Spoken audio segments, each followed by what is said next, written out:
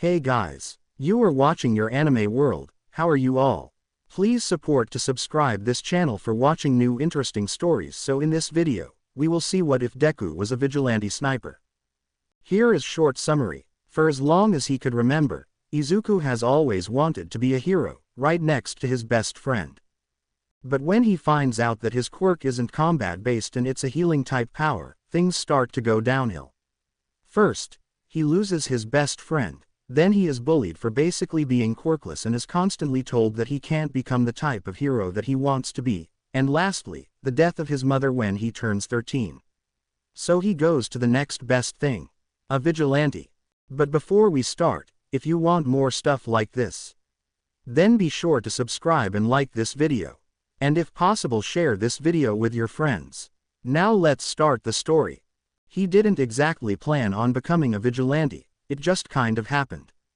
Maybe it was from the constant aggression Katsuki Bakugo always treated him with, or a determination to prove that someone with his quirk could excel as a combat hero. And so, he transformed into the elusive vigilante known as Zero, a figure whose notoriety spread far and wide. Despite the widespread awareness of his existence, Zero remained an enigma, outsmarting the police at every turn. No leads, no names, no accomplices, Zero left no trace of his presence, creating a difficult challenge for law enforcement. Even the most logical assumptions about his sniping posts or whereabouts proved futile, as Zero operated from locations far removed from conventional expectations. Izuku had steadily enhanced his strength by clearing beach trash for months and crafting his own gear from salvaged parts. Despite the police's efforts to trace firearms back to him, he leaves no leads and no explanations as to how and where he got all of his weapons. Things were peaceful at first, police cases were light, giving them more time with their families, and villains were taken down quickly from wherever Zero would strike from. But then, police found the criminals with more extensive injuries and wounds, some even needing to be hospitalized, which meant that they were back to focusing on Zero's case again. He might have been going easy on them for the first 4 years until his attacks started to get more violent. Instead of the common attacks from the distance, Zero has been engaging in hand-to-hand combat. They even called in the help of Eraserhead, given that he was an underground pro who specialized in this kind of stuff. But even then, Zero still managed to slip through his fingers every time. Eraserhead was lucky enough to see Zero's silhouette when he ran away. He had the skill that a pro hero possessed and spontaneously decided that he was a man in his 20s because of how agile he was. Never even considering the fact that he could be a child, Izuku had started hunting the man who killed his mother. He was there when it happened and could tell that it was an accident, but that didn't have the fact that she was gone because the heroes didn't put the civilians first. He was forced to leave his home and live on his own, to drop out of school when he couldn't pay the tuition. Probably best that way. He didn't know if he could handle the bullying after the death of his mother. Izuku changed. Instead of the happy hero fanboy he once was, he was now full of hate for heroes and out for vengeance. He was getting more sloppy with his ambushes too, leaving all kinds of clues for the police to find. Eraserhead knew the signs of that though. Something happened to their vigilante and he was gonna find out what. Izuku slipped on his fingerless dark green gloves, flipping up the hood of his costume and pulling the extra fabric from his neck to cover the bottom half of his face, leaving only his dull green eyes visible. He opened the case where parts of Blackout were tucked safely inside and started to assemble the lethal weapon, transferring it into another case. He grasped his combat belt from the desk next to the nest of blankets and pillows he considered a bed. Honestly, it was pretty comfy. He made sure his knives, grenades, bow staff, and varieties of bullets were fully stocked before strapping it over his dark green costume. After pulling up his shin and knee guards, he slipped on the tall leather black combat boots and grabbed the case and his grappling hook. Zero tugged the window next to him open and fired the gun at a nearby building and flew up to the roof. Tonight was the night. He was going to find his mother's killer tonight. His eyes narrowed at the thought. His pockets may be filled with different kinds of bullets that no one had ever thought could be made, but they were also packed with real bullets that were made to kill, and that was what filled his magazine tonight. He reeled in the grappling hook again and fell back off the tall building, free falling for a few seconds before shooting his arm out and firing the gun again. The hook secured itself onto another building and Zero swung through the crisp air of the bright city, keeping an eye out for any petty criminals or villains, even though he could see heroes patrolling. He was high enough that they wouldn't notice his presence as he kept flying through the air. Zero had gotten more skilled with not only his sniping skills to the point where he never misses and his healing skills over the 4 years that he was doing vigilantism and would still help anyone in the hospital every now and again. Sure, he couldn't regrow any organs or limbs that were lost, but he could make it so that they could get out of the hospital faster. He still helped people but hardly showed any mercy to his targets. The Vigilante reeled in the grappling hook again and flipped like a professional gymnast onto a roof and elongated the bow staff before jumping down onto a mugger who was trying to take a woman's purse. Seeing him, the criminal jumped back when Zero swung his weapon to his head. He landed in a silent crouch in front of the crying woman, glaring at the man. He slightly paled when Zero stood, spinning the weapon in his hands, and attacked without hesitation. The man backtracked to the entrance of the alley and Zero's staff hit the ground instead. He jumped off the brick walls, tackling the man and punching him until he passed out. Zero took out the zip ties in his pouch and tied the man's wrists and ankles together. After he was secured, he gathered the scattered belongings back into the light brown purse and put his staff away as he walked back to the weeping woman. He put a gloved hand on her shoulder and handed her the purse. Her hands trembled as she took the purse back and hugged it to her chest. Zero took her hand and pulled her up. Thank you, she said quickly and Zero nodded, walking back to the man and shooting the hook out. He grabbed the back of the man's shirt and shot into the sky. Izuku sat on a building with a leg dangling off the side and eating the rice balls he made beforehand while staring at old articles of heroes.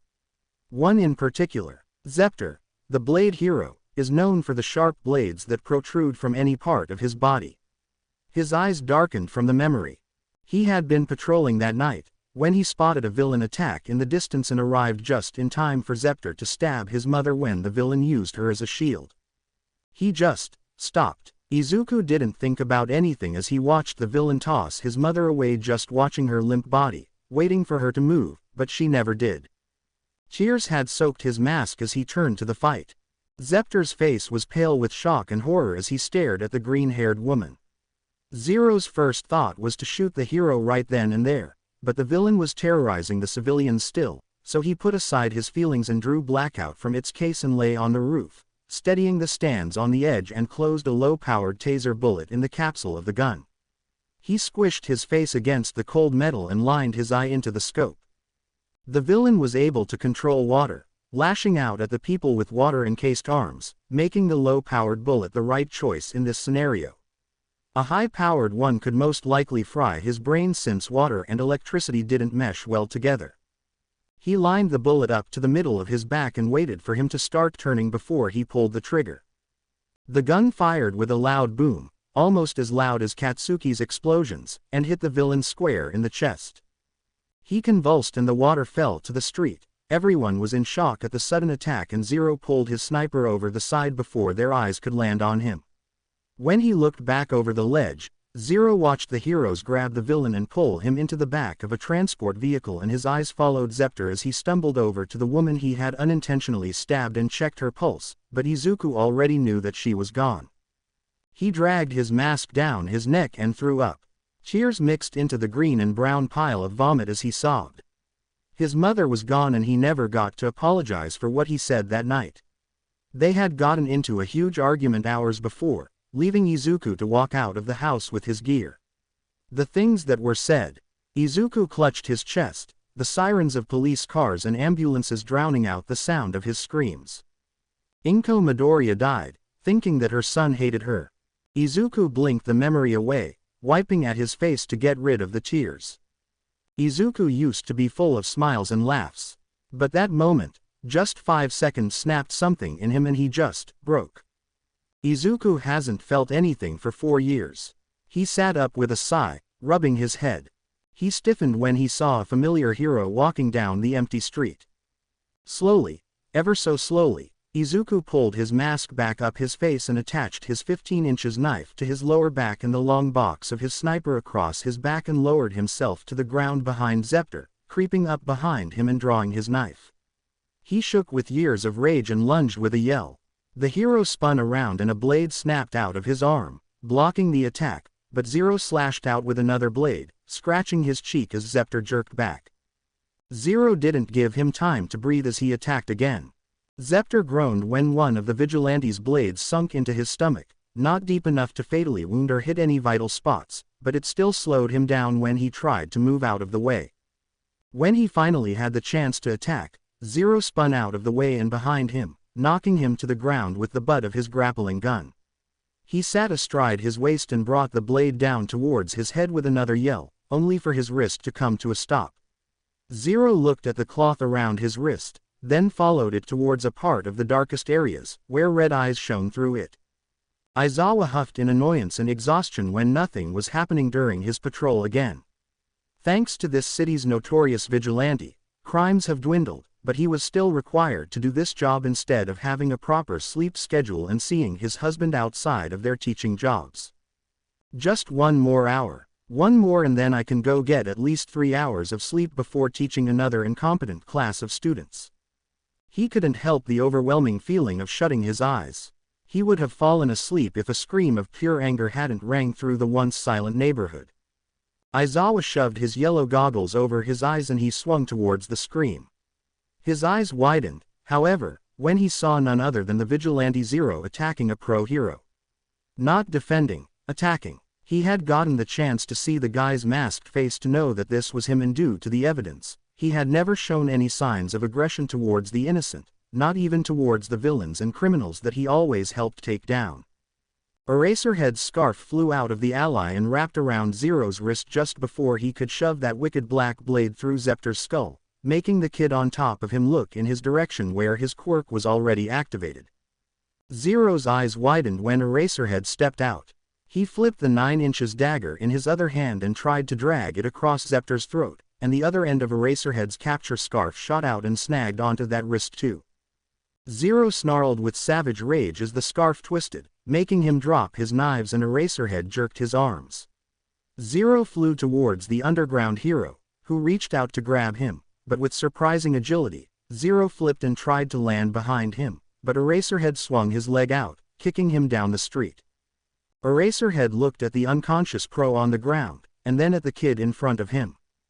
He couldn't tell from the distance, but when Eraserhead saw him running, he was too far away to judge how small he was, and he was small. His black hair fell back around his shoulders as Zero flipped to his feet, placing his case in front of him. The case snapped open and the pro's eyes widened at the huge sniper pointed at him. Whatever bullet he had loaded into it seconds after he took it out was fired with a flash of orange and a bang. Eraserhead was fast, but not fast enough to dodge a bullet, and thought that was it, but no.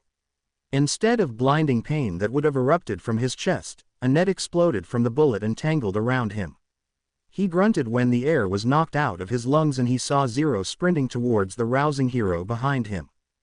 Eraserhead effortlessly sliced through the net with his knife, swiftly immobilizing Zero by wrapping his scarf around the Vigilante's leg, sending him crashing to the ground.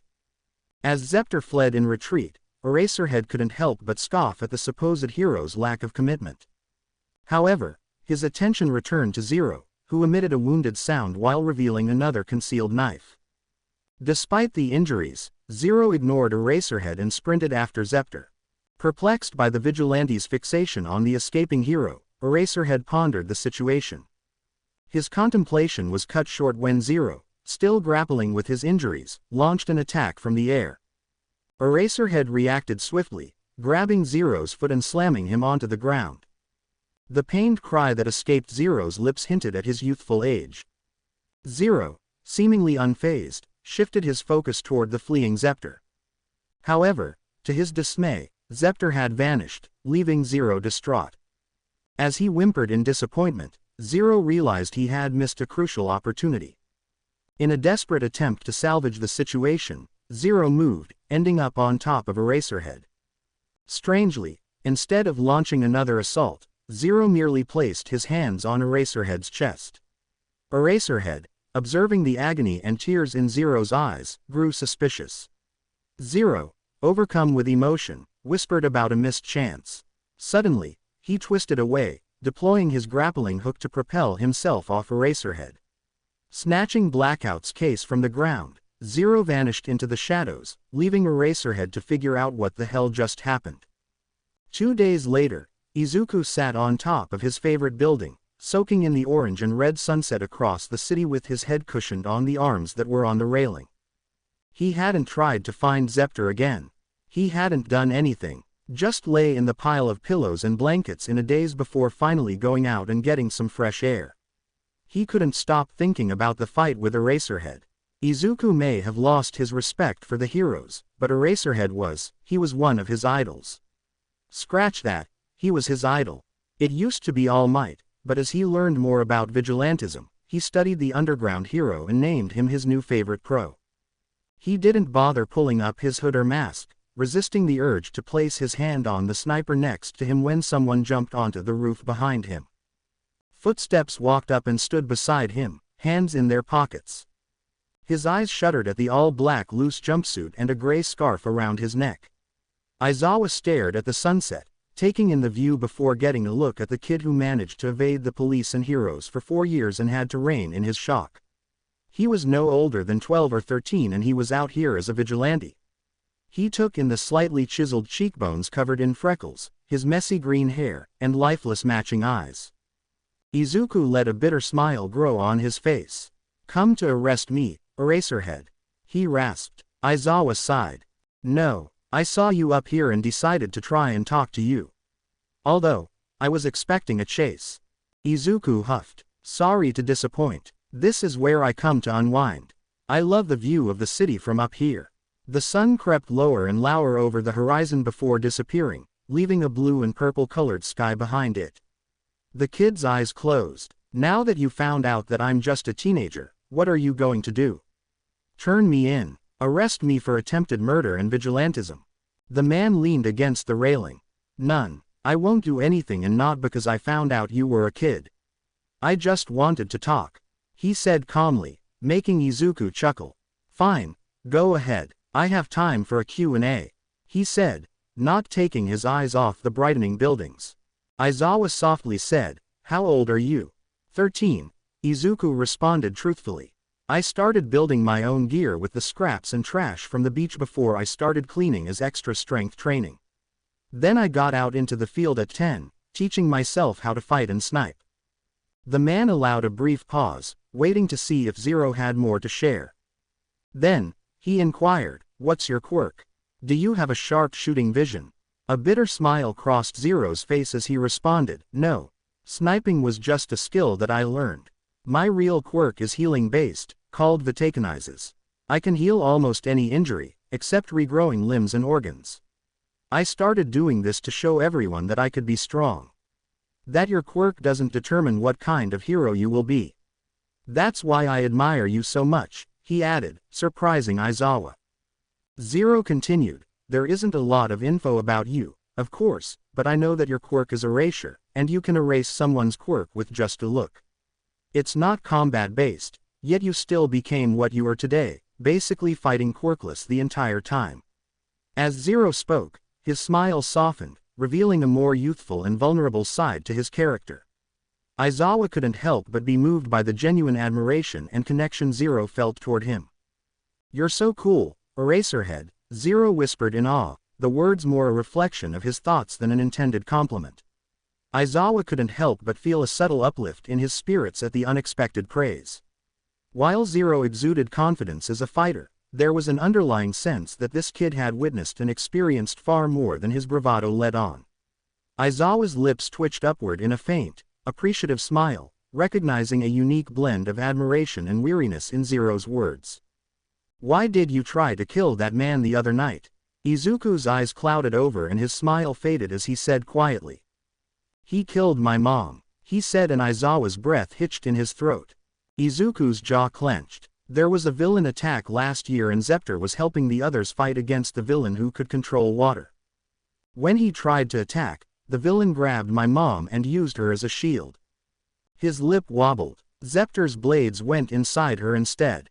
He sniffled. "We had gotten into an argument that night, making me storm out of the house like a baby having a temper tantrum. Izuku scoffed at himself. Mom got worried, so she came out to find me and was dragged into the attack. I went over to help them, but I only saw him run his blades through her. He sobbed, swiping his arm over his eyes. The things I said to her. My mom died thinking that I hated her. Aizawa winced as Izuku cried. He didn't know what to do with crying children. That was Hazashi's department. Izuku eventually calmed down. I lost my respect for heroes then. I used to be obsessed with finding information about anyone's quirks. I used to know who the heroes were off the top of my head. But now, I just resent every one of them. He looked at him, with wide eyes. Except you, of course. I'm not sure why. I guess you're just immune to my hatred. Aizawa snorted at that.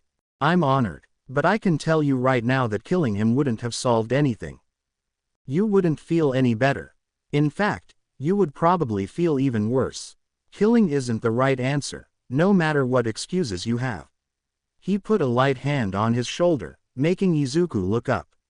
You have skills, kid. Skills that a pro has.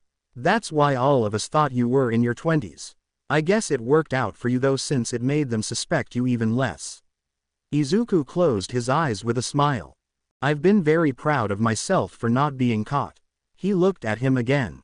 What else did you want to ask? This was it. This was why Aizawa initially came up here.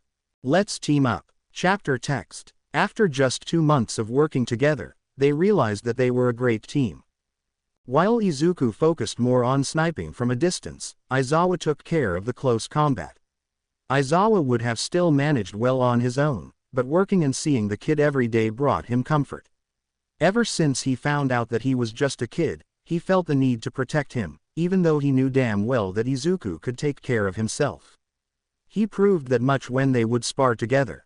Izuku became brave enough to finally show Aizawa where he was staying, and the adult wasn't very comfortable with a 14-year-old living like this, even if he kept insisting that the nest of blankets and pillows was comfortable. That's right, 14. Izuku had his birthday on July 15th.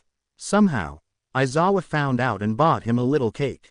He had tried to convince him that he could stay with him and his husband, but the small fighter was very stubborn, and now he knew another place where he could find Izuku if he ever wanted to see him off duty. What if you came to UA? Aizawa had said suddenly one night while they were walking down the street in full uniforms. Zero's masked face snapped to him. I'm a vigilante. I'm on the other side of the law. Isn't it a little late for me to become a hero? We have a rehabilitation program, and kid, with your skills, I bet you could get your license and become a pro hero. Zero was startled at that. Me, a pro? I don't know. If you become a pro, then you have the authorization to engage in combat with the villains, legally. He explained. No one knows what you look like in and out of the costume, so no one would recognize you. Zero bit his lip. He had wanted to be a hero since he was little. But I told you that I lost respect for heroes. Why would I want to become one? Well, for one, you are already rescuing people like a hero. But you have been hurting the criminals, which is against the law for uncertified quirk users to use their quirks to hurt the villain. That had Zero raising an eyebrow. But I don't use my healing, I snipe and fight. To use my quirk while I'm trying to apprehend the criminals would be counterproductive. He joked. Aizawa rolled his eyes at the kid. Zero suddenly stopped, looking out ahead of them. The man reached up to pull his goggles over his eyes when Zero knelt and snapped the clips of his sniper case. Eraserhead was amazed at the sheer speed that Zero demonstrated while assembling all of the parts. When he finished, he lay on the ground, balancing the lethal weapon on its stance. Eraserhead wasn't sure what he saw, because, to him, nothing was ahead of them. Zero reached back and pulled out a thick rubber yellow bullet, loading it into the capsule on the side, pulled the clip back, and waited. Eraserhead knew better than to ask what he was waiting for and just kneeled beside him. Then, he was shocked when shouts sounded from the street around the block. Zero fired the gun at nothing, and then a man carrying a thick bag of jewels bolted around the corner. The bullet hit him square in the chest and he convulsed. Yellow lightning crackled around him. He dropped the bags and fell to the ground while Eraserhead was trying not to gape stupidly. This kid was insane. Zero hummed with satisfaction and folded the stands underneath the gun so it fit better in the case. Izuku stood, wiping any dirt from his clothes, and walked towards the unconscious man. He pulled out his zip ties, strapping them to his wrists and ankles before suddenly jumping up the building. When more yells came from around the corner and sirens accompanied them, Eraserhead threw out his capture weapon and joined his partner on the roof. Police officers ran around the block and stopped when they saw the thief just lying there. But then they noticed the zip ties and the bullet that was still lodged into the man's chest. It was nuts that Zero's bullets wouldn't go through the target's body, but it would leave one hell of a bruise.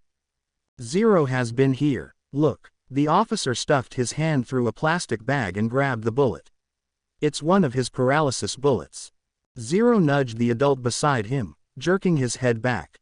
Eraserhead got the message and they jumped away from the crime scene. Izuku blended in with the huge crowd gathered beneath a bridge, listening to what the civilians were saying as a criminal with an enlarged quirk blocked off the rest of the road. A quirk like that and he's just a petty thief. Got held up. The train's out. Another villain. Izuku deadpanned at that. It was annoying to him that people couldn't tell the difference between a small-time criminal and a real villain. Criminals break the law just to get something that they want, and villains are people who actually enjoy breaking the law. Some would call him one, but he was helping people. Breaking the law just couldn't be avoided for him. Girls were squealing as the new hero, Kamui Woods, swung overhead. In Izuku's opinion, he was being a little too dramatic with his job right now, probably more focused on looking cool to the public. In a way, he understood that. New heroes always tried to make it memorable. But there was a thing of going a little too far when it came to ego. Izuku rolled his eyes when Kamui Woods addressed the criminal. Assault, robbery, and illegal use of powers during rush hour traffic. You are the incarnation of evil. Izuku scoffed at the absurdity and walked back down the street. He could hardly call that evil. Izuku had never seen evil, but he knew it was out there, and that was definitely not it. Izuku looked over his shoulder when an explosion boomed from a nearby alley. Another criminal. Seriously, was it so hard to just ask for a peaceful day? Just one. Curiosity got the best of him and he crossed the street and joined the crowd. Many fires were spread out across the ground and burning posters and signs were on the wall. He said in a harsh breath. It was in fact another criminal, but this one had a hostage. His entire body was made of green sludge, making him look like he was from a sewer. Izuku's green eyes were wide and he almost dropped the bags of groceries in his arms. He had encountered numerous hostage situations before, but those typically involved threats to life. This one was different. He was actually killing him. The criminal relentlessly pushed his sludge into the boy's airways, snuffing out his ability to breathe. However, the captive fought back tenaciously, setting off explosions in a desperate struggle for survival. The explosions became the first clue to the identity of the defiant individual. The second came when he managed to break free from the sludge, unleashing a resounding yell. You picked the wrong guy to mess with. I'm gonna send you back to the sewer you crawled out of, let me go. Explosions erupted from his hands, marking the third clue. Finally, their eyes locked, eyes filled with panic and fear, a silent plea for help that connected with Izuku's own gaze. Izuku would never forget Katsuki Bakugo's red eyes. He ran into the next alley, unzipping his yellow backpack and pulling out his costume. Unfortunately, he left Blackout back at the warehouse, but that was okay. It wasn't meant for close combat anyway. Maybe he should invest in getting a handgun. Zero buckled his belt around his waist and flipped the hood of his jacket up to cover his green hair, pulled up the mask over his face, and ran back out, jumping over the civilians and heroes. No, you idiot. Stop. You're gonna get yourself killed. Death Arms yelled behind him. Oh, and what do you plan to do? Stand there and watch a child die? You're nothing but pathetic excuses for heroes. Zero's voice echoed with anger. He refocused on the criminal, who lunged forward, launching a relentless attack. With swift agility, Zero leapt and dodged, evading the assailant's slimy arms. His entire form is composed of sludge, landing an effective blow against his body won't be easy. Zero's eyes narrowed in contemplation. But his eyes. In a calculated move, Zero retrieved a small pocket knife. Flipping it open, he held the blade delicately between his thumb and index finger before expertly hurling it through the air. The knife spun with precision, finding its mark in the criminal's left eye. A sharp scream of pain pierced the air as the criminal's mouth widened, revealing Katsuki's trapped body. Without hesitation, Zero seized the moment, gripping the forearm and pulling Katsuki free. Gasping for air, Katsuki edged in the precious oxygen now available. The criminal emitted a gurgling screech of rage, blood streaming from the injured eye, and launched another ferocious attack on Zero. "You damn brat, I'll kill you." Zero pulled out his bow staff and extended it, bending his knees to attack, but someone else beat him to it. All Might himself swooped down and punched the criminal, creating a huge tornado of air from the force. Zero grabbed the back of Katsuki's uniform. He pressed a button on the staff and a sharp blade shot out of the bottom. Zero embedded it into the ground just as the wind made the teenagers fly off their feet. Zero made sure to keep a secure grip on his childhood best friend as he held onto his staff with a white-knuckled grip.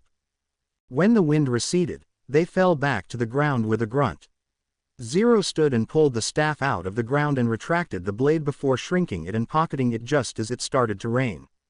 In front of him, All Might stumbled back, barely noticeable, but still made the vigilante's eyes narrow as the symbol of peace raised his fist in the air and everyone cheered. Zero rolled his eyes so hard they almost got stuck in his skull. A hand grasped his shoulder, just pulling him back before he reacted. Zero spun, grabbing Death Arm's bicep and shoved him to the ground. "Don't touch me," he hissed into his ear. The cheers died down, now focused on him. He met Katsuki's eyes briefly before he shot his grappling hook out and was gone before anyone could really look at him. "I saw the news," Aizawa said 3 days after the sludge villain as they sat on a roof, eating the bento boxes Aizawa had packed for them. Izuku sighed. "I figured." A vein pulsed on his forehead. "It just made me so mad when the so-called heroes just decided to wait until another came with a quirk more suitable to take him down while someone was dying." He shoved the last piece of rice into his mouth and opened his gun case. Izuku stuck his hand underneath the silicone cushions and pulled out a bunch of cleaning supplies. He disassembled the sniper and started cleaning it roughly. Aizawa didn't say anything, letting him cool off a bit. "I thought about what you said," Izuku said, and when Aizawa looked at him, Izuku's face was solemn. "Sometimes I think about how I just disregard the law and do things on my own. Hell, I'm not even registered into the foster system. But then I think about everything that I've done and say, this is what I'm meant to do. I had given up on the dream of becoming a hero a long time ago, and it was mostly because of the things all of the kids had said to me back then. Saying that with a quirk like mine, I could never become the hero that I've always wanted to be." He looked at the dark sky. "If I'm being honest, I love the feeling of running from the law." He let out a laugh. "You think someone with that kind of attitude could be a pro-hero?" Aizawa just eyed him thoughtfully. "I think that someone who is so determined to protect the people who simply get their purses stolen can be a hero. Not just fighting villains. There are a lot of people who only become heroes for fame and money. You are one of the few who do it for the ones who can't protect themselves. You're already a hero, kid. No matter what the police or other citizens think." Izuku swung his feet gently. "I couldn't even save my mom," he whispered. Aizawa knew how he felt. He understood that feeling of not being able to save someone in time. He pushed away the face of Oboro Shirakumo and focused on the child in front of him. "It's true that there is still a lot for you to learn, but right now, I know that you can become a pro." He rested his hand on his shoulder. "You can become a hero." Izuku bit his lip, shining wide eyes. He chuckled and stood when the sun crept into the sky. Aizawa stood as well as Izuku pulled up his mask and hood, becoming his other persona. His grappling hook wrapped around the building next to them and pulled on it to make sure it was secured. Aizawa thought he was going to jump away, but he looked at him over his shoulder again and the hero swore he saw a spark of light in those dark eyes. "You know, you're not what I thought you'd be like," he said softly, and Aizawa raised a brow. "What? Mean and scary?" The edges of his eyes crinkled when Izuku smiled. "Yeah, Aizawa bent down to his level. Yeah, well, I actually thought you'd be kinda mean and scary too. He said softly, and the 14-year-old let out a disbelieving laugh and jumped away. Aizawa smiled after him as his silhouette disappeared around the building. Izuku may be one of the most skilled snipers in the world, but under all of that bravado, he was still just a kid. Chapter text. He's going down Eastwood Street. Eraserhead said into the comms in his ear. Zero flipped onto another roof 5 miles away, looking through the maximized scope, and spotted the speeding black car. Zero smirked and loaded a rigged bullet that was meant to expand into spikes once the target was hit by the magazine. He had never shot at a moving car before, but that was okay, because he never misses. Bang! The bullet went through the tire and the car started to spin uncontrollably down the street. Zero reloaded with a paralysis bullet and stared at the man, who fell out of the car with a hand over his mouth, from the scope of Blackout. He snatched up a crying girl from the backseat with bright orange hair and scales running across her cheeks, using her as a human shield as he frantically looked around for Zero. He didn't stand for long though, as Eraserhead swooped in and took him down instantly. Zero hummed with satisfaction, folding the gun's legs and swinging the strap over his shoulder, walking towards the back of the roof, ready to go home. Aizawa sat on the only chair in Izuku's living space, while Izuku's glowing yellow hands hovered over the deep cuts in Aizawa's arms. The boy was wincing the whole time, not from any discomfort or pain, but at the heated glare that Aizawa had been staring at him with for the past half hour. They had stopped a robbery that night and Izuku had accidentally given Aizawa the wrong directions from his position in a tree, leading to him getting ambushed soon after.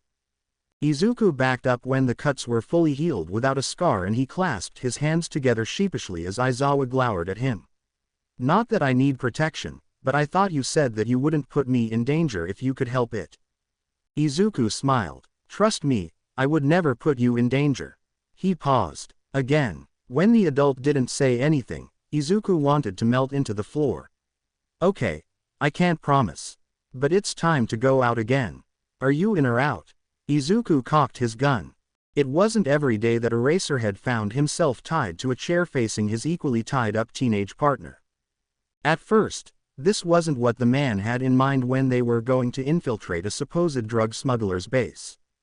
Zero had only looked around the huge warehouse without a care in the world. They were all alone after they were captured, all their weapons taken. However, Eraserhead did notice that Zero had left Blackout back at his place. And now, the masked figure in front of Zero was holding up the barrel of his gun at him, making Eraserhead's heart get stuck in his throat. But when he didn't shoot him, Zero started talking. Breaking the law, huh? How original. I bet no one has ever thought of that before. You must be a trendsetter in the criminal underworld. Zero remade. Eraserhead rolled his eyes. Congratulations on your life choices. I've always thought a life of crime could use a bit more pizzazz. Have you considered a colorful costume or a catchy criminal name? Picture this: the Technicolor Terror, or Rainbow Rogue. Just imagine the headlines. But hey, I'm just an aspiring vigilante, what do I know about branding? Maybe stripes on your prison uniform will be your signature style. The man's eyebrow twitched in annoyance. Are you trying to make me squeeze this trigger? Zero's eyes examined the drug smuggler up and down and raised a brow under his hood. It would speed up the process. Don't worry, I'm gonna do it, he said. They weren't sure if he was saying that to convince them or himself. Zero snorted. Okay. He wiggled in his seat like he was getting more comfortable and stared him in the eyes, making the man uncomfortable. I am. Whatever. I am. I'm going to shoot you. Zero hummed, stared at the gun pointed at his head, and waited. And waited. And waited. Zero licked his lips underneath the mask and leaned forward. How much longer is this going to take? He whispered like he was telling a secret. This is cutting closer to my decompressing time, and it takes a full 8 hours of sleep to look this good. He taunted. The man's hands jerked and he pulled the trigger. Eraserhead's eyes widened, but the gun just clicked. The two men stared at it and he tried again, but it was empty. Zero sighed. You should really check to see if your guns are loaded first. Zero lifted his freed hands and opened his palm, letting a handful of bullets clatter to the ground and attacking the man, knocking him out cold. Zero grabbed a knife from the guy's body and cut through the ropes holding Eraserhead. He stood, rubbing his wrists. Zero grabbed his sleeve and pulled him into the storage room where their weapons resided. Zero looked at his watch and his eyes widened. He started shoving all of his knives into his costume. Come on, we should probably go. He shot the grappling hook onto the railing above them and jumped out the window. Eraserhead followed closely behind after grabbing the unconscious criminal and maneuvered across buildings. Boom! The older man jumped and turned back to the warehouse that was now on fire. The pro stared at it and then glared at the boy beside him, who had his hands behind his back and was twisting his toes into the ground. Relax, it was just a low-powered grenade. And no one was in the building, I think. He mumbled and Eraserhead scowled. Aizawa tapped his foot on the ground impatiently. Where the hell is he? Hazashi was biting his lip to hold in the laughter as he watched his husband lose his mind. To be fair, Izuku was an hour late. Apparently, punctuation wasn't in his vocabulary. After working with him for 2 years, Aizawa discovered that the boy admired Present Mic. He had caught him listening to his radio show one time and Izuku was so enthralled that he didn't hear him come in. He had asked the boy once after a mission if he wanted to meet Present Mic and he greedily said yes, but now he was late. The underground pro grumbled under his breath and pulled out his phone. Hazashi covered his mouth. He'd never seen someone get under his skin like that before. Not even one of his kids from the classroom. The sleep-deprived man slapped the phone against his ear and the line clicked. Hey I'm sorry I'm running a bit late. Zero's breathless voice said from the other line. I got stuck in some traffic. Traffic. You can zipline across the city and you somehow get stuck in traffic. Where are you? Zero laughed nervously, stuttering over street signs. 5 minutes, 10 tops. Aizawa suddenly stared at the wall behind Hazashi with a deadpan expression. Are those sirens? Hazashi's mouth dropped and the boy on the other line hesitated. No, Midoriya, he growled. No sirens. Zero hung up. Aizawa's eye twitched. Problem child, I swear. 15 minutes later, someone landed on the balcony, hands on his knees. Aizawa threw the sliding door open, arms crossed. Zero straightened, hand rubbing the back of his head. Ha ha, sorry, he said sheepishly when Aizawa loomed over him.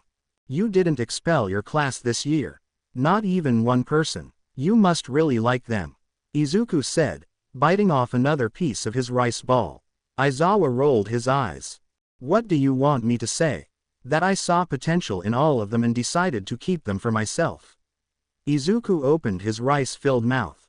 Oh my gosh, I never thought I'd live to see the day that the Eraserhead actually likes the kids in his class this year. Aizawa's lips tightened. There is this one boy though. He's strong but he thinks too highly of himself. Izuku shoved the last piece into his mouth. Oh, and what's his quirk? His sweat acts as nitroglycerin, and he uses it to make explosions. He explained and Izuku stilled. Aizawa noticed the sudden silence and looked at him. The boy smiled. He made it into UA, huh? I knew he could. Aizawa raised a brow. You know him. Izuku's smile went sad. Katsuki Bakugo. Yeah, we were childhood friends. He pushed me away after my quirk manifested. He was pretty angry about it. The teacher's mind reeled at this information. He pushed you away because of your quirk. Izuku nodded. We were gonna be the best hero duo, with him being number 1. UA was our dream school, but my quirk isn't made for combat. So he got rid of me. He looked at his hands.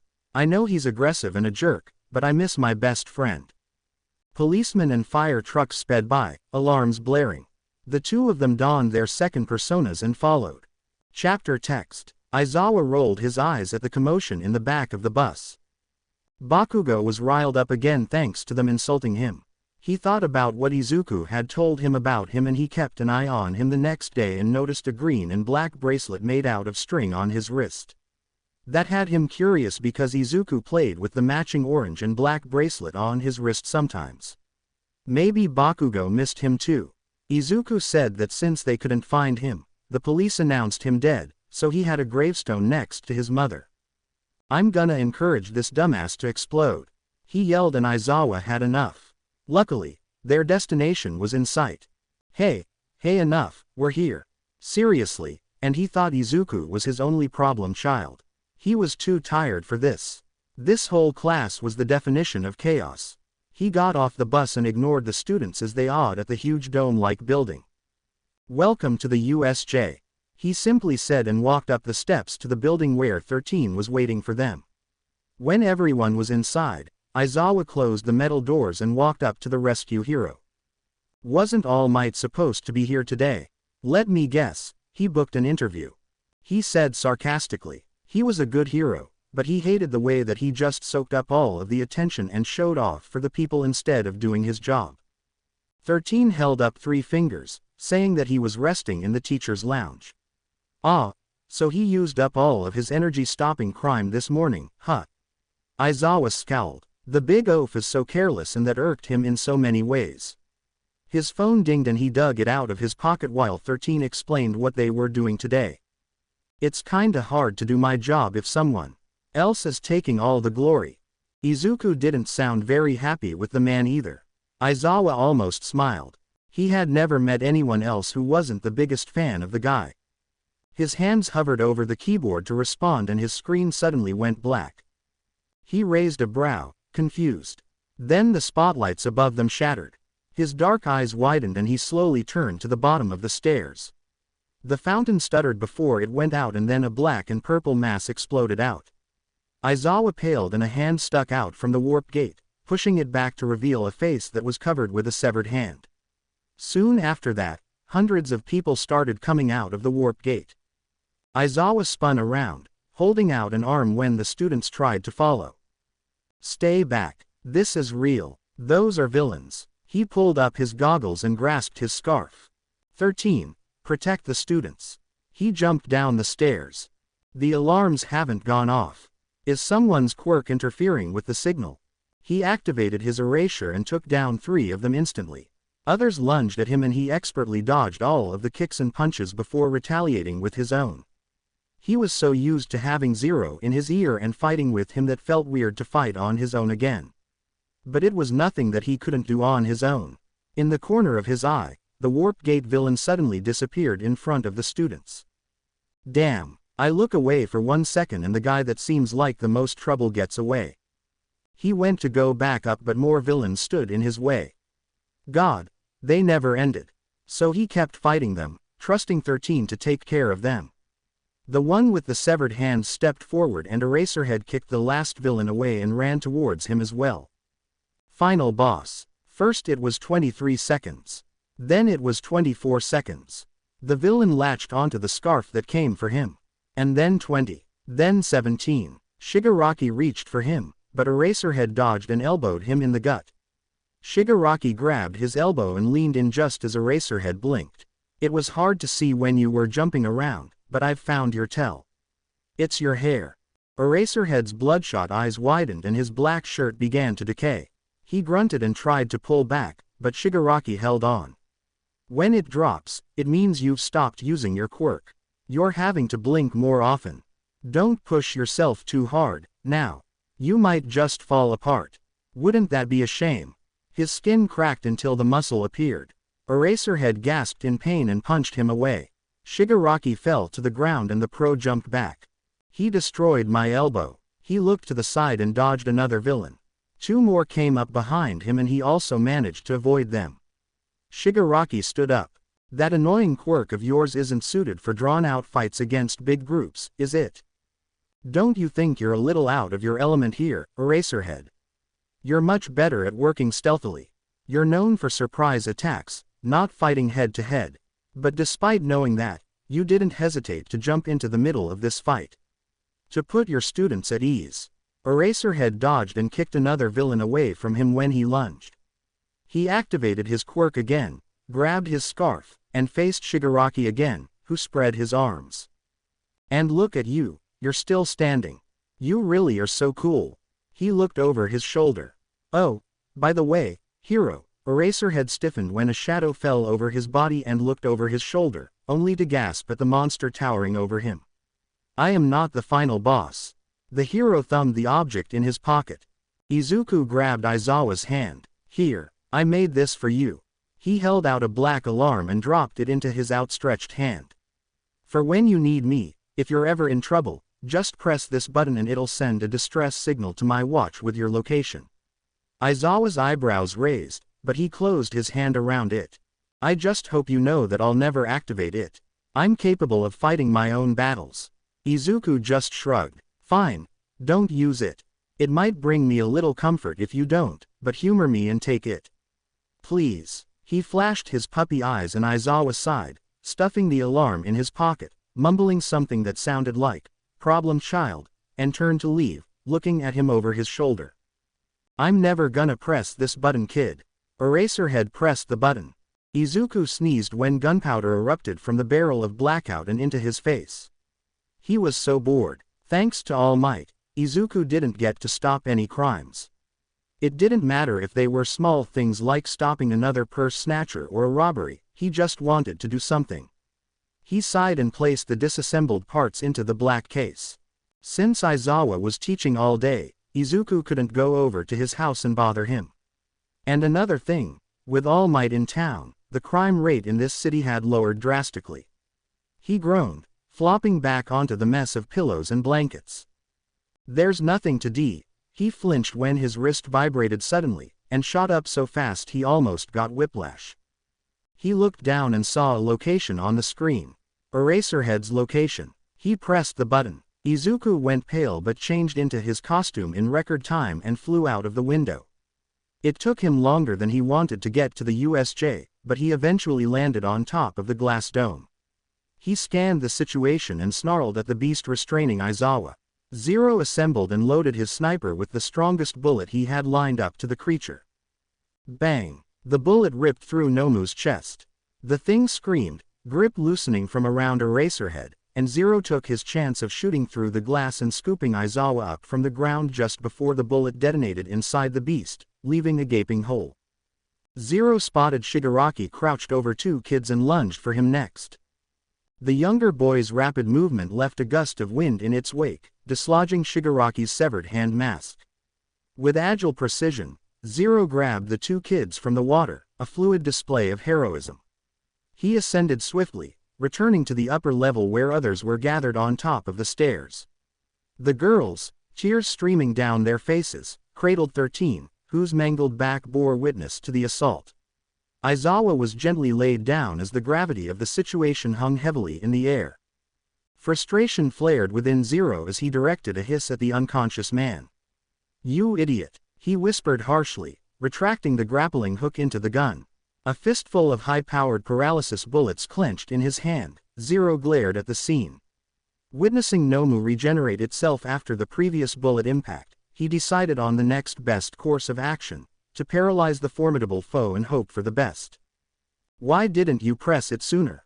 I could have helped." Zero loaded the paralysis bullets into his weapon and marched towards the top of the stairs, his gaze fixed on the teenagers. "What happened?" he demanded from the students behind him, adjusting his sniper on the ground. Silence hung in the air, prompting Zero's frustration to morph into a snarl. "Tell me, what happened?" The girl in green stepped forward, her voice trembling as she began recounting the nightmarish events that unfolded in the USJ, and Zero listened intently, his masked expression revealing nothing of the turmoil within. Then the boy in yellow and white stepped up. "Our classmate, Tenya Iida, managed to escape and go alert the pros at the school." The girl in green stepped forward. "They said that they were here to kill All Might." Zero nodded once. "That must be what that thing down there is for." With a swift, almost predatory movement, Zero lowered himself to the ground, lying on his stomach as he lined up the sniper with the monstrous Nomu, who was starting to rise. Shigaraki and Kurogiri scanned the USJ, attempting to locate the elusive Vigilante.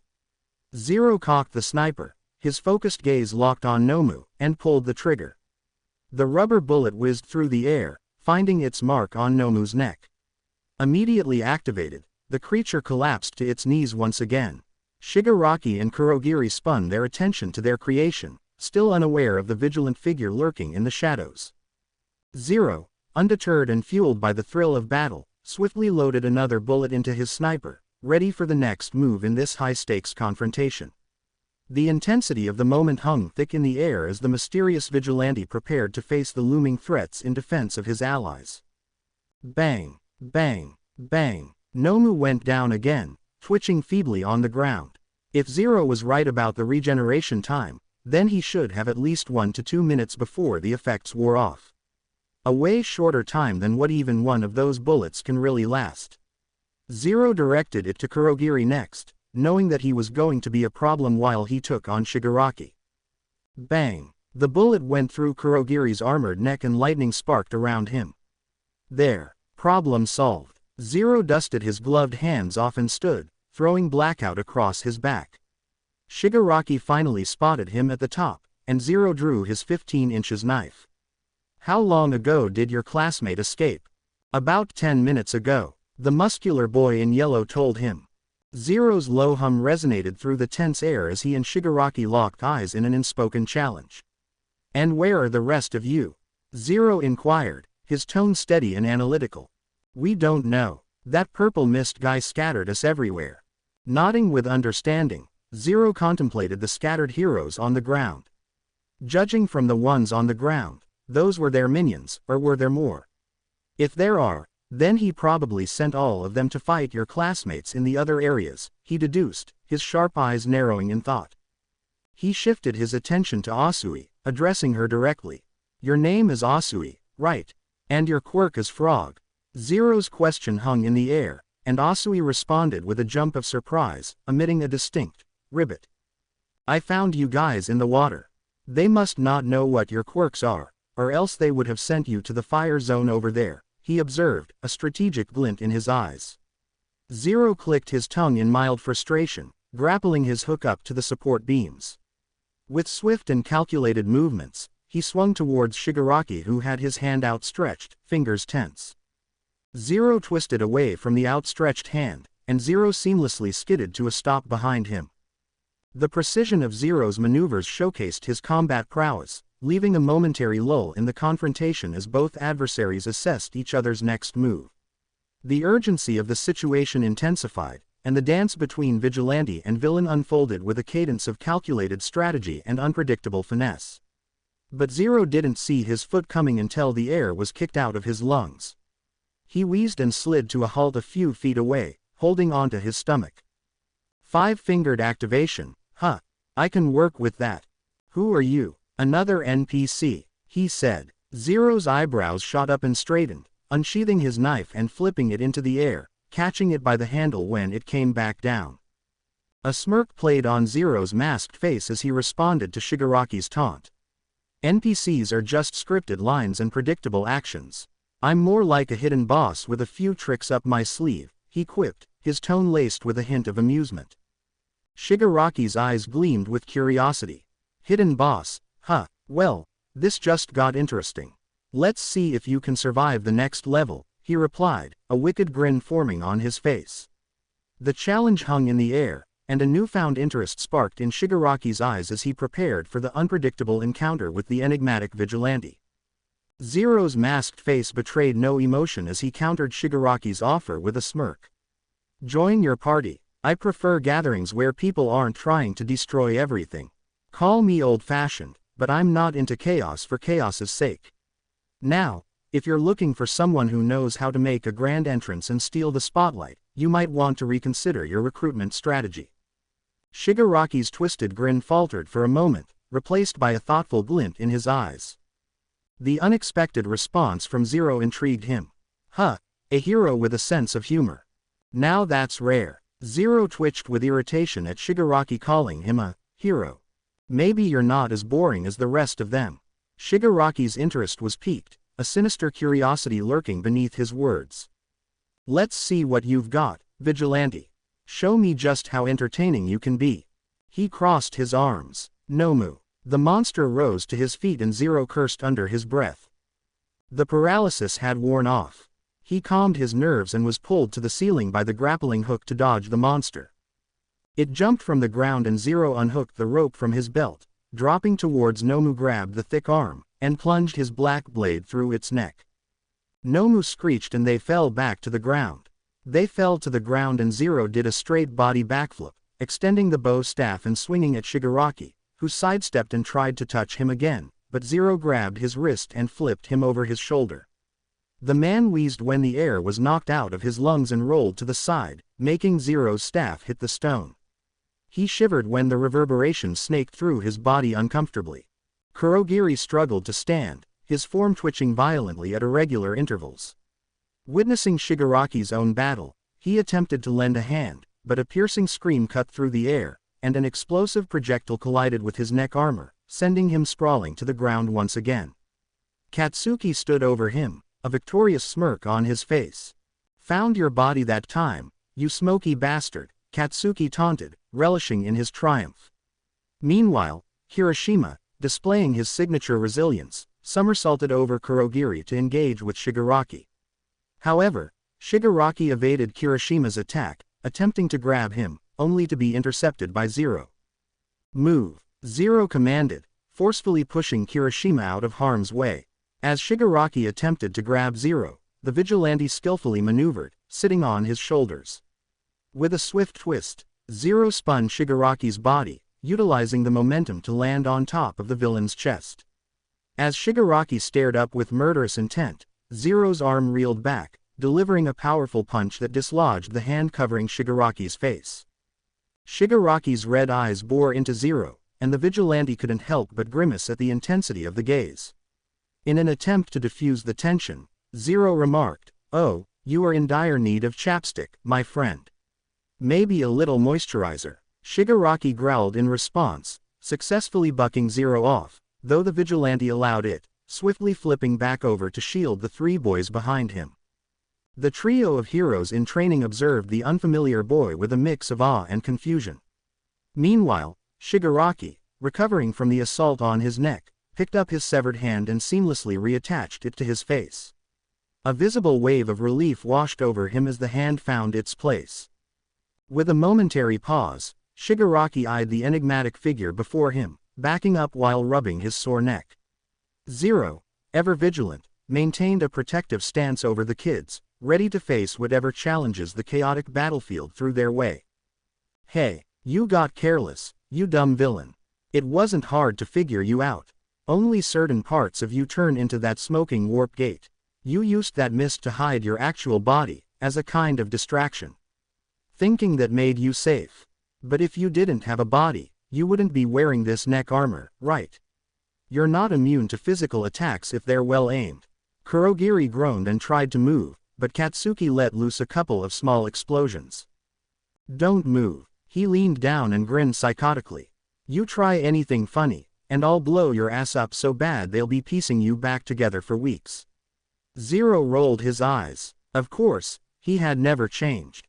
In fact, he seemed even worse. "Oh, that doesn't sound very heroic," Kirishima said. Shigaraki clasped his hands. "They escaped uninjured and captured my two strongest men. Kids these days really are amazing. They make the League of Villains look like amateurs. Can't have that." Zero scrunched his nose. "They named themselves the League of Villains. How original." Shigaraki looked at the monster, who reached up and tore the blade out of his neck. "Nomu." Zero's eyes widened in shock. Holy, he seriously underestimated its regeneration time. Zero pulled Blackout off of his back and loaded another explosion bullet into it. Shigaraki looked at Katsuki. "First, we need to free our method of escape." Zero gasped. "No. Get him, Nomu." The monster lunged. The doors blasted open, and Zero fired. Chapter text. The bullet hit home through Nomu's head, but Zero was too close when the explosion went off. He flew back into Katsuki, who grunted from the impact. Zero gasped for breath and scrunched his nose at the stench of sizzling skin. "Shit." Zero hovered his hand over his arm and it glowed a bright orange. He groaned and stood, the skin on his arm growing back. He looked back at Nomu. There was no way in hell he could regenerate after that. His head exploded. Kurogiri warped next to Shigaraki, who was seething with absolute rage and shock. He cheated. The villain reached up, scratching his neck until his dry skin tore. Farther from them, the minions that Aizawa had taken down were starting to regain consciousness. Then he walked in. Everyone was quiet as All Might appeared at the top of the stairs. The minions didn't even have a chance to speak before the number 1 hero knocked them back down again and stood in front of the 4 kids. He was still very confused about who the other boy was, but knew for a fact that he wasn't a villain, given that he saw him kill the Nomu to protect Katsuki. "It looks like you've been bested, villains. Surrender," All Might said. Shigaraki ignored him and stared at the Vigilante, who walked up beside All Might, arm-heeled and loading Blackout with a real bullet this time. "Who are you?" Shigaraki hissed. Zero glared at him. Not only did he hurt Aizawa, but he also tried to kill Katsuki. Bang! Shigaraki jolted as bullets ripped through his shoulders and hands. Kurogiri wrapped himself around Shigaraki to protect him from the pros at the entrance of the USJ. "Let's get out of here," Kurogiri told Shigaraki, but he grunted when a force ripped him away from him. 13 was conscious again and using all 5-finger canisters to in Kurogiri. Shigaraki kept his eyes on Zero though as he sunk deeper into the purple mass. "I'll find you, Zero." They disappeared. Izuku stared at the closed gate of UA High School from across the street. He wasn't in his costume, but if they even let him in, he'd have no choice but to give his identity away if he wanted to heal Aizawa. There's no way out of it. They'll ask him how he knows him, maybe even ask how his quirk is so advanced. He believed that Recovery Girl was handling his healing well, but there were still gonna be drawbacks. He would be bedridden for at least a week considering his injuries and Recovery Girl's quirk limitations. With his quirk, Aizawa would be fully healed in at least 6 hours. He edged in a breath of courage and walked up to the gates, gulping at the size of it. While Zero was strong and brave and would no doubt scale this wall with ease, Izuku was a weak nerdy boy who was easily targeted by bullies. Hello," he said meekly to the small black dot stuck at the top. "My name is Izuku Midoriya, I'm here to see Mr. Aizawa." Nothing. Did they even know he was there? Could they even hear him? "I know that you have Recovery Girl, but my quirk can heal him faster than hers can. He can be back on his feet by the end of the day." Silence. Izuku huffed in impatience, looking around. He was alone. This was a long shot, but it was probably the only way to get into the school. He said seriously, without hesitation, "I am Zero, Japan's most wanted vigilante. I have come here with good intentions to pay back a debt that is long overdue." That finally got something out of them. The ground shook and the gate opened. Izuku tensed at the 3 pros on the other side. Years of analysis and observations told him that the ones on the side were Snipe and Midnight and the one in the middle, Principal Nezu, one of the most intelligent beings in this world. No one knew what he really was. Whether he was a mouse, a bear, a stout, anything.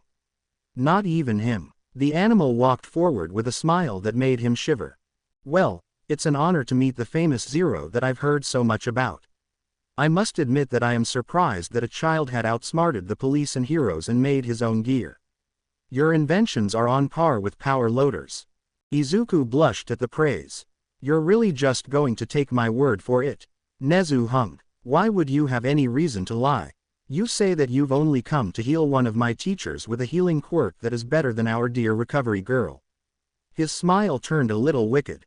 "Are you lying?" The boy shook his head. No, I'm not." Nezu waved a white paw. "Then come inside. Tell me how you know Eraserhead." Izuku couldn't help but hesitate. This seemed a little too easy. They were just gonna let him in. Without some kind of proof. Surely they would be suspicious about a kid admitting that he was Zero instead of an adult. Especially after what just happened at the USJ. Izuku moved his foot back slightly. This was a bad idea. If they are really taking me seriously, then they know who I am now. My name, my face.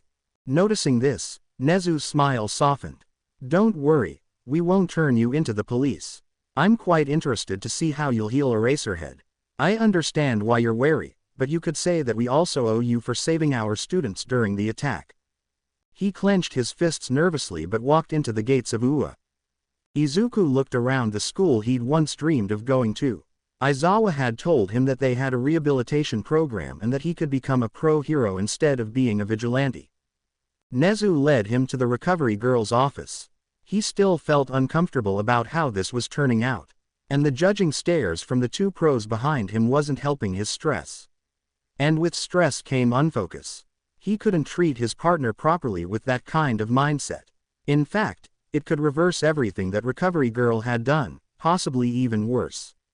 When the door slid open, Recovery Girl and Present Mike's attention drew from the man on the bed. The blonde's eyes widened at Izuku while the old lady's narrowed in confusion. "Who's this?" she snapped. Izuku raised a brow. "Wow, someone hasn't had their coffee." He mustered the strength to walk forward. "I'm Izuku Midoriya and I'm here to heal Mr. Aizawa," he said, and Present Mike made a noise of what Izuku thought of as relief. Recovery Girl spun to him. "Excuse me. I have an advanced healing quirk called Vitakinesis. I can heal almost any injury. Eraserhead has taken me in and protected me for 2 years. I have done nothing but assist him during his patrols even though I know he doesn't need any help and give him gray hairs." Present Mike had to cough at that. "But now, it's time that I return the favor." He didn't wait for an invitation before walking over to Aizawa. He grimaced at the sight of the man covered head to toe in bandages. Arms wrapped thickly with more rolls of them. He looked like a mummy from a sarcophagus. Izuku took a deep breath and turned to everyone in the room. Everyone but Present Mike and Nezu was tense, even though he was surrounded by pros. "Listen, with these types of injuries I need complete and utter silence. I cannot lose focus or else I could make it even worse. Please, just give me space to work," he said simply and moved his hands over the bandages around Aizawa's face. "Eyes first. That way he isn't too tired to do them after he heals the rest of his body." Nezu ushers them all out of the room, much to their hushed protests. Present Mike stayed though, so even if Izuku tried something, he would take care of him first. His hands started to glow a dark orange, close to red as he laid them softly over his eyes. Izuku smiled. "It's good to see you again, Present Mike." The man's head snapped up. "I thought you said no one could talk. Or was that just a way to get everyone out of the room?" His blonde brows raised under his orange shades. Izuku hummed. "No, even though his eyes are damaged, they're not as serious as the rest of his body, so I wasn't lying," he explained, and the hero relaxed, giving him a smile of his own. "It's good to see you too, little listener." They made small talk until Izuku's hands turned green, letting them know that his face was done. So, Izuku moved on to his body and his hands went red. Present Mike swallowed. The boy had explained that when he's healing someone, his hands glow a color to determine how serious the injury is. Green, healed; yellow, minor; orange, damaged; red, critical; black, life-threatening. He wasn't thrilled that they were red, but at least it wasn't black. Izuku stared behind him, eyes almost glowing and glazed over and darting everywhere. Apparently, part of his quirk was that he could see a human's anatomy and determine what type of care was needed. 20 minutes later, beads of sweat glistened on Izuku's face and neck. His breathing was getting more labored too. Present Mike wanted to tell him to take a break, but he looked so focused that he didn't dare say anything. 10 more minutes went by and his hands just turned yellow when Aizawa coughed on the bed. Izuku grunted and his hands retracted, glow fading. He almost collapsed into the chair behind him, but he left enough energy for himself to stand. Aizawa groaned and sat up without issue. Izuku reached up and pulled the bandages off of his face. Present Mike squawked, but his eyes widened when his face was revealed, only showing a small scar underneath his right eye instead of the gruesome injuries from before. The man scrunched his eyes at the sudden bright light but slowly adjusted, finding his husband first before the kid next to him. Izuku smiled tiredly at him, unwrapping the other bandages on his body as the door reopened again and Recovery Girl gasped at the boy, rushing over to stop him from removing them, but was amazed when no injuries were present. "You may not have serious injuries anymore, but I couldn't heal you completely. Your muscles will still be tense and your body will ache for at least 6 hours, so take it easy for the rest of the day," Izuku explained and finally sat down in a chair, breathing like he had just run a marathon. Aizawa only sighed but then noticed the others in the room. He stared at them and then back at Izuku, who waved his hand dismissively. "They know. I told them. It was the only way I could get in here peacefully." His face sombered. "It's the least I could do for what you've done for me." His head nodded forward and Aizawa caught his head before it could hit the railing of the gurney. "Oh, kid," he shook his head, but smiled, laying his head on the bed. "Thank you." It was late in the afternoon when Izuku woke up again. He blinked drowsily at the white ceiling before shooting upright on the bed he lay on. Events from hours before plagued Izuku's mind as he scanned the empty room. Empty except for the black-haired man still on the hospital bed and shuffling through papers on a rolled table. "You awake yet?" Aizawa said, not even looking in his direction. "Hazashi and Nezu told me what you did today." The message was clear. He was talking about how he just revealed who he was underneath the mask. Izuku cleared his throat. "Well, what was I supposed to do?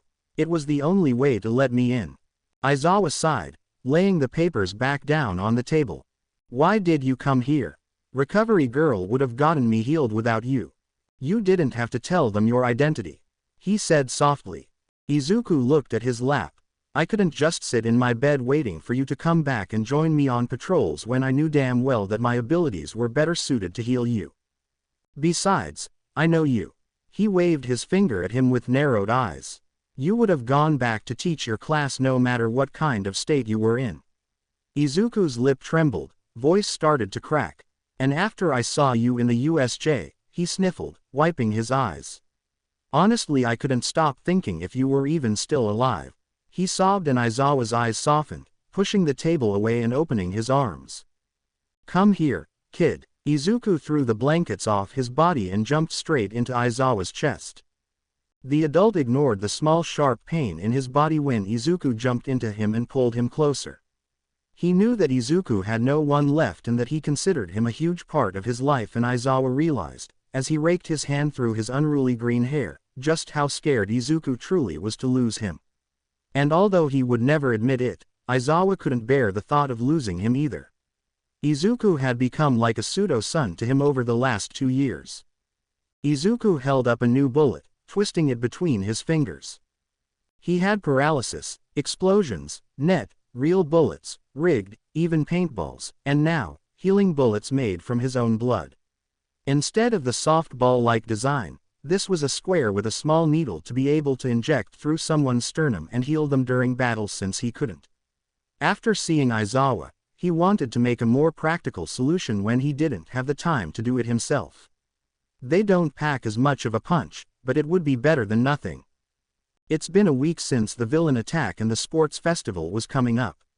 He eyed the ticket crammed into the edge of the small mirror on the wall. Aizawa had given it to him so that he could enjoy it in person and had asked him to write notes for Class 1A, saying that it would help with their training if he figured out any weaknesses or strengths. He had hesitated, of course.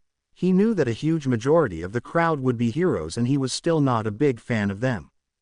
Present Mike's radio show always filled the silence of his lonely space. And Aizawa, well, he was just so cool that he just couldn't find it in himself to hate him, especially with the relationship they had developed. But, he did say that he was allowed to sit with them in the sound booth, so that made his decision a little easier. Izuku sighed, placing the bullet with the rest in an empty pouch on his utility belt, and hanging it with the rest of his costume.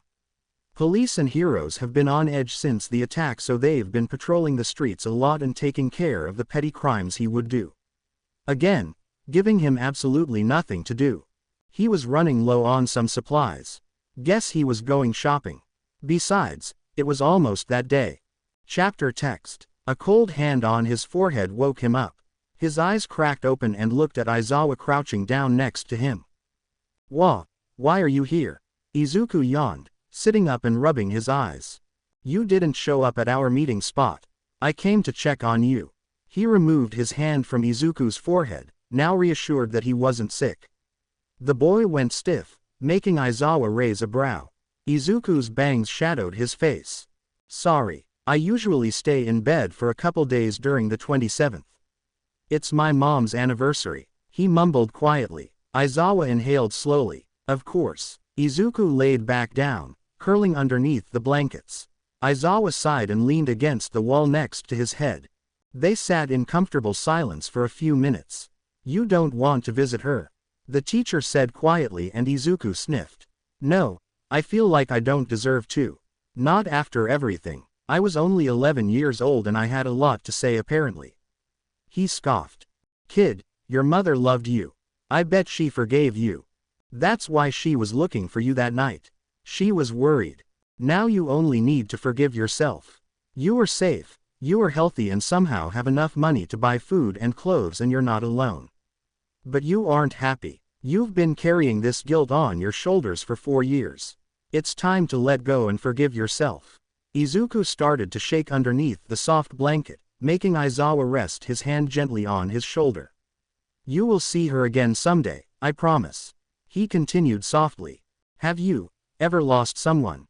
It was a very insensitive question, but Izuku wasn't in the right headspace to think about it. Aizawa closed his eyes. I have. I know exactly how you feel. My friend and I were only at our internships when we helped with a villain attack. He saved so many, and was the only casualty. Izuku had lowered the blanket, now staring at him with red eyes. Aizawa smiled. You're a lot like him, you know. He said, not sure if he was saying it to Izuku or himself. The boy found the energy to sit up next to him. Could you tell me about him? That was how they spent the rest of the night. Aizawa tells him stories about Shota Aizawa, Hizashi Yamada, and Oboro Shirakumo. Izuku slowly dragged his feet into the graveyard, carrying a handful of peonies. Aizawa was right though. He needed to let go of the past and focus on the future. He always did feel like something was holding him back, maybe it was this. Deku. Izuku stopped at the familiar voice. He looked over his shoulder slowly, but no one was there. He was probably just hearing things. But no, Katsuki Bakugo was here, and not just anywhere, a little way down the path in the place where his mom was supposed to be. Izuku crept up behind him and climbed up a tree, close enough that he could still hear him. Sorry I haven't visited for a while. Katsuki grumbled as he plopped down in front of Izuku's grave. Life's been a mess. Got into UA, and then bam, villain attack like 3 days in. Can you believe it? All Might's playing teacher there now. And guess who I met? 13, Present Mike, and Eraserhead. Yeah, the guy we never even heard of, but you'd probably know him, being the hero nerd you were. Tearing up some grass absent-mindedly, Katsuki continued, if you're up there rolling your eyes, I get it. Therapy's a thing now, apparently. Yeah, even I'm surprised. But it's helping, I guess. Izuku blinked, realizing, Kachan goes to therapy. So, turns out I've been missing you more than I thought, Katsuki admitted, fiddling with a bracelet that Izuku recognized. They weaved them together when they were still close. Izuku couldn't believe he still had it. During the villain mess, this vigilante named Zero helped out. Crazy skills and a healing quirk, just like you blabbered about. Got me thinking, you know. What if it was you? Were you alive? But that was impossible. You were on the news for like 2 seconds before they moved on to some stupid shit. Katsuki sighed. There's this annoying dude who's claiming to be my friend. Follows me everywhere. A real pain. But he's not you. A smirk played on Izuku's lips at the notion of Katsuki having an annoying friend. He'll never replace you, Deku, Katsuki mumbled, almost to himself. You got me like no one else did. No words can undo what I did to you, but after your funeral, I decided to ditch the whole, surpass all might, crap. I'm going for something bigger now. I'm gonna be the #1 hero, but not for the usual reasons. It's for you, nerd. With that, he got up and slung his school bag over his shoulder. For you, I'll be the best damn #1 hero the world's ever seen. Just like you would have been, Katsuki declared, walking away with a mix of determination and regret. It had taken a few minutes, but Izuku managed to sneak through the halls of the stadium and finally find the sound booth where Aizawa and Hizashi were supposed to be residing for the sports festival. He didn't bother knocking when he threw the door open and walked in, so both of them started when the door slammed against the wall dramatically. Or, one of them did. Hizashi spun around in his chair so fast it almost toppled to the floor and Aizawa just sighed. Izuku grinned when Hizashi stuttered over words to regain his composure and dragged another chair up to the booth, opening a fresh clean notebook to analyze the hero course's quirks to figure out any weaknesses or strengths they could work on. That was part of the reason why Aizawa wanted him to come. The other and biggest part was so that he would escape from his hermit lair, as Aizawa not so kindly said to him. Having to take Hisashi to the hospital for a heart attack was not on my to-do list, problem child. Aizawa grumbled at him, making Izuku shrug. If you don't terrify people a little bit, then what's the point? He retorted, snatching a roster of the students participating from a box beside him and scanning over their quirks. Hisashi cleared his throat and briefly glared at the teenage boy before the doors at the bottom of the stadium slowly opened, making the voice hero turn the speakers on to yell over the cheers and screams of the audience. Hey, make some noise, rabid sports fans. Present Mike screamed through the microphone. This year we are bringing you some of the hottest performances in sports festival history, guaranteed. I've only got one question before we start this show. Are you ready? Let me hear you scream as our students make their way to the main stage. This first group are no strangers to the spotlight. You know them for withstanding a villain attack. The dazzling students that line up their classmates with solid gold skills. The hero course students of Class 1A. Class 1A steps out of the many tunnels, heads held high and shoulders back. Izuku's eyes landed on the specific teen leading in the front and played with the orange and black bracelet on his wrist. They haven't got a whole lot of screen time, but this group is still chock full of talent. Welcome Hero Course Class 1B. Next up, General Studies Classes C, D, and E. Support Classes F, G, and H. And finally, Business Classes I, G, and K. The crowd cheered as all the students walked onto the field. When they all gathered in front of a small stage, the pro-hero Midnight snapped her whip. Now for the introductory speech. Everyone in the crowd and the students whispered and blushed at Midnight's vulgar attire. Silence everyone. She snapped her whip again. Now for the student pledge, we have Katsuki Bakugo. She announced. Izuku blinked in shock. Kachan is the first-year representative. He asked Aizawa and the man nodded. He was first in the entrance exams, remember? Izuku did remember that. He turned back and watched Katsuki casually walk up the stairs of the stage with his hands in his pockets. Izuku winced, biting his lip. Aizawa noticed this and asked him what was wrong. It's just that, Kachan might not give the kind of speech everyone is thinking of. He might say something like, I just wanna say, I'm gonna win. Katsuki said boredly but seriously. Izuku slapped his forehead when the students went into an uproar. But he said it with such a blank expression that the Vigilante knew that he was actually serious. If he wasn't, he would have just laughed at everyone. He smiled. No, Katsuki Bakugo was going to win this year's sports festival.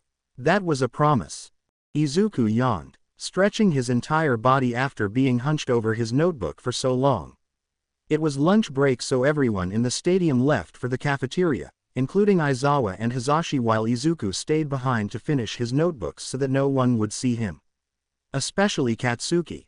Todoroki had won the first round of the festival, which was racing, but Katsuki had won the cavalry battle. And after lunch, the real fights would begin. The door opened and Aizawa walked back in with a tray full of extra food. Izuku smiled at the man gratefully when he set it in front of him. Thanks, he said, ripping his chopsticks apart and digging into the rice bowl. How are the notes coming? Aizawa asked, picking up his notebook. Izuku sighed and leaned back in his chair. Pretty good. I think I've got plenty of information on Class 1B for the time being. And with the information you gave me about Class 1A, I'm ready to start their notebooks. I just need to go to the store and get them. He closed his eyes and sighed again at how much 14 notebooks are gonna cost. The door to the sound booth opened and Hisashi walked in with a toothy grin, carrying 2 heavy-looking bags, and dropped them at Izuku's feet. The teenager raised a brow and peeked inside them, only for his eyes to widen at all of the stacked notebooks and boxes of regular and colored pencils sitting inside. Shota and I thought that since we were asking you to analyze the students' quirks and point out their strengths, weaknesses and suggestions, that we can repay you with getting all of the supplies you need so you don't need to go use the money you have to buy them. Izuku swallowed to keep from tearing up at the kindness and smiled at the heroes. Thank you. This means a lot to me.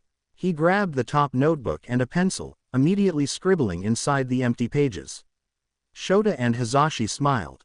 20 minutes later, the audience and students started to walk back into the stadium and Mike went to work on hyping them up as the final games of the sports festival began. Izuku spent the rest of the week working on his notebooks, filling up every page with his opinion on Class 1A and 1B. He was just getting to Eijiro Kirishima when his watch chimed. It was almost time for his patrol. He stood and popped his back, wincing when the cation made him feel like an old man. Izuku shoved his costume in his backpack and Blackout before walking out the door of his warehouse. He had this funny feeling about Hosu, so he decided to catch a train there instead of his usual route. Izuku was adamant to keep up with the news about the heroes that have been killed. At first, he thought that the League of Villains was behind it, but soon found out that it was by someone who called himself the Hero Killer, Stain, and he's been spotted in Hosu. He was still a little nervous though. What if he did find the Hero Killer? Not only did the man have more experience, but he's been taking down heroes left and right. What could a 16-year-old kid do against someone like that? Plus, no one knew what his quirk was. Another disadvantage that Izuku had to face. If he found him though, he was definitely going to keep his distance. Izuku suddenly stiffened and he shivered. He reached into his backpack and pulled out his 15 inches black knife. Something was coming. Hey, did you see that? Someone in the back said, making the Izuku turn. That building over there exploded. Izuku's green eyes narrowed. Passengers, please hold onto your seats. Izuku yelled when he was thrown onto the floor from something crashing into the train.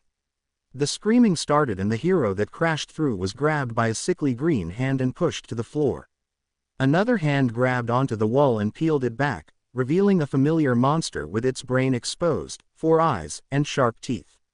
He ducked back to the floor and pulled on his costume as fast as he could in the tight space. By the time most of the civilians had cleared out, he jumped to his feet, making sure that Blackout's case was strapped to his back so he wouldn't lose it, and didn't hesitate to attack it and ram it out of the train and off the hero. The Vigilante shot his grappling hook out and it wrapped around the railroad track. He swung from where he hung and was expecting to see the Nomu hit the ground, but wings suddenly sprouted from his back and he flew off. Zero rolled his eyes. Of course the Nomu has wings. He swung his legs to get more momentum and landed on a nearby roof. Zero took off into a sprint and noticed the orange hue and smoke from the fires all around the city. He kneeled at the edge of a roof and assembled his sniper. A scream echoed from the street and Zero steadied his gun on the ledge, looking through his scope at a different Nomu than before that was stumbling towards a couple. He loaded a real bullet and fired. Its screech cut off and it crumpled to the ground, blood squirting out from its brain. Zero cocked his gun and sneered when he spotted Endeavor down the road. As much as he wanted to shoot the guy, he turned and ran across the rooftops again. Tenya. Zero slid to a stop and jumped to the deserted street. Where are you, Tenya? His head whipped around and he gasped when a bus crashed into a car and exploded. He covered the upper half of his face from the aftershocks. Zero lowered his arms and his eyes widened at the heroes surrounding 2 more Nomu. Oh no, Manuel. The normal hero ran to the water that shot straight into the air when another hero pulled it out of the ground. Manuel kept looking around though. Why did you run off by yourself? Where are you, Tenya? He directed the water towards the fires. Zero blinked. Tenya, as in Tenya Iida from Class 1A. What was he doing here? He shook his head and ran into an alley before the heroes saw him. There's no time to think about that now. I gotta find him. He was Aizawa's student, and if he was in trouble, then he had to help. Goodbye, child. May your death bring a better world. Stain said to an unmoving Iida. The sound of a gun was cocked and his head snapped up just to see someone at the end of the alley raised their sniper. Bang! A net expanded from the bullet and wrapped around the villain. Stain grunted in shock and was thrown off his feet from the force of the impact, away from Iida. Zero ran forward and grabbed the boy's arm. Iida's eyes widened. It's you. You were at the USJ. Can you stand? He asked and Iida shook his head. I can't even move. Zero huffed in frustration and just noticed another hero slouched against the wall. Crap, I can't carry you both. he muttered, and his attention snapped back when the sound of rope tore. Stain stood, glowering at Zero. The vigilante didn't have time to get both of them out of here, so he just laid Iida back on the ground and extended his bow staff. The hero killer tilted his head. "You're that vigilante, right?" Zero was it. "What are you doing all the way down in Hosu?" he said, not making any move to attack. Zero huffed. "I could say the same to you. Aren't you usually murdering people upstate?" Stain rolled his eyes. "There are other false heroes in different parts of Japan. I will go where I please." "Are you here to kill me as well?" he asked, and Zero shook his head. "I'm only here to save these two. But if I need to fight you to do it, then I will." Iida grunted from where he laid.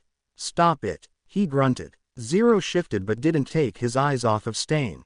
"His fight is with me. Get out of here," he demanded, making Zero scoff. "Are you kidding me? You said it yourself that you can't even move. The only thing you'll be fighting is your death. Why are you doing this? You don't even know me." He grunted again. Zero sighed. "No, I don't know you, but Aizawa does, and so do your friends." Iida's eyes widened. How did he know that? If I hadn't heard that it was Aizawa's student that ran off into a fight that he can't win so carelessly, then you would be bleeding out right now. "Aren't you trying to become a hero?" he questioned. "The ones in trouble come first before the fight. But you didn't even notice the hero, did you?" Stain shifted his sword hand, making the weapon click.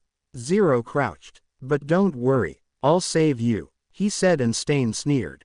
"You're just a child. You have no business being here." Zero tightened his grip on the staff. "I'm no hero, but if someone is in trouble, I won't hesitate to get them out of harm's way. I will make it my business if it means that I can save a life. It doesn't matter if I take down small-time thugs. If others are better off without them causing trouble, then I will gladly stand in front of them." Something changed in Stain's eyes. Something like disbelief and glee. Now he was staring at Zero with the biggest grin. "Fine boy. If you insist, I'll make quick work of you then." Zero only smiled underneath his mask. "Just try it." Iida was so frustrated, but more than that, he was confused. This boy, this vigilante was helping him.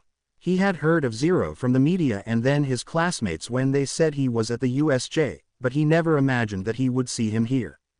And he knows Aizawa. How? His teacher was the most secluded person he's ever known.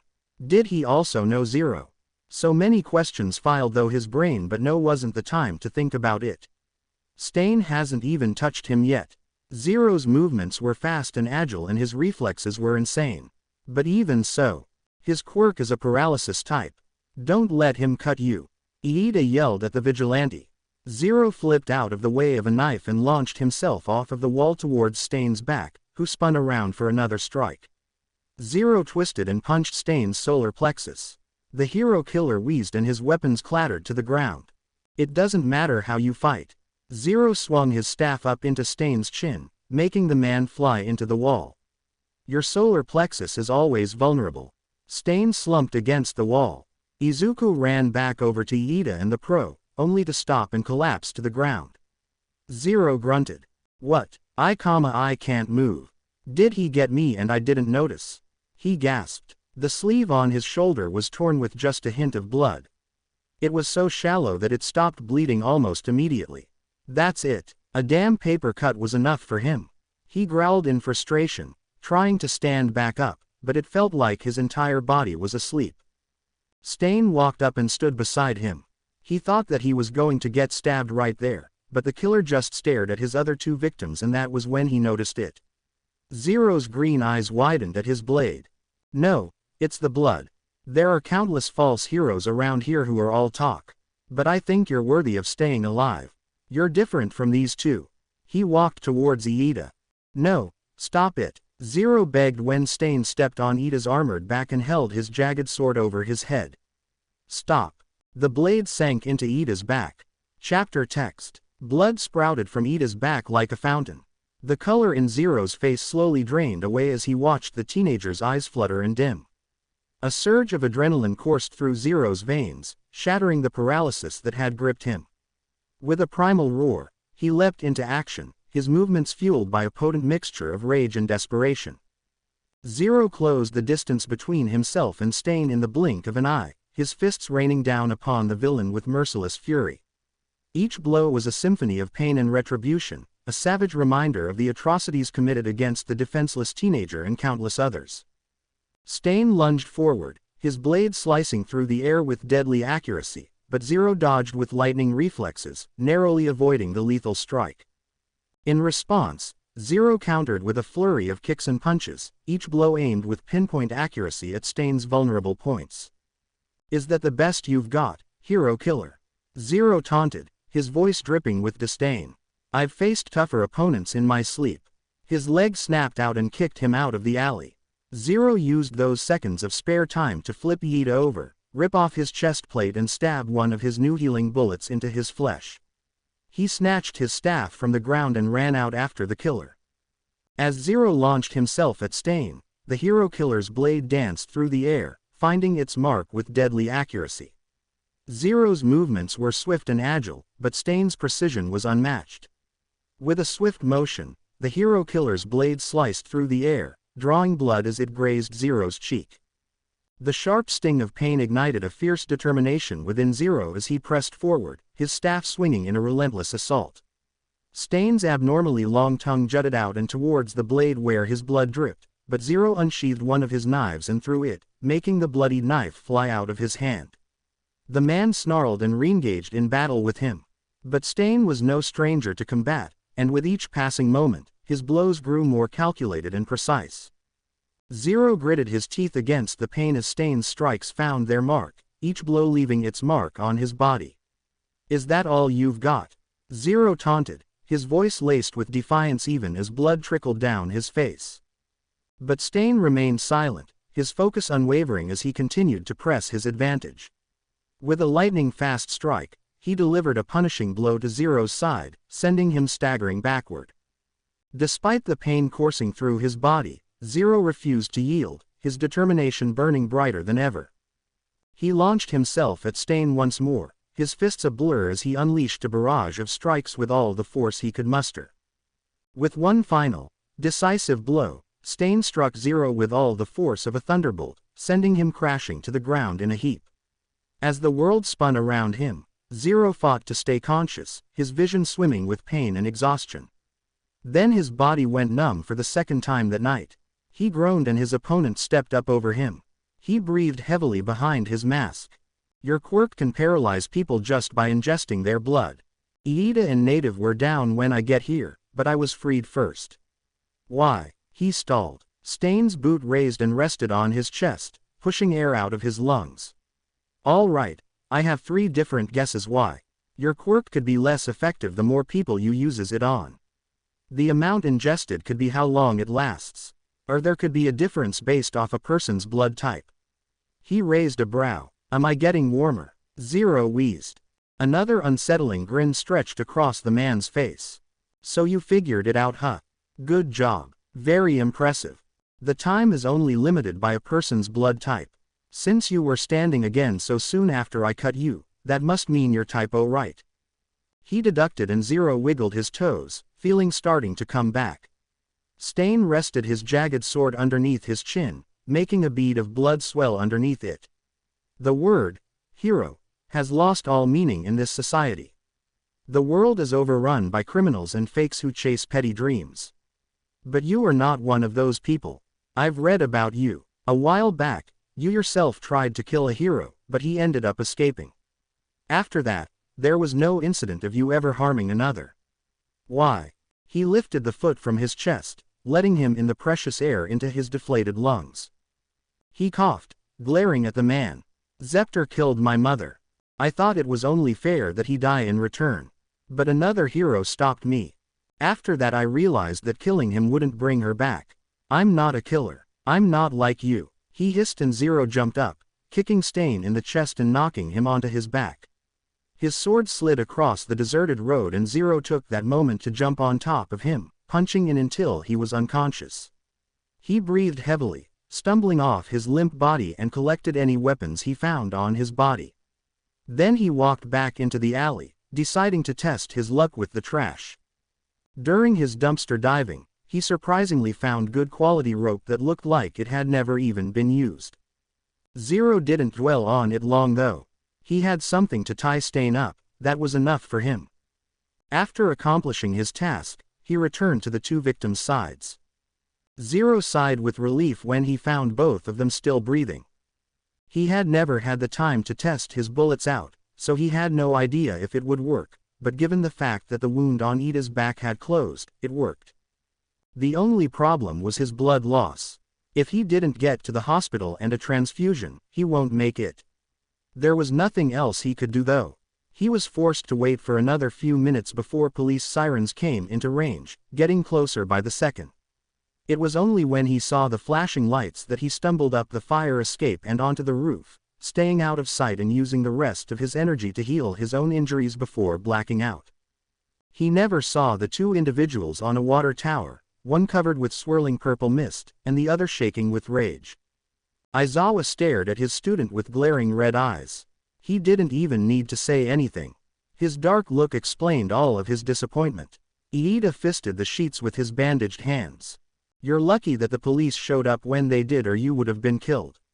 Iida winced and Detective Tsukauchi cleared his throat and Aizawa's menacing aura disappeared. Tenya, what can you tell me about your encounter with Stain? Do you know who defeated him? We would like to find out which crow it was. Iida looked up at that. It wasn't a pro, he said, making the two adults more attentive. It was that vigilante that was at the USJ. Zero. He was also down in Hosu. I think I blacked out though cause I don't remember much. 1 minute he was on the ground and then he was walking away. He looked pretty injured too. Aizawa's fingers twitched by his side and Tsukauchi sighed. I should have known, but what was he doing down in Hosu anyway? That is not his normal route. Did you see where he went? If he's injured then we should try to find him as soon as possible. He could already be. Tsukauchi winced and glanced at Aizawa, who looked just about ready to combust. He laid a hand on his shoulder and nodded his head when he looked up. Go find him.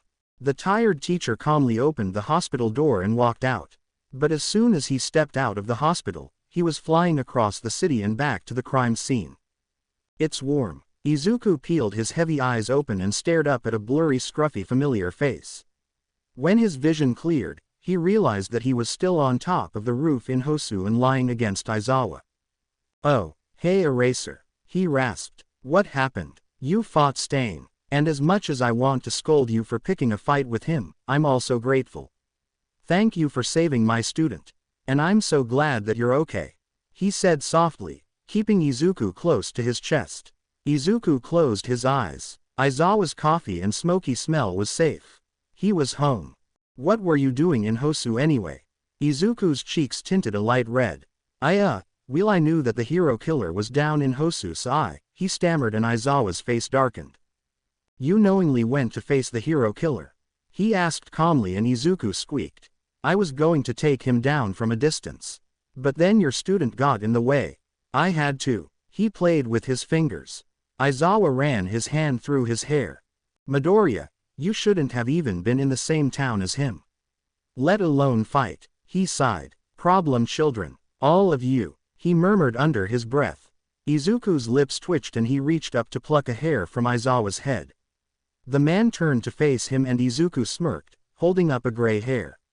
Aizawa's black eye twitched and he activated his quirk, making his hair float. Kid, he growled and Izuku yelped in terror. 3 days later, Izuku was back on his feet and patrolling with Aizawa. Crime has been pretty low lately so they would mostly call it spending time together. Tonight though, Izuku was on his own. Aizawa needed a much-needed break so the boy could only assume that he was sleeping. It was fine. He saw the bags that looked like they were being held down by weights underneath the hero's eyes. Izuku hoped that he was getting all of the sleep he could get. He couldn't help but miss him though. It's been a while since they haven't patrolled together and Izuku was lonely. He sighed as he walked down the quiet streets of Tokyo. Well, I guess there will be no crime stopping tonight. Zero swung the strap of Blackout over his head and let it rest on his back as he turned to go back to his warehouse. However, there was someone blocking his path. He stopped, hands itching to the blades on his thighs. Several tense moments passed before the man put his hands up and stepped out of the shadows.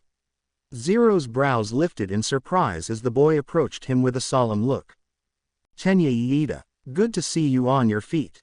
What are you doing on the streets at? He glanced at his watch. 1:30 in the morning.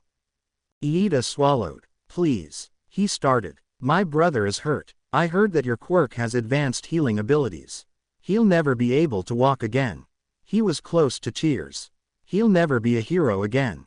Please help him. I know you don't owe me anything, especially after what happened with Stain, but I will do anything if it means you will help him. Nothing but the barking of dogs broke the heavy silence between them. Zero stared at his broken-hearted face and sighed. You don't know me, yet you're trusting that I will help your brother instead of just ending his suffering. I've read about you. You may be a vigilante, but you help the innocent. You heal their injuries. You healed Mr. Aizawa in a day and he came out without a scratch. You healed me when you could have just left me to die. You help the heroes. I don't help your so-called heroes. Zero spat, shocking Iida. I only help the civilians they put in danger. Stain crippled and murdered innocents. He killed heroes who had families and people who loved them. They were good people, but they only became heroes for the money and fame. I don't like how he went about doing it, but I agree with Stain's ideology. His eyes softened underneath his hood. I used to adore heroes. Ingenium was one of them. I'm sorry, but I can't help you. Zero walked past him. Mr. Aizawa is a hero though, Iida said softly, making him stop. What's different about him? I wasn't there, but my classmates told me that you protected him from the Nomu, and you seemed protective of him. Is he your father or something? He asked and Zero closed his eyes. He was his father in everything but blood. Although, he wasn't sure if Aizawa felt the same. He couldn't imagine what he would do if he lost him. He already lost his mother, and it almost killed him. That was a feeling Izuku never wanted to have again. Iida was just scared. He was still a teenager, and sometimes Izuku forgot that he was too. Zero opened his eyes and slouched in defeat. Come with me, he said and walked away, not bothering to look over his shoulder to know that Iida was following. Zero poured the hot water into the porcelain mugs and dipped the tea pouches inside. He placed one in front of Iida and leaned against the counter, cupping the steaming drink between his gloved hands. He knew that Iida could be trusted, but he wasn't going to give up his identity.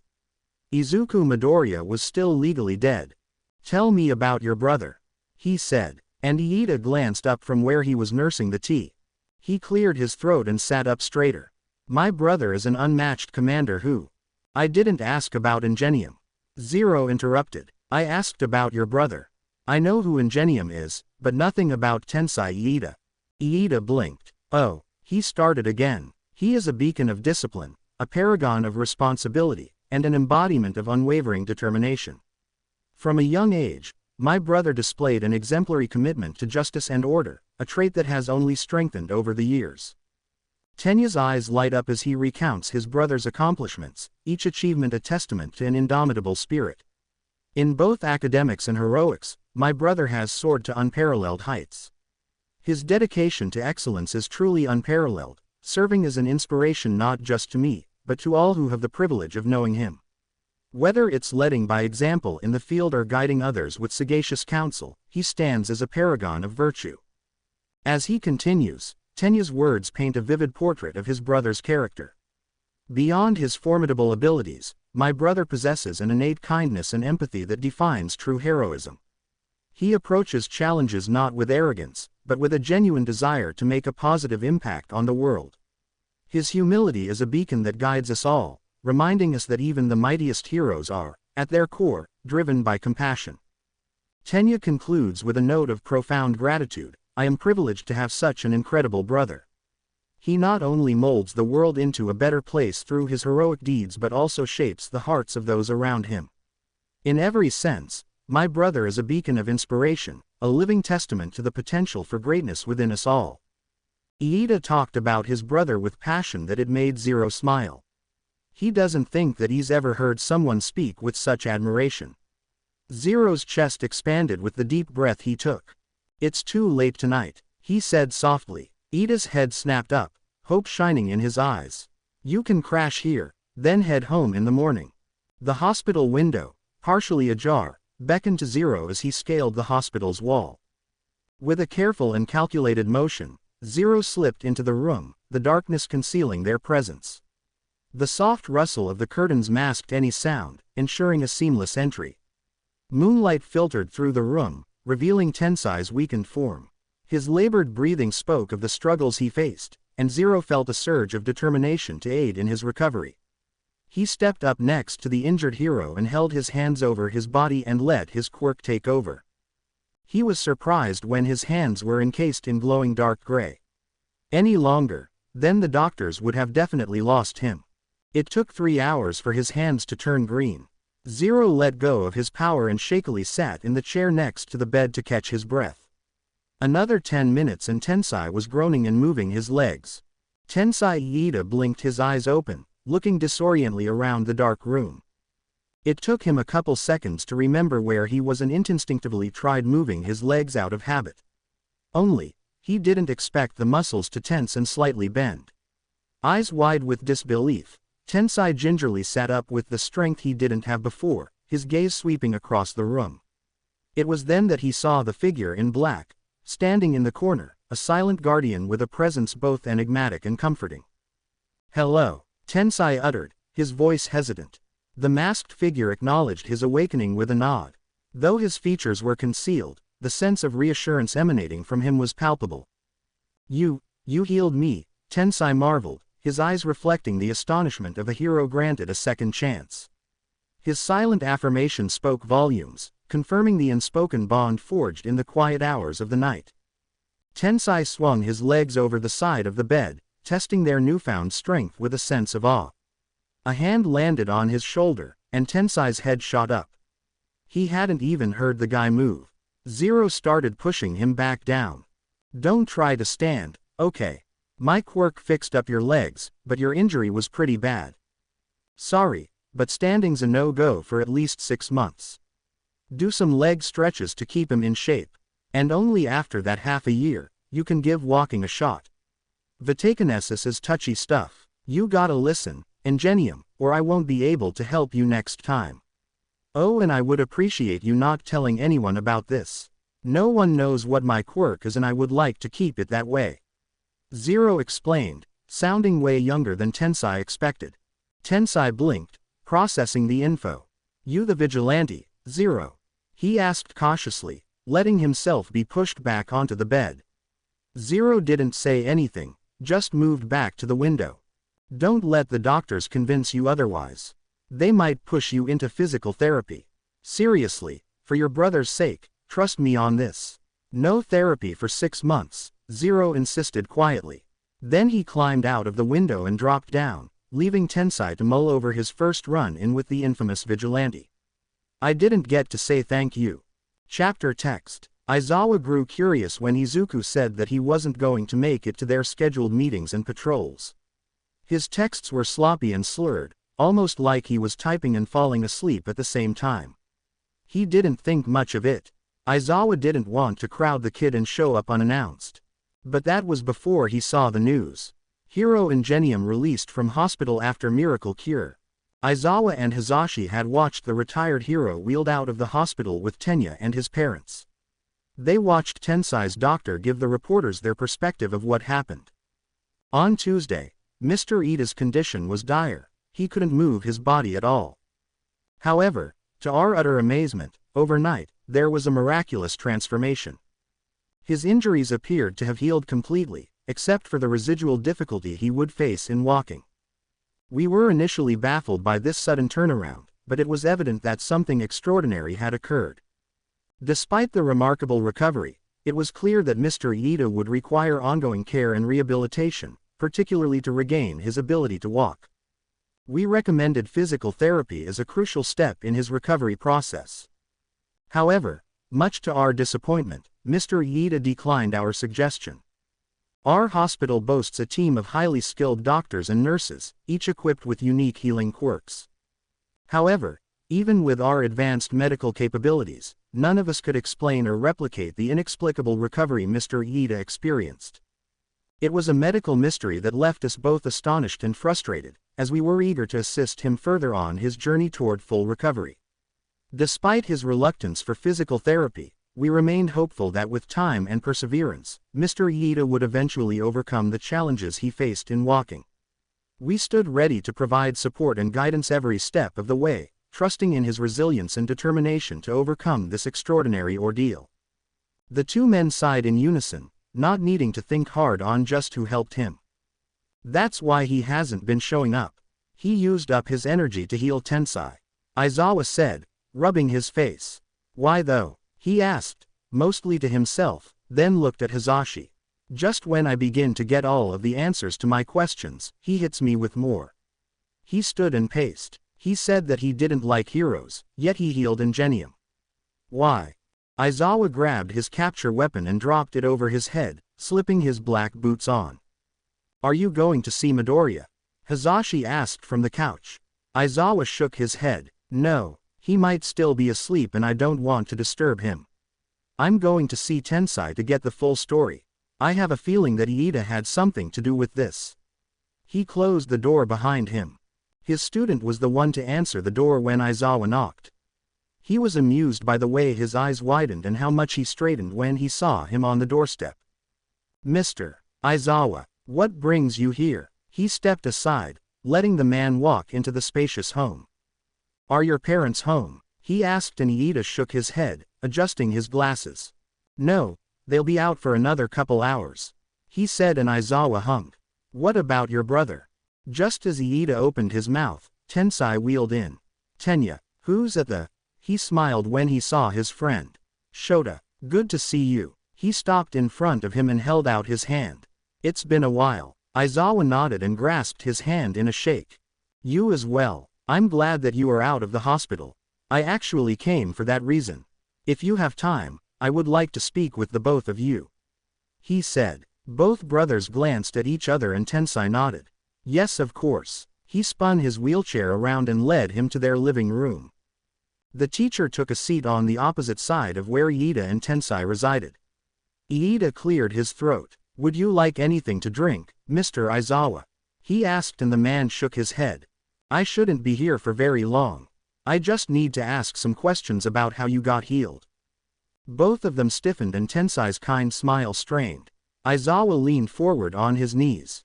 Don't worry, I know about Zero and his quirk, so you won't be betraying his trust or anything.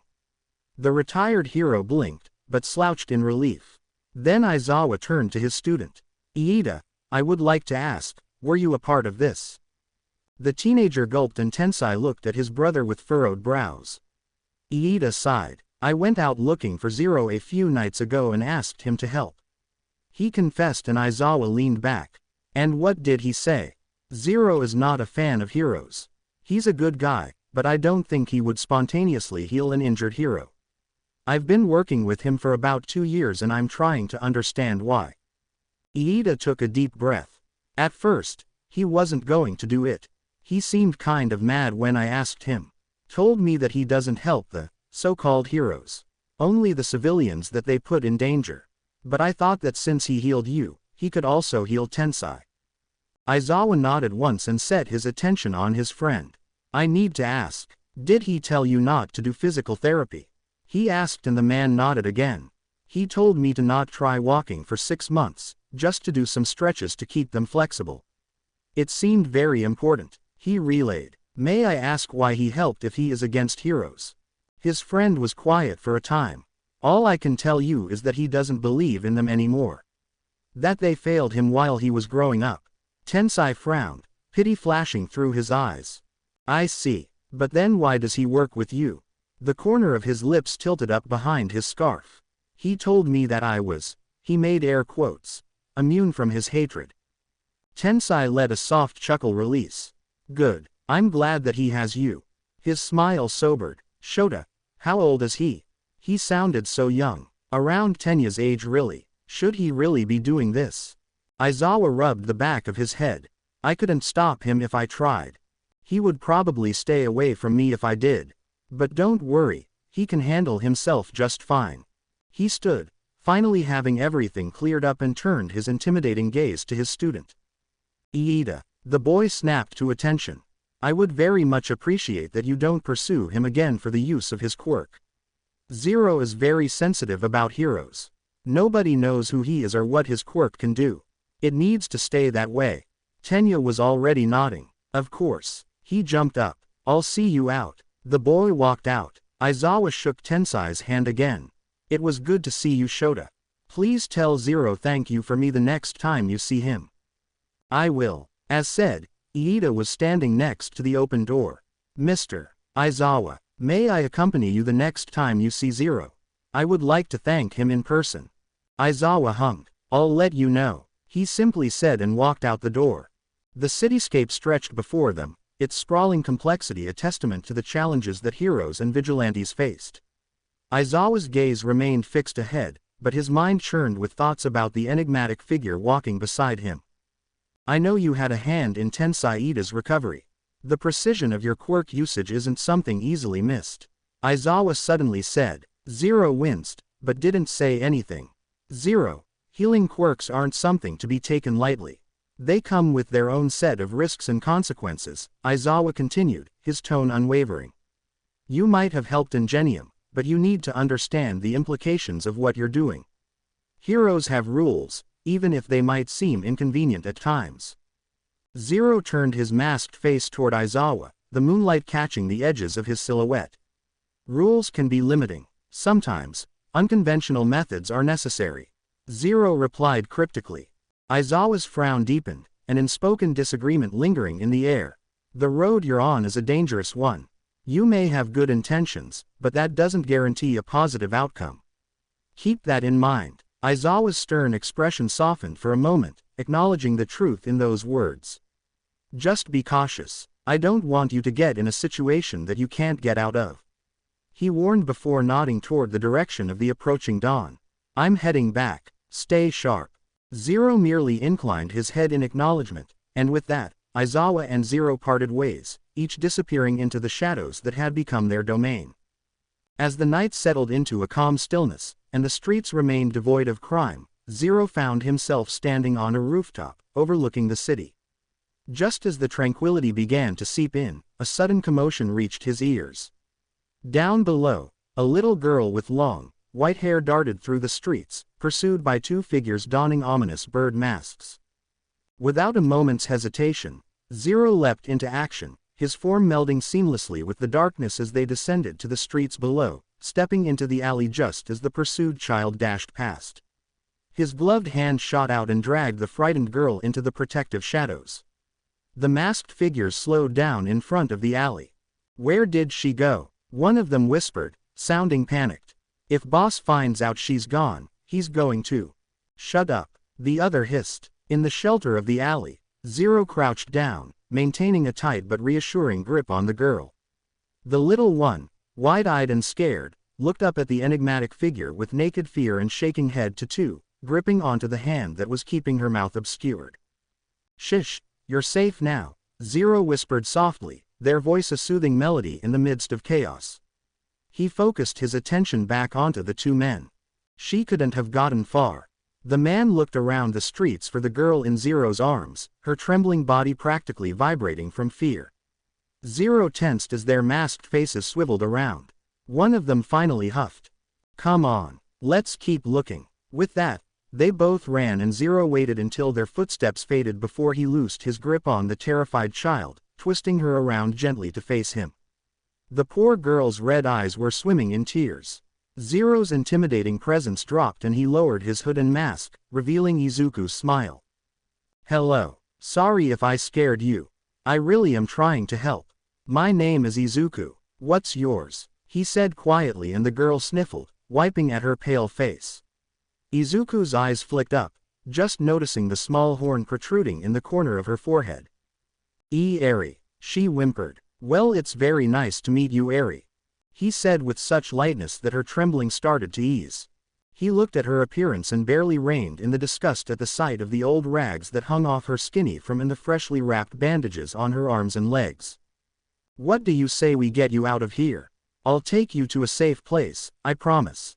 He reassured. After a few seconds, the little girl nodded. Can I pick you up? Or do you want to walk? Another moment of hesitation before the girl lifted her arms. Izuku smiled, readjusting his mask and head before gently picking her up and hold her against his chest.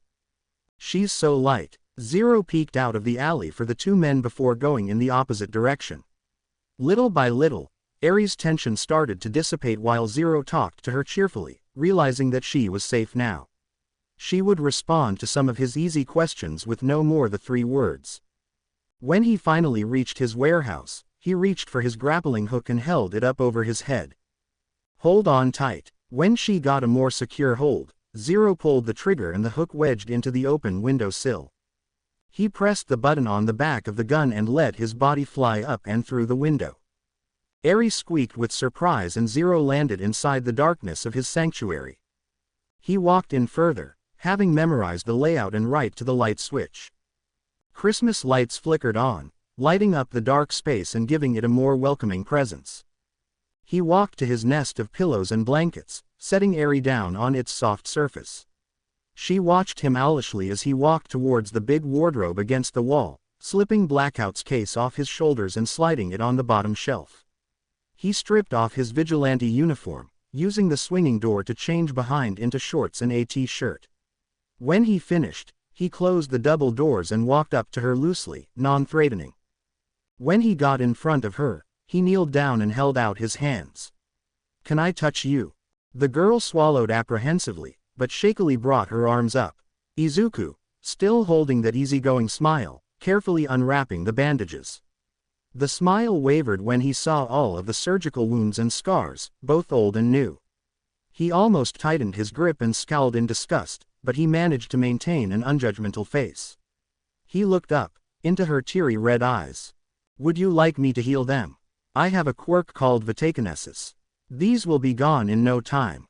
Several seconds pass, Eri looking back and forth between her arms and Izuku.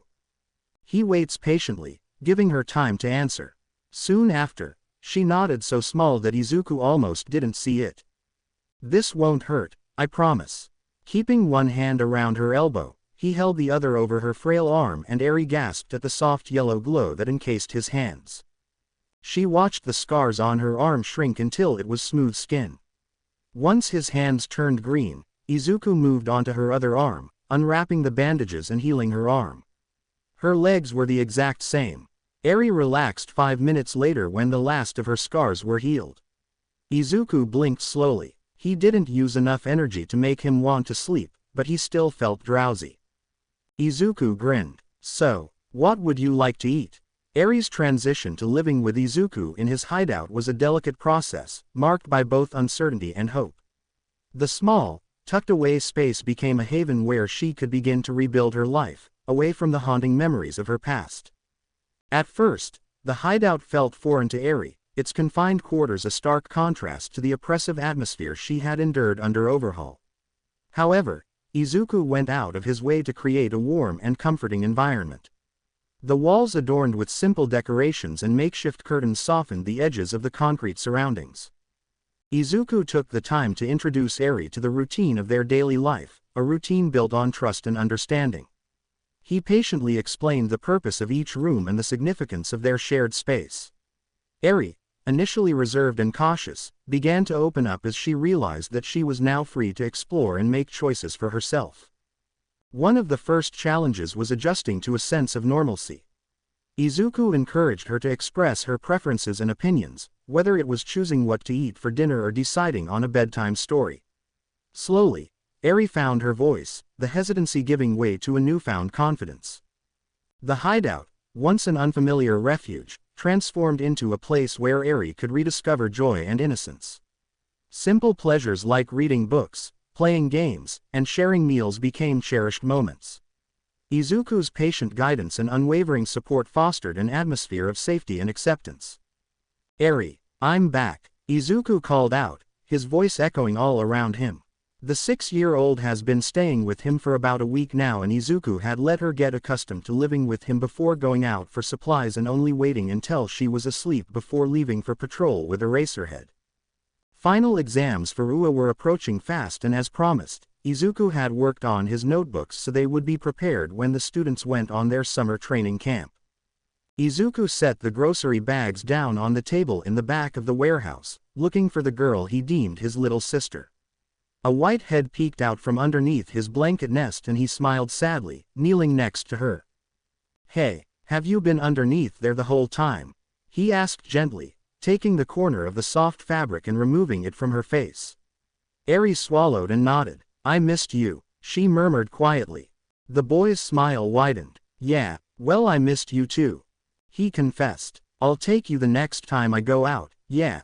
He stood to grab a plastic bag before settling down next to her and pulled out a reed beach hat, some transparent glasses and a white long-sleeve buttoned shirt, black leggings with light brown boots and a cute red dress with a over-the-head purse.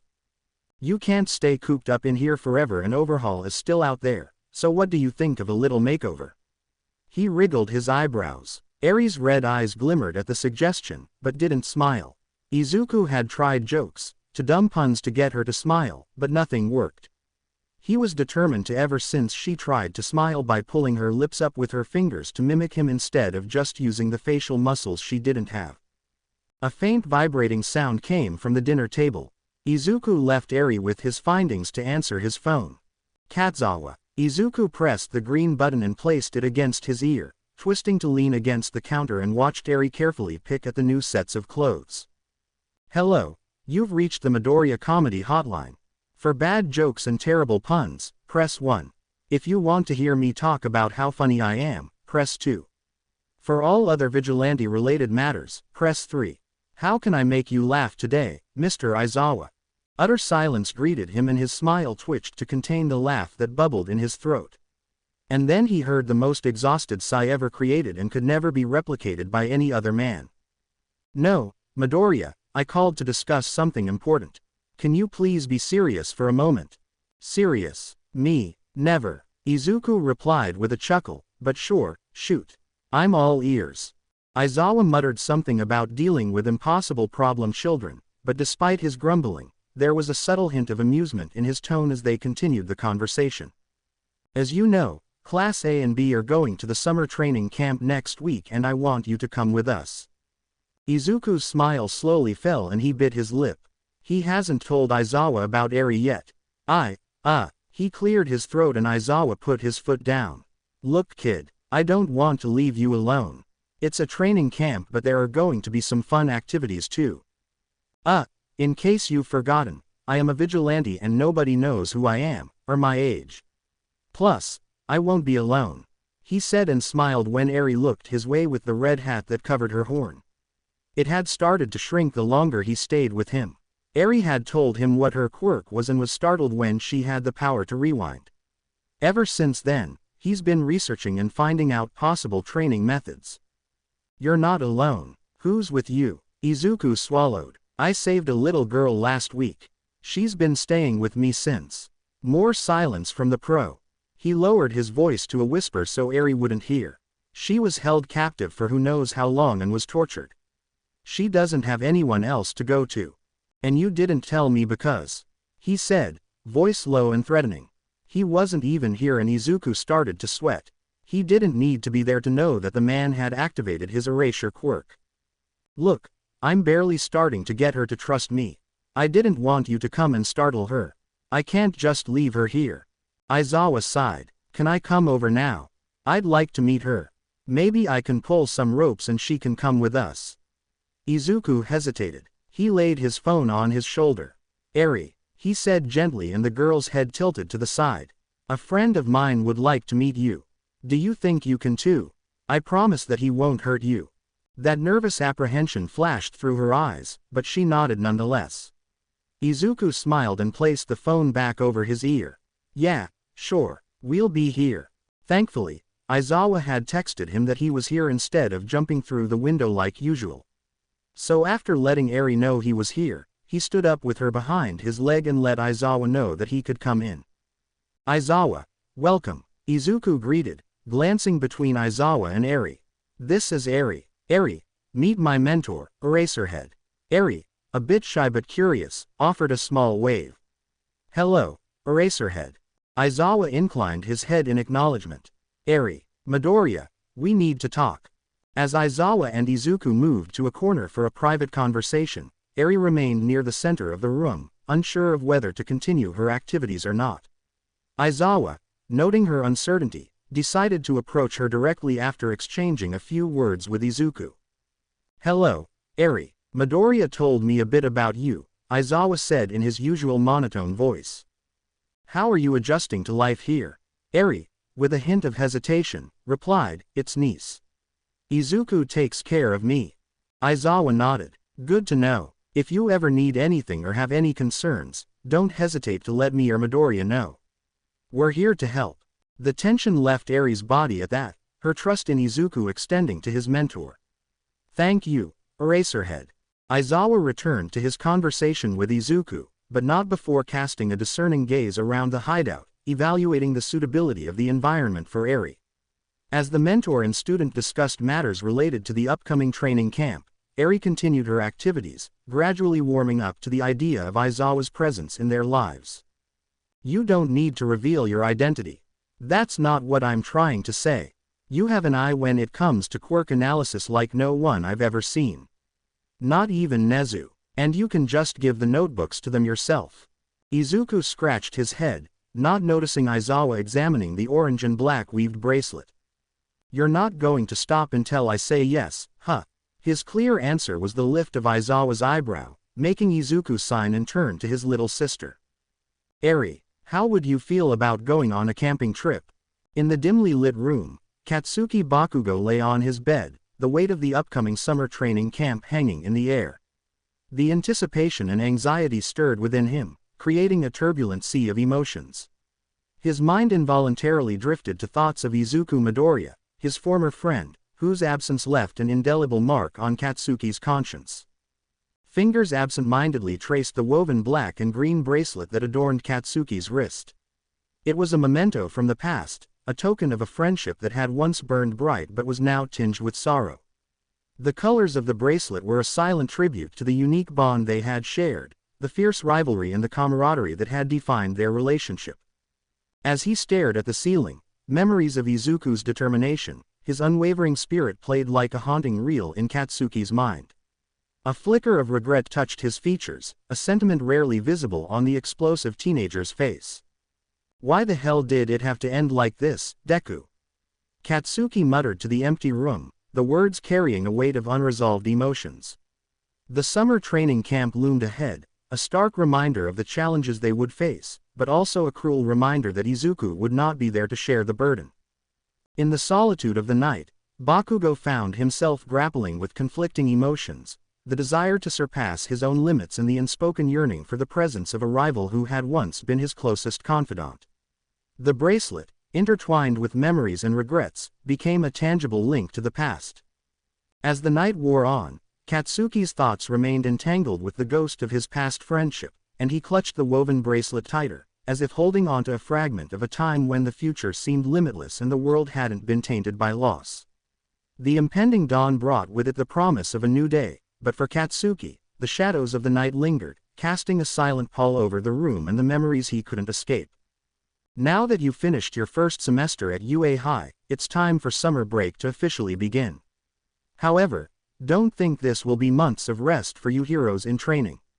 At this camp, we'll push you to go beyond your limits. You're aiming to become plus ultra," Aizawa said to his students tiredly. "Yes, sir." Just as he saw them about to burst with excitement, he hit them with one more surprise. "By the way, those 3 words made them all tense. Someone will be joining us. He will help you point out any weaknesses and what to focus on." The students started to murmur to each other and Aizawa's eyes flicked up to where Zero was crouching on top of the bus. He raised an eyebrow at Jiro, who didn't seem to have heard him. Who is it, Mr. Aizawa?" The teacher only glanced up at Zero again, prompting the rest of them to as well. Most of them gasping at the Vigilante. He scanned them all with a scrutinizing gaze and shifted, making the assembled sniper on his back move as well. "Zero will be assisting myself, Vlad King, and the pro heroes we will be meeting at the camp." Aizawa nodded at his teenage partner and he jumped behind the bus, coming around a few seconds later with Eri clutching his hand, the beach hat shadowing her face. The girls squealed at the shy girl as the two of them came to a stop next to Aizawa. Movement caught his eye and he noticed Minoru Mineta inching towards the two of them. He was salivating at the 6-year-old beside him. Zero's eyes widened in anger and he caught a bit of what he was saying. Gonna look so good when she's older. Mineta, Hiroshima said hesitantly, glancing at the furious teenager to his classmate. Eri tightening her grasp on his pant leg was enough for him to reach back. The entire class gasped and Mineta's eyes crossed at the barrel of Blackout against his forehead. The boy shrieked and fell on his ass. Zero's lightning green eyes flashed. What did you say? He murmured so deathly quiet that everyone's danger instincts shot through the roof. You're here to become a hero, not to indulge your pathetic desires. Keep your perverted antics away from my little sister, or you'll find out just how unpleasant dealing with me can be. He said. Understand. Mineta nodded, eyes wet. Zero narrowed his eyes and slung Blackout across his back, laying a comforting hand on Eri's head. Mineta scurried behind Kaminari as if he'd protect him. Several tense seconds later, Aizawa got their attention again. All right everyone, find your seats, we're leaving. Zero pulled out his phone and gave it to Eri to entertain her for the duration of the trip when they sat down next to Aizawa. As soon as the bus was out of UA, chaos had erupted. Students were talking, yelling, and standing. I can't believe with your track record of expelling students, you haven't kicked that little asshole out of UA for good. Zero said, eyes not leaving Eri's white head. Aizawa sighed next to him. I know about his habits, and I've been keeping a close eye on him. Believe me when I say he really has shown potential in being a hero. Zero rolled his eyes. Yeah, sure. 1 hour later, the bus stopped and pulled over onto a flat piece of land on the side of the road. Students piled out, stretching and Mineta was scrabbling around. And they also noticed the car parked there, seemingly waiting for them. Zero and Eri walked off as well with the latter rubbing her eye. You don't really think we stopped here just so you could stretch your legs to you? Aizawa said, hands in his pockets, and Mineta ran up to them. Please sir. The bathroom. The door to the parked car opened. Hey, a eraser. 2 women, dressed in pink and blue cat costumes stepped out. Aizawa bowed. Long time, no see. Zero hummed. Ah, the wild cats. Your feline fantasies are here. Say meow. Perfectly cute cat-like girls. You can call us, the wild cats. The women said simultaneously and a little boy stepped up next to them. These are the pro heroes you'll be working with at the summer training camp. Zero sighed quietly. Sure, they were very kind people, but his distaste for heroes still stands, so he couldn't help it. The woman in the pink cat costume pointed over the railing. We own this whole stretch of land out here. Everything you can see, all the way down there with the training camp you'll be staying at is there, at the base of the mountain. Then why do we stop all the way out here? Everyone started to sweat and smile nervously. That can't be right. Back on the bus, quick. We should go. Good idea. Load up. The cat woman in pink smiled evilly, tail wagging behind her. The current time is 9:30 in the morning. If you're fast about it, you might make it there by noon. No way. The students all ran back to the bus. Kiddies who don't make it there by 12:30 won't get any lunch. You should have guessed students. The training camp, the cat woman in blue jumped in front of them with a smirk. Has already started. The pro laid her palms on the ground. They glowed before the ground exploded and they all slipped off the cliff, screaming. Good news. Since this is private land, you can all use your quirks as much as you want to. You've got 3 full hours. You should be able to make it to the facility in that time. That is, if you can get through the beast's forest. The hero in blue spun around to Zero, who raised his brows. What's this little kitty still doing up here? She started to walk forward with her hands out. Pixie Bob. She giggled and reached, but Zero grabbed her wrist. Touch me, and the only thing you'll be feeling is a broken jaw. He threatened, making the hero's smile drop. Aizawa put a hand on his shoulder. This is Zero. He's not a student here. He's going to be helping us train the students. Wait, I've heard of you. The hero in pink walked up to them. You're that vigilante, right? You help the heroes. Zero's lips curled at that and he grasped Eri's hand before walking back to the bus, leaving her with wide eyes of confusion. Aizawa sighed. He doesn't like heroes very much. He confessed, and understanding lit Mandalay's eyes. What happened? She said softly. They took away someone very important to him. With that, he walked back to the bus. Chapter text. Didn't you say it was only going to take them 3 hours? Zero said. It's been 9. Mandalay rubbed her head. Well, it took us 3 hours to get back, so, she smiled sheepishly. It's fine. I never said it was going to be easy. Aizawa said, blinking tiredly. Zero chuckled. But you're going to wake them up at 7, and you have remedial classes with the ones that failed the exam. That's a little cruel, don't you think? Aizawa raised his eyebrow. Like I said, not easy. This is a walk in the park compared to what they have to do when they become pros. Zero shrugged. A hand squeezed his and he looked at Eri. What's up, Eri? He kneeled down to her height. She looked to the right. Who's that? She whispered, and Izuku followed her line of sight where a boy around her age stood with his hands stuffed in his pockets.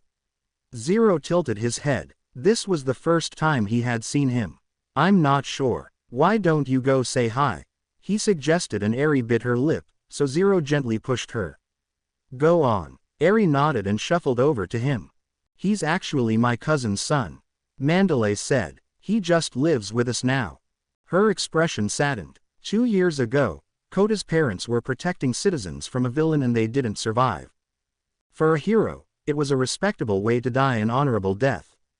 But a child barely aware of what was around him couldn't understand that. His whole world had revolved around his parents. To him, all he thought were his parents leaving him behind. Society kept praising them, saying it was a good thing for heroes, a wonderful thing. He doesn't seem to like us much, either, since we're also heroes. But it's like he's just here because there's nowhere else for him to go. To Kota, heroes are a kind of human he can't understand and finds unpleasant. She smiled at her second cousin when he blushed when Eri spoke to him. She's adorable. What's her name? Zero smiled too when the two kids started to talk. Eri. I rescued her a couple of weeks ago and she's been staying with me since. Heavily panting reached their ears as the students started filing out of the forest, scrapes and bruises littering their bodies. Zero's eyes focused on his old friend, who was looking just as exhausted. Some of them collapsed when they made it into the clearing. You said it would only take like 3 hours. Zero complained. I guess we timed it by how long it would take us, sorry. Mandalay said, not sounding very sincere. I'm starving. This is hell. Meow. Meow, meow, meow, meow, meow. I thought it would take you kittens even longer. But you did much better against my dirt monsters than I thought you would. You guys were seriously great. Especially the 3 of you. She pointed to Katsuki, Todoroki, and Iida. It seems like you've had quite a bit of experience. She licked her lips and lunged at them. I call these dibs on these kittens. I'll groom them myself. She danced around them. Mandalay. Has she always been like this? Aizawa asked and she shrugged. It's gotten worse lately. She's at the age to take a mate. Zero scrunched his nose. No disrespect, but isn't she in her 30s? Mandalay winced. Uraraka walked up to the 2 children by the building. Hi there. My name is Uraraka. What's yours? She asked with a friendly smile. Kota huffed and walked away. The last thing I want is to hang with some wannabe heroes. He declared and disappeared in the building. Uraraka, still hopeful, looked at his little sister, who gulped. I'm Eri, she squeaked before running back over to Zero, latching onto his waist. She's a little shy, he told the teenager while petting her hair. No playing around. Get your stuff off the bus. Once your bags are in the rooms, we'll have dinner in the cafeteria. After that, you can bathe and sleep. Tomorrow, your training starts in earnest. You better get a move on. Izuku smiled at Eri's enthusiasm as he braided her hair. She had spent the last of the day with the wild cats and came to him excitedly about the stories they told the little girl. Her lips weren't smiling but her eyes sure were. Eri was healing.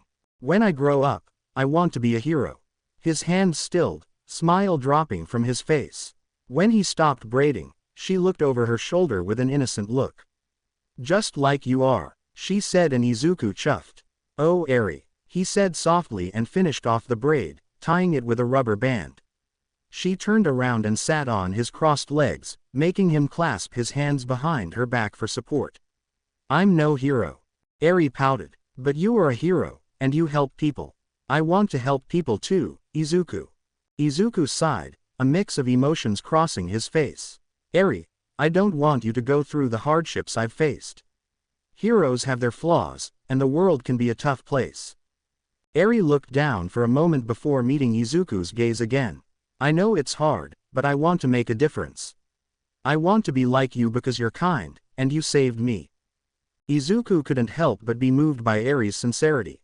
He gently touched her cheek, a bittersweet smile on his face. Eri, if you want to be a hero, I'll support you every step of the way.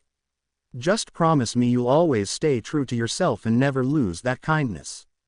Eri nodded with determination. I promise, Izuku. I want to be a hero who helps people and brings smiles, just like you.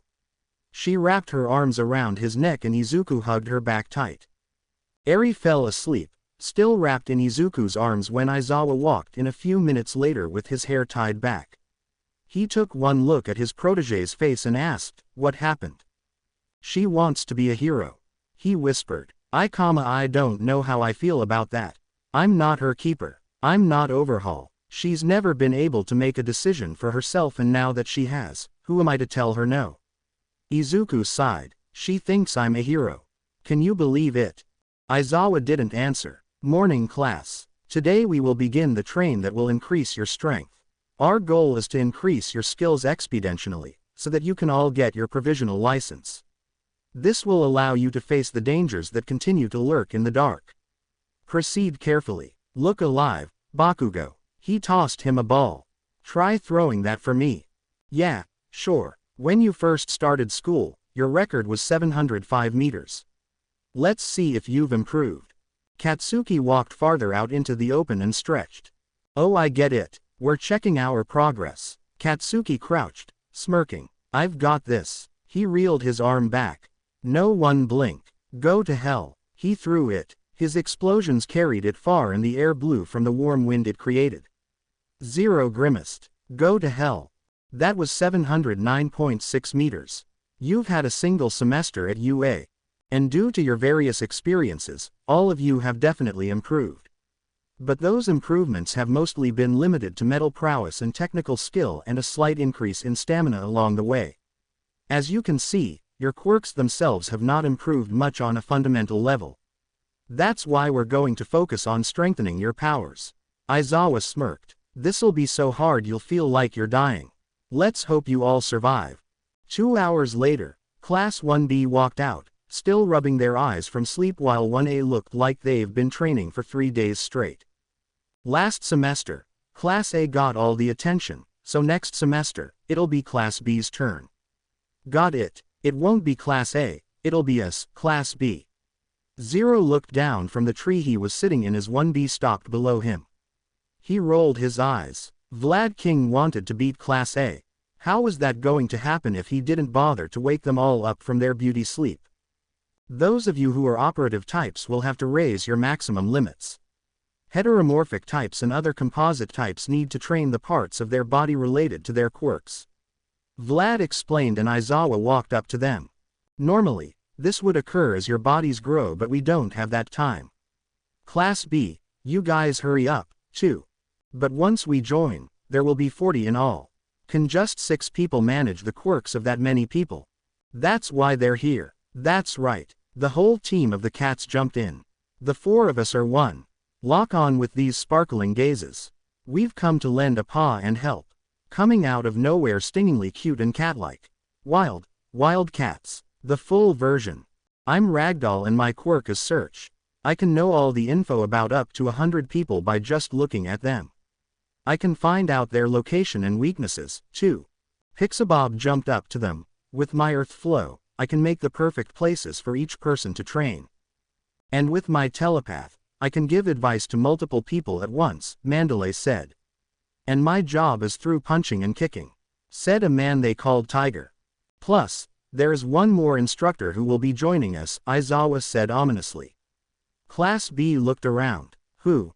Me. The students all jumped and Zero stepped off the tree branch, catching himself with it before dropping the rest of the way down. Is that a gun? You're Zero. Yep, and don't expect me to go easy on you either.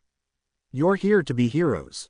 Then you have to earn it, he said with determination, and a shiver slithered down Class B's spine at the slightly savage look in his green eyes. Aizawa had decided to give mercy to the students and let them all get water and relax. After 10 minutes or so, Zero came up front to join the teachers, dropping his duffel bag to the floor. Everyone was instantly on alert, especially when they saw the hint of a smirk in Zero's eyes. All right, everyone, Aizawa announced with his hands in his pockets. Training is not over yet. The only reason you're getting a break is because I had Zero do a little project for you all. He nodded at his teenage partner and Zero ripped the bag open, revealing stacks of notebooks. These notebooks are filled with an analysis of your quirks and fighting styles. They'll list all of your strengths and all of your weaknesses. You think you know the extent of your quirk? Well, you don't. There is so much about your powers that you have yet to discover.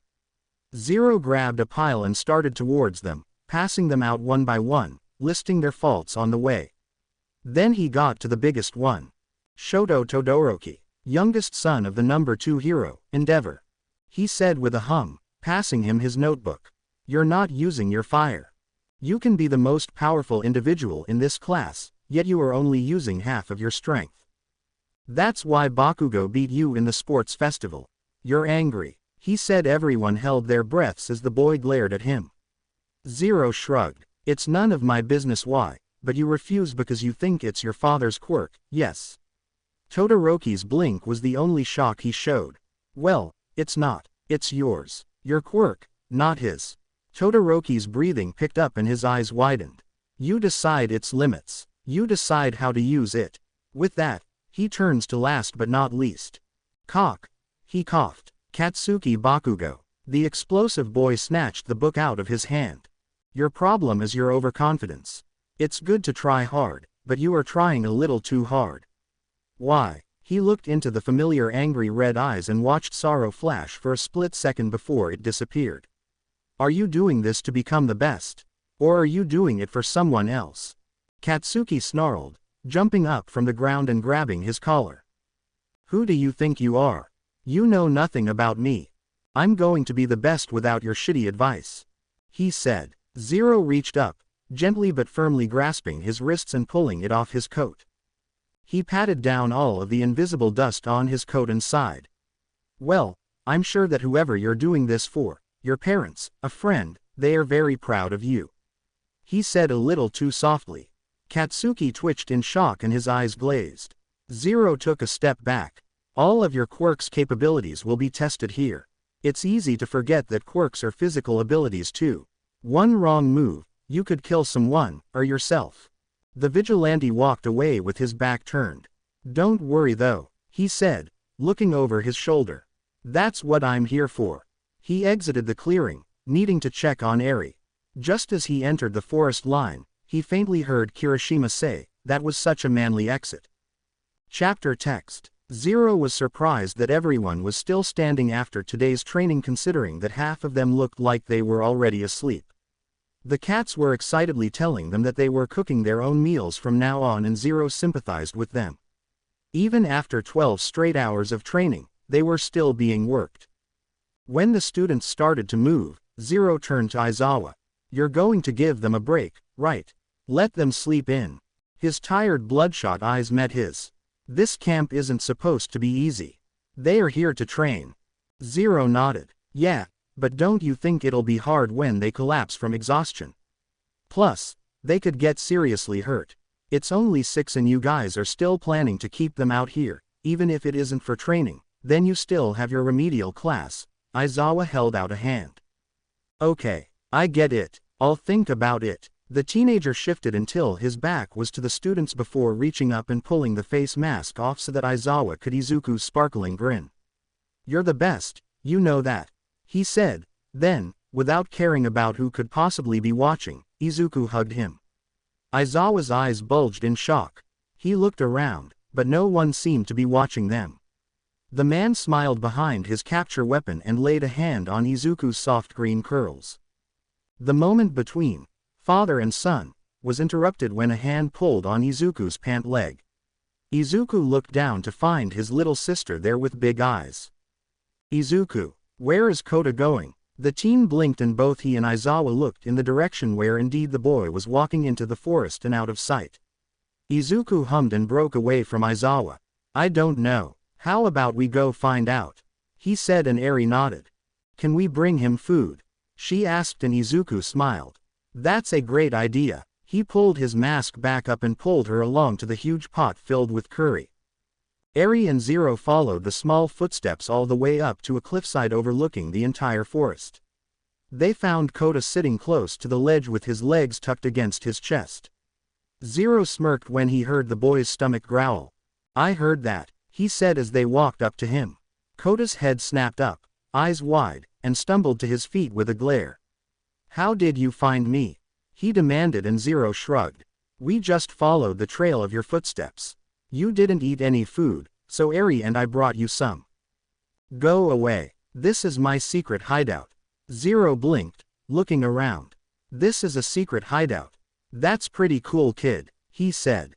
Kota sneered and looked away when Zero offered him the bowl of curry, choosing to sit back down and just let his stomach continue to protest. Zero sighed, sitting with him, Eri coming around to Kota's other side. Your parents were the water hose duo, right?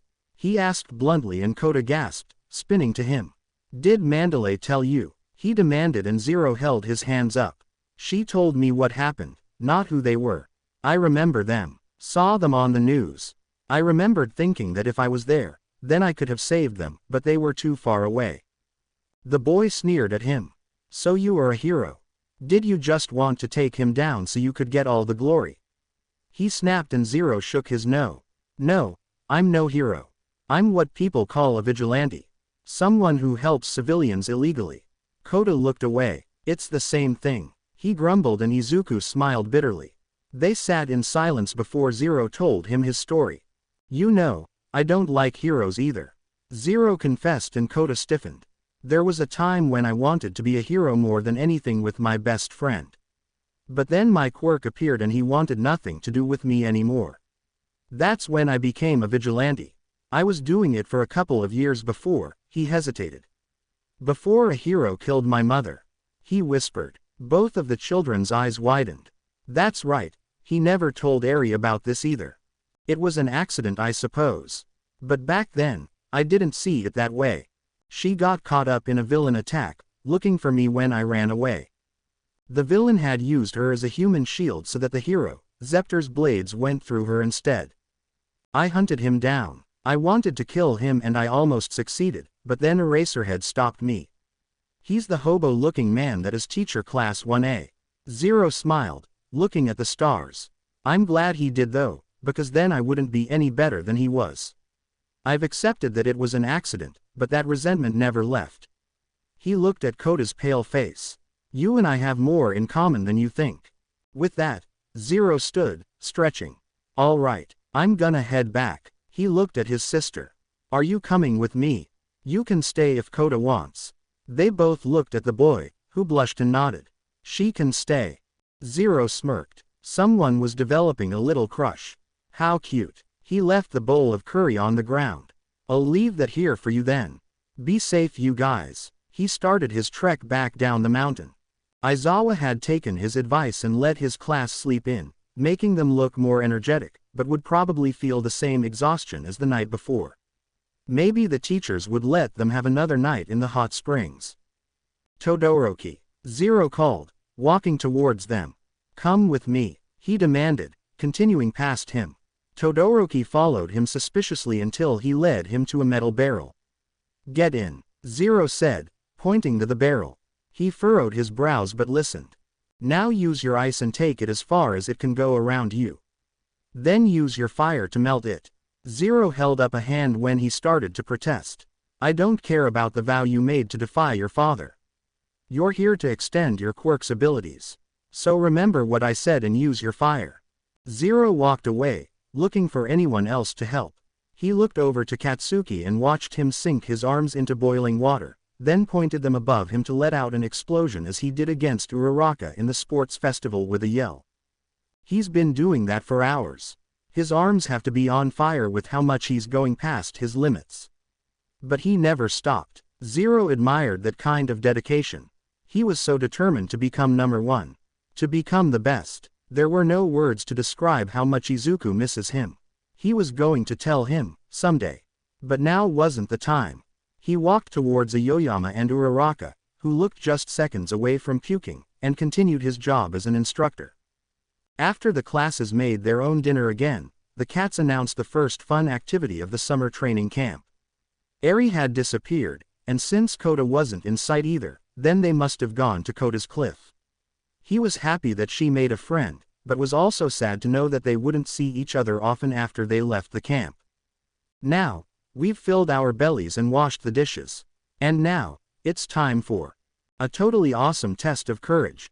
Ashido was almost bursting at the seams with excitement. Not so fast. Aizawa yawned. It pains me to say this, but the remedial class will be having class with me instead. You're kidding me. Sorry. He didn't sound sorry though as he wrapped his capture weapon around the five of them. Your training today didn't impress me, so I have to use this time. Give me a break. Let us be tested. Aizawa ignored them as he dragged them back into the building. Zero snickered. Poor guys. Iida noticed Zero finally alone and approached him with a sense of gratitude weighing on his shoulders. With a deep breath, he gathered his thoughts and walked up to the mysterious Vigilante. Excuse me, Iida began, a mix of determination and appreciation in his voice. I wanted to thank you for saving my brother, Tensai. Your intervention meant a lot to him, and to our family. Zero, still in his distinct costume, turned to face Iida. The masked visage gave away nothing, but there was a subtle acknowledgement in his posture. I don't know who you are behind that mask, Iida continued, but you've earned my gratitude. Tensai told me about the person who came to his rescue, and I felt it was only right to express my thanks directly. The air held a moment of quiet acknowledgement between them, the weight of gratitude and unspoken words lingering beneath the surface. Zero remained silent for a moment, the mask concealing any visible expression. Then, in a low, modulated voice, he replied, saving lives is what I do. Your brother was in danger, and I couldn't stand by. No thanks needed. Zero turned his back to him, watching the group of students try and fail to make food. I hope you continue your vigilant efforts, Iida added, a sense of respect evident in his tone. He bowed. You have our appreciation, Zero. With a respectful nod, Iida walked back. Okay. So Class B will be the first to be the scarers. Class A will leave in pairs every 3 minutes. There are tags with your names written on them in the middle of the route, so bring those back with you. Those being the scarers aren't allowed to make direct contact. Show us how scary you were with your quirks. The class that makes the most people piss their pants with creativity and imagination wins. Ragdoll explained with that ever-present goofy smile. As soon as teams were made and students walked through the forest, it didn't take long for the screams to start. You didn't want to join them? Mandalay asked when she came up next to him leaning up against the tree. Nah, it would have been an odd number, and I'm not a student. But you're still a teenager, aren't you? I can tell by your height and voice. You should be having fun, don't you think? She said, and Zero's eyebrows furrowed, nostrils flaring.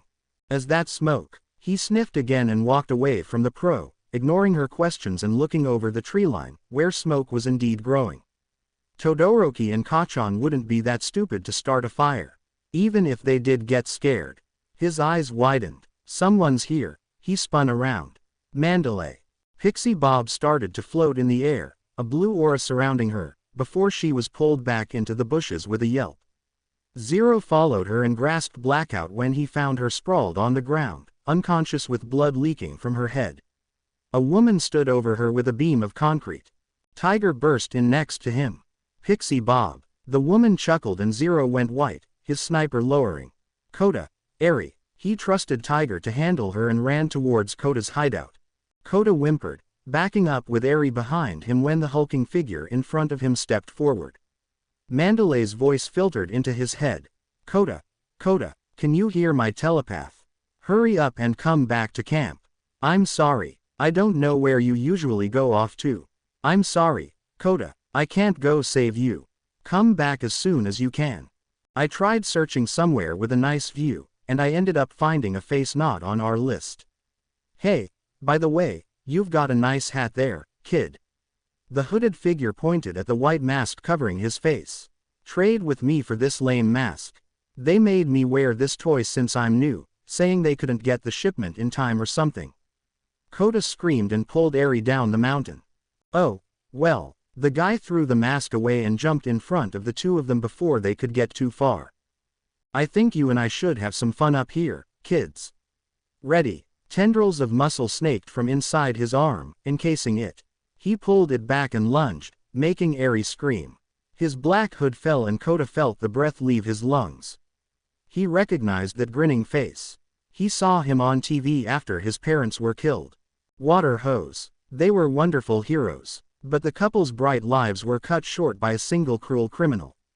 The suspect is still on the run, and police and heroes are on his trail. The suspect's quirk is a simple power-up type, and he is very dangerous. If you see this face, contact the police or a hero immediately.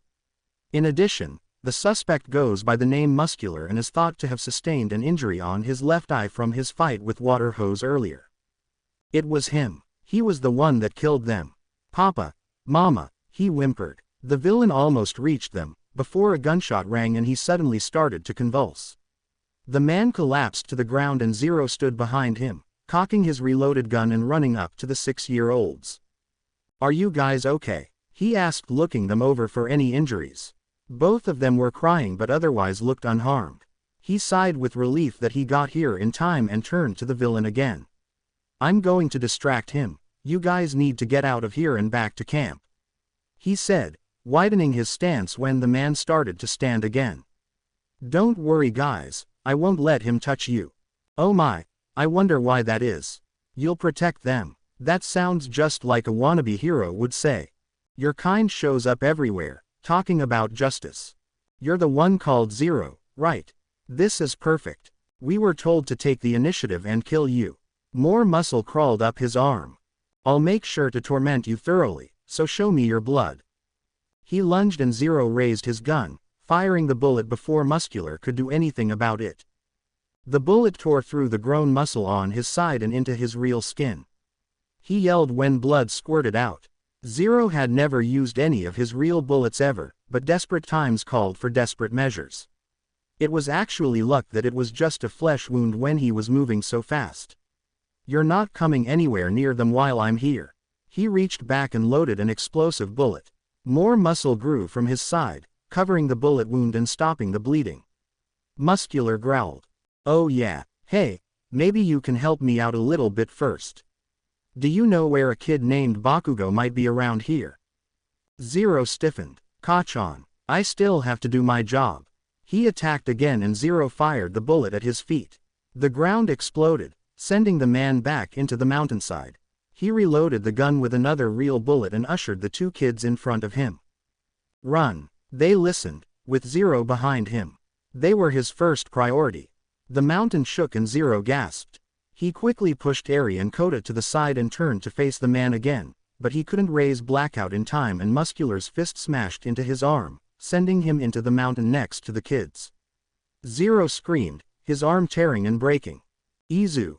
Zero. Eri screamed and kneeled next to him, a river of tears flowing from her eyes. Blackout smacked against the ground next to him. Zero ed in a breath and moved his functioning hand to his damaged arm, wincing when it glowed red. Remember Water Hose, Kota said, trying to distract Muscular from advancing. My mom and my dad. Did you torment them like that, too, before you killed them? Zero's eyes widened. Muscular scrunched his eyebrows, spitting out blood. Huh, seriously, those losers were your parents. Well then, this must be fate. It's thanks to them that my left eye is artificial now. This is all your fault.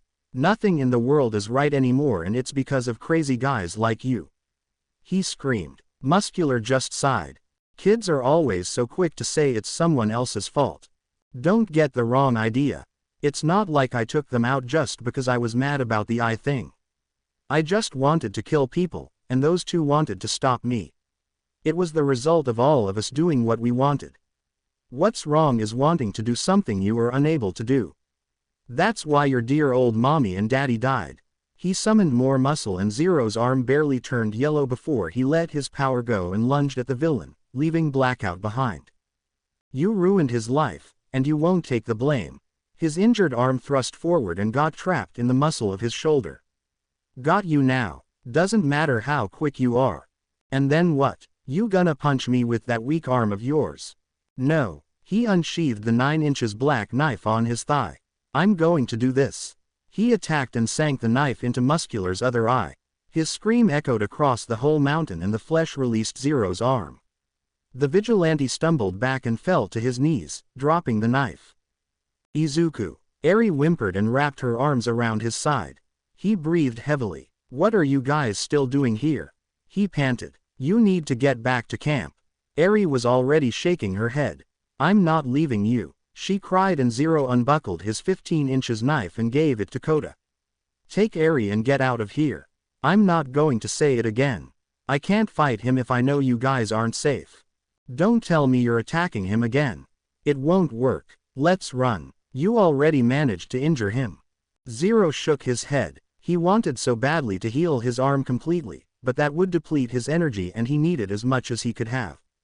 He blinked. Of course. Zero reached into his front pouch and pulled out his new bullet. He tugged his black shirt up and stabbed the small needle into his sternum. Zero grunted from the sharp pain, but his entire body started to glow, and to his shock, he could feel some of his energy returning to him. They watched the torn skin and muscle on his arm stitch itself back together and sighed with relief. Zero stood with his newfound energy. Now go. He pushed them both gently. Go find Eraserhead and get back to camp. I'll be just fine. Just then, Muscular started to groan and stand, now completely blind with blood streaked down from his closed eye. Kota grabbed Eri's hand with a sniffle and they ran down the mountain. Zero watched them until they were no longer in sight. He grabbed his trusty weapon and faced Muscular once again, who ran for him blindly. Zero raised his gun. Bang. Chapter text. I'll look after the other students. Protect them. Aizawa told Vlad, and the whole building shook while Aizawa ran out of the classroom. If it's a full-scale attack, he slammed the door open, taking in the black smoke and forest fire. We're in big trouble. Looks like your concern has you distracted, Eraser. The pro-hero's head snapped to the side as a heavily scarred man in dark clothes and black hair swung a blue-flamed hand in his direction. Vlad. Dobby unleashed his flames upon him. The blue flames disappeared and Dobby smirked at the empty space in front of him, looking at the side of the building where Eraserhead hung by his scarf, quirk activated. Nice move. Dobby attacked again and blinked when his flames didn't flicker into existence. Not so fast. Another part of Eraserhead's capture weapon snapped out and latched onto the villain.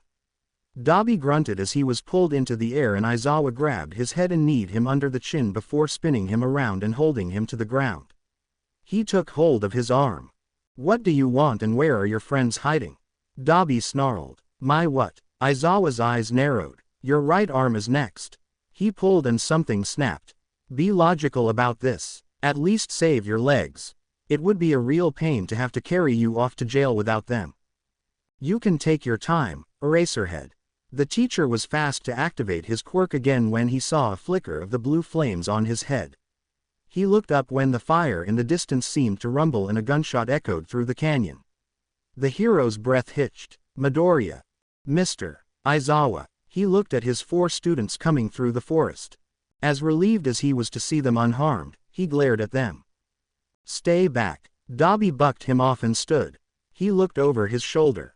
That's exactly the performance I would expect from a teacher at UA. Tell me, hero. Aizawa pulled on his scarf to keep him captured, but his eyes widened when it snapped through his body. You worried for your students? Aizawa gasped. The fire that he shot earlier wasn't his quirk. Dobby grinned at him. I wonder if you can save them in the end. See you soon. Mud slapped to the ground in replacement. Iida and the others ran up to him. What was that? Did he just melt? Mineta yelled and Aizawa sprinted past them. Get inside, I'll be back. He ran into the forest. Honestly, he didn't really know where he was going, but he needed to find any of the children. Mr. Aizawa. He slid to a halt when Eri and Kota ran up to him. He let out a sigh when they were uninjured. Are you both okay? Eri and Kota cried. You have to help him. He's fighting him alone. Kota cried, and it was just then that Aizawa noticed the familiar black knife held tightly in his grasp. His heart stalled and he pointed behind him. Follow my footsteps back to the camp. Do not stop until you get inside. I'll go get him, don't worry. The two children nodded and ran. Aizawa raced up the mountain they had come from. Zero was on his knees, breath coming in short pants as he stared at Muscular's unmoving form, blood a steady stream from the hole in his forehead. It was like a mantra in his head. I killed him, I killed him, I killed him, he's dead, I shot him. The gravel crunched behind him, but he was frozen. He actually killed someone. There was blood on his hands. A hand grabbed his shoulder and turned him away from the body. Zero's ears were ringing, both from the shock and the ear-splitting gunshot that he fired. A calloused hand tilted his chin up, dragging his mask down his face, and Izuku met Aizawa's eyes. His lips were moving, but he couldn't hear a word. Aizawa cupped his face, eyes scanning his body for injuries, but they were already healed. Why? I killed him. Aizawa stiffened. Oh, did he say that out loud? The man looked at the prone villain before back at Izuku, helping him up, grabbing Blackout, and leading him away from the body. Okay. When they were down the mountain, his partner kneeled down in front of him and his hearing started to return as Aizawa shook him. Okay. Midoriya, are you okay? Izuku was nodding before his brain could catch up. He shivered, making the pro rub his arms. Good. That's good. Come on, let's get you back to camp. He stood and pulled on his wrist. Izuku blinked and didn't move. No, they're after Kacchan. I have to find him. I have to help. Midoriya, you're shaking. He couldn't finish. You're not in the right state of mind.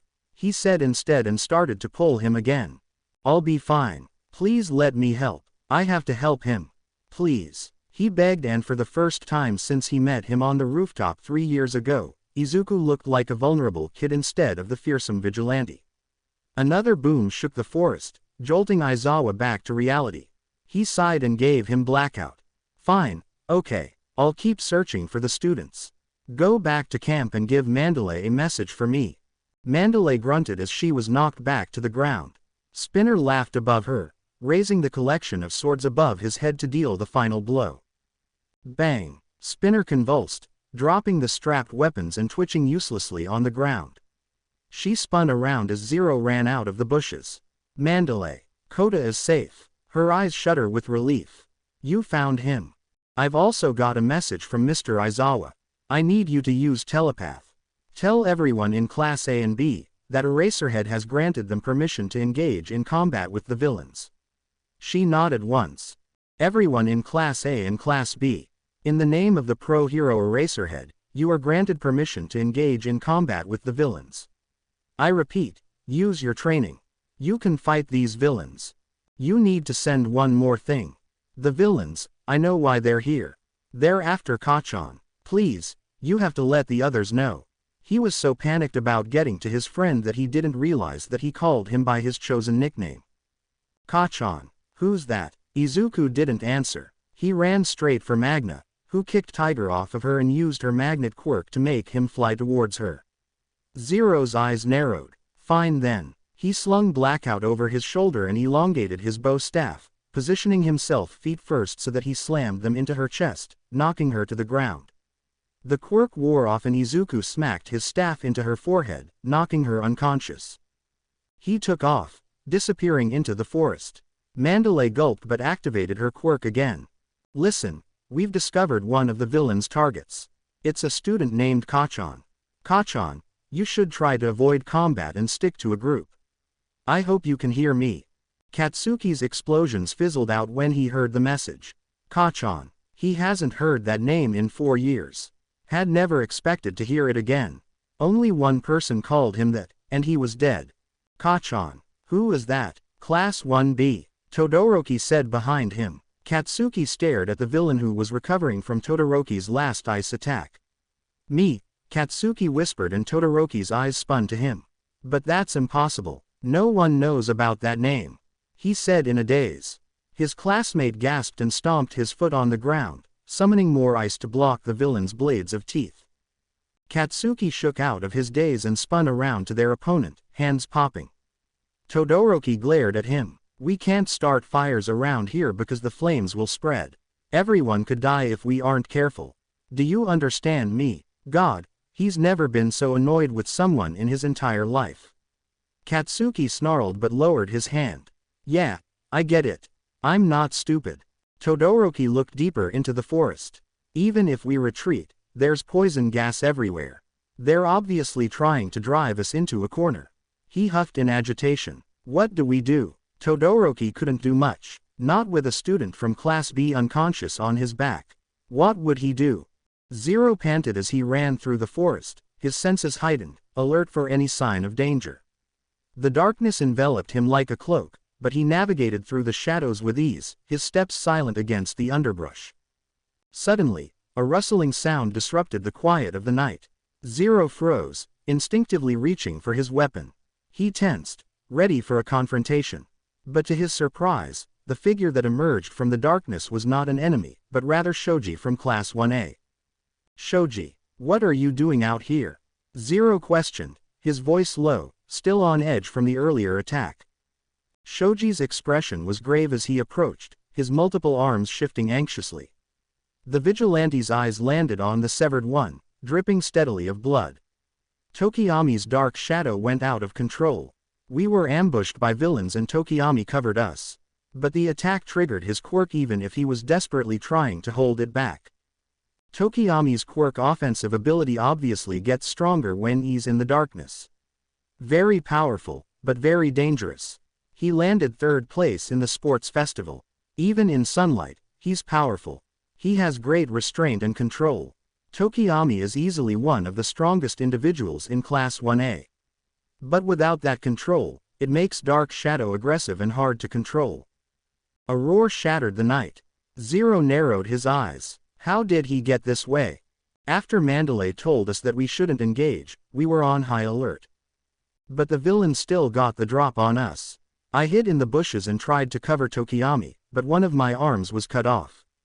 It looks bad, but it's not like it's gone forever. My dupla arms are capable of making duplicates. One of those was cut off. The thing is, he couldn't stand seeing me injured. The quirk he had been suppressing took over. The darker it is, the less control Tokiyami has. I had no idea his quirk could explode like this. It started lunging at any sound it heard with indiscriminate attacks.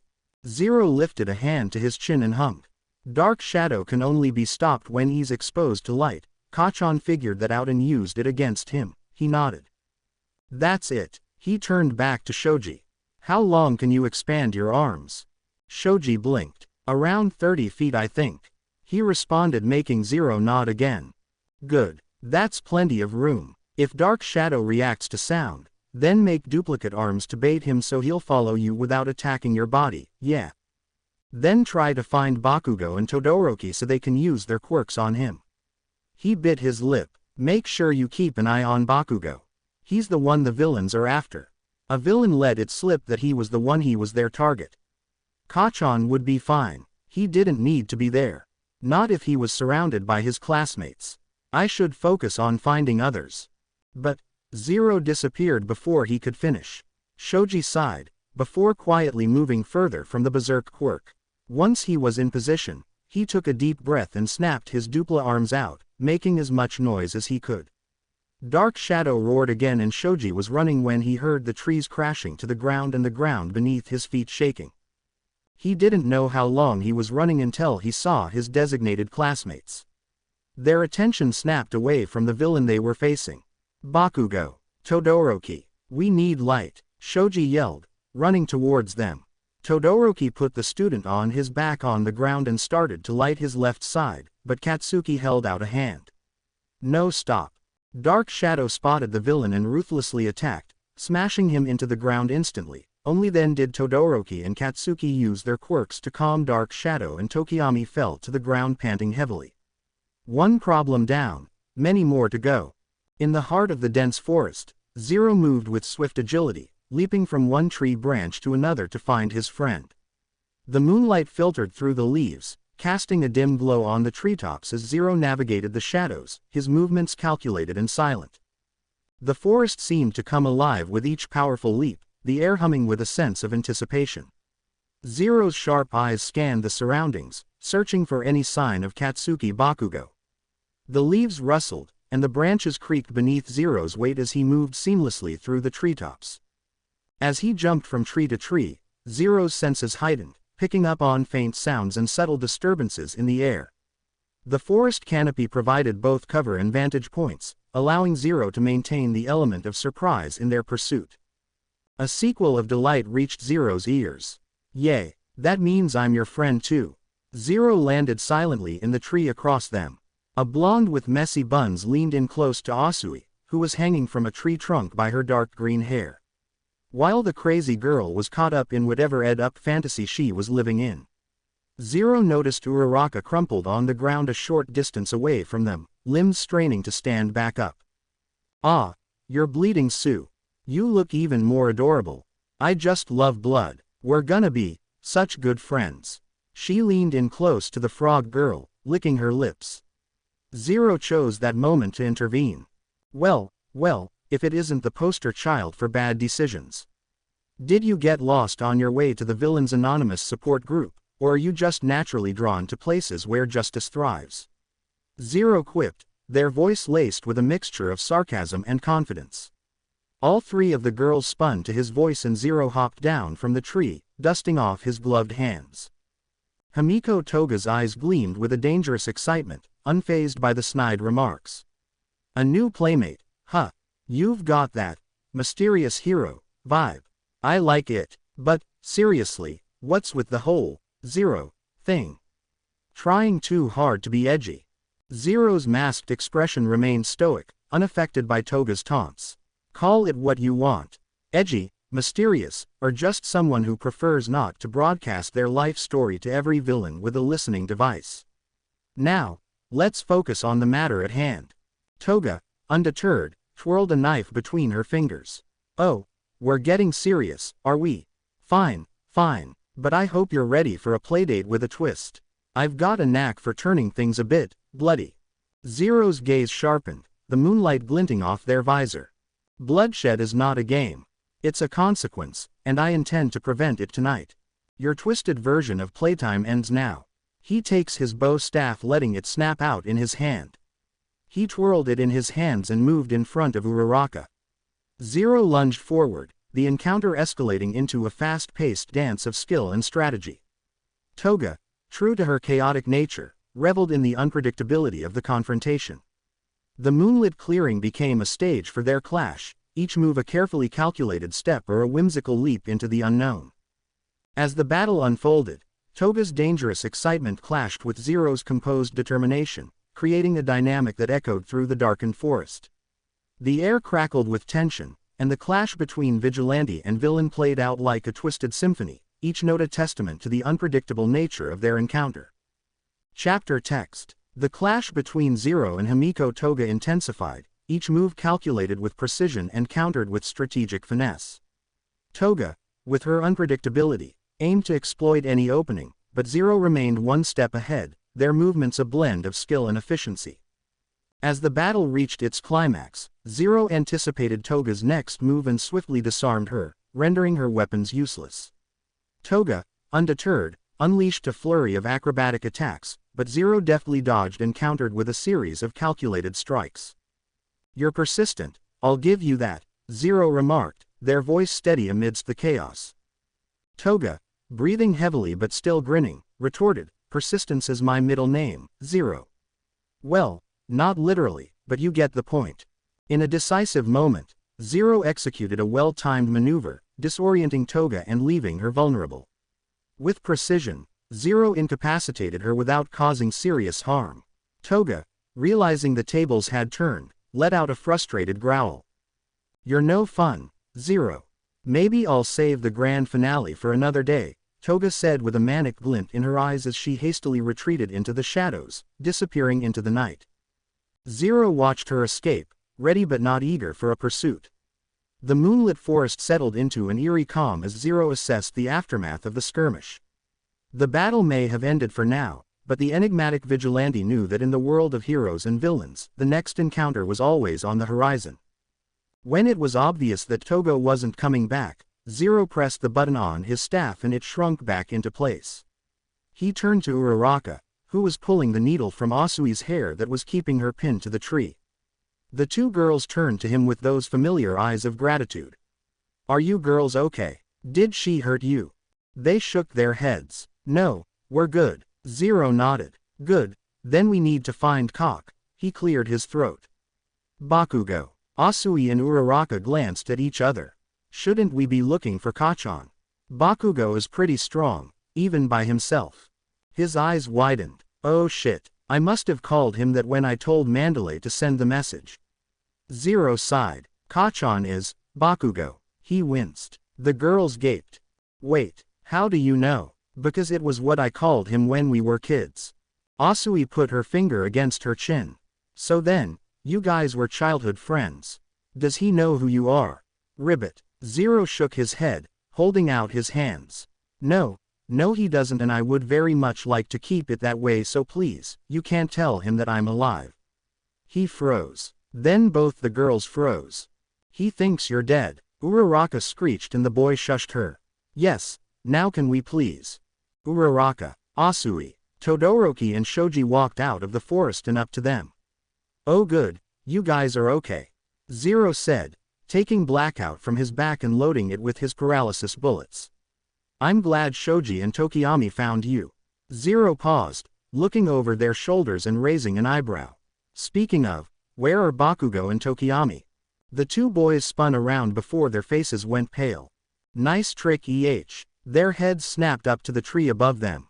A man with a long yellow coat, top hat, and a white and black mask. "I took the lads you're talking about with my magic." He played with the shiny blue marbles in his gloved hand. "A talent like his would be squandered were he to be cast as a hero. We shall provide him with a grander stage where he can truly shine." Zero snarled. "Give them back. Give them back." What an odd thing to say. They don't belong to anyone. They're their own person. Don't be so arrogant. We'll stop you, right now. Todoroki stepped onto the ground, letting ice pillars shoot toward him, but the villain jumped away. "Why the aggression? We merely wish to show him that there are options besides the fanatic world of heroism he's drowning in. Better to choose a path that aligns with your values after all." He snatched two of our strongest classmates without a sound. "What power is this?" Todoroki glared at the villain. "If you're monologuing because you think you've beaten us, you're mistaken." He twirled the marble between his fingers. "A bad habit. I used to be an entertainer, you know. Taking Tokiyami was a bit of improv on my part. When I saw him destroying everything in sight, I decided he should join our troupe." "You can't take them." Zero screamed and lifted Blackout, firing the loaded bullet. The man was glowing before he ever fired and was suddenly gone, making the bullet hit the tree behind him. A blue marble rolled off the branch and hit the ground softly before the man appeared from it. Todoroki shoved the boy on his back into Uraraka's arms and ran to join him. He stomped on the ground and made a huge ice barrier like he did at the sports festival, if not bigger, but the villain jumped away. "Apologies. But sleight at hand and escapology are my specialties, not combat." He disappeared behind an ice spike and appeared with his hand in his pocket before pulling it out and clasping it behind his head. "I'm not foolish enough to fight hero students from UA. Vanguard Action Squad, I've acquired the target. The main show has officially come to a close. Meet me at the retrieval point in the next 5 minutes for the final bow. They're going to take them, our friends." Zero didn't acknowledge them. He just started running after him, vaguely hearing the others following him. Zero slid to a stop, kneeling and setting Blackout on the ground. "Uraraka, you have to make us float, and then Asui, you throw us as hard as you can with your tongue. Shoji, hold me and Todoroki, and use your quirk to correct our trajectory in the air." Measure the distance with your eyes Uraraka, and when the timing looks right, release us. Zero, Shoji, and Todoroki all went back to back, letting Asui wrap her tongue around the three of them, and Uraraka activated her quirk, making the three of them float. Alright, Sue. Uraraka backed off and Asui tossed them into the air in hot pursuit after the yellow coat villain. When they got above him, they felt the weightlessness of Uraraka's quirk disappear and they all kicked the villain to the ground. He let out a startled scream and the three teenagers slammed him into the ground, making a crater from the impact. Give Bakugo and Tokiyami back to us. Zero commanded. Dabi's hand started burning with blue fire. Out of the way, compress. The villain underneath them glowed and a blue marble replaced him. Dabi attacked them and the three got out of the way before the fire reached them directly, but Zero and Shoji yelled when the fire just barely licked their skin and their arms were burning. Zero, Shoji. Todoroki attacked with his ice when Twice jumped towards him. Zero dodged the silver capsule when it shot towards his face. Togo jumped into the air and knocked the Vigilante onto her back. I've been thinking since I fought you, Zero. She slid a knife out of her sheath, making Zero gasp. That you'd be so much cuter if you just bled a little. Togo brought the knife down. Zero. Shoji's dupli arms swiped in front of him and knocked the girl off of him. Togo yelped and slid across the ground. She was silent for a few moments before she glanced up, rage swimming through her golden eyes. So that's how it is. You wanna be between us. She squeezed the knife hilt harder and Izuku stood extending his bow staff again. Now would really be a good time for the knife he gave to Kota. Give me all you got. Twice yelled in a gruff voice and cut through the ice with the flexible weapon in his hand, landed on the flat of it and his voice got higher. Hey, man, cut me some slack. The sudden change in attitude sent Todoroki reeling. What the hell is with this guy? In the crater, compress grew from the marble. I can't believe you wrecked my exit. Unrehearsed amateurs, he grumbled, walking to Dabi. Did you get Bakugo? Dabi asked and compress reached into his pocket. Of course I did, but he stilled when he felt nothing there. Zero, Todoroki, we're done. He gave away his best trick. I'm not sure what your quirk is, but it has to do with those little marbles, right? Shoji stood and lifted his hand, 2 marbles held inside. So I'm guessing these are Tokiyami and Bakugo. You rescued them. Oh ho ho. Compress laughed. We'll color me impressed. Just what I'd expect from someone with so many hands. The teenagers ignored them and ran away. Todoroki created an ice barrier to block them. Right. Nice job, Shoji. Dabi growled, holding out a hand. Moron. No. Compress stopped him. Zero gasped when a mutated creature slipped from the forest. A Nomu. They changed directions and a black and purple mass appeared in front of them. This guy. He was at the USJ. It's been 5 minutes since the signal. Let's go, Dabi, Kurogiri said. Toga and Twice disappeared through the mini gates next to them. Compress started walking too. Hold on. We're not leaving without the kid. Don't worry. They were so proud of themselves, rooting through my pockets, that I thought I'd let them gloat. Compress said smugly. His smug statement caught their attention. Compress turned back to them. But allow me to explain the basic rules of magic. He reached up, removed his top, and grabbed his mask. If I'm flaunting something shiny, it means there's something else I don't want you to see. He slipped the mask to the side and opened his smirking face, revealing 2 blue marbles on his tongue. This time, they could see Katsuki's and Tokiyami's bodies trapped inside. They gasped. He's got them. Compress snapped his fingers and the marbles in Shoji's hand exploded. Is that my ice? That's right. During the freezing attack, I prepared dummies and slipped them into my right pocket. Zero snarled, running back towards them, Shoji and Todoroki close behind. Damn it. His voice cracked from desperation. Compress slipped his mask and hat back on, sinking into the warp gate. A little bit of misdirection. I do so adore a twist ending. One last bow, and then the curtain fa. A familiar sparkling beam of light shot out from the bushes and hit Compress's mouth. The villain choked and the marbles fell from his mouth. Zero glanced to the side and noticed Aoyama cowering behind the bushes. He'd have to thank him later. Shoji reached out and grabbed one of the marbles, while Todoroki reached for the other. He was almost there. So close. He closed his wrist around the marble and Dabi's hand snatched it before him. Todoroki went white. Well, isn't that a shame? Poor little Shoto Todoroki. The dual-haired colored teenager skidded to the ground. Confirm it now. Release them. Dabi commanded and Compress sank back into the warp gate. That laser ruined my finale. He snapped his fingers and Tokiyami came flying out of Shoji's grasp and Katsuki in Dabi's, who grabbed him by the neck. Dabi smirked. Checkmate. Kachan no. The blonde boy's eyes widened at the name. He stared at him, at the shining emerald eyes that haunted his mind every day. Zero reached out a hand, the sleeve of his shirt riding up and revealing the orange and black twin bracelet to him. Katsuki choked, not from Dabi's hold on his throat, but from the revelation that his best friend was actually alive.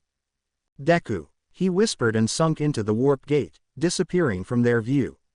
Zero collapsed on the other side from where the warp gate once stood. Deku, he failed. Izuku failed. Ah.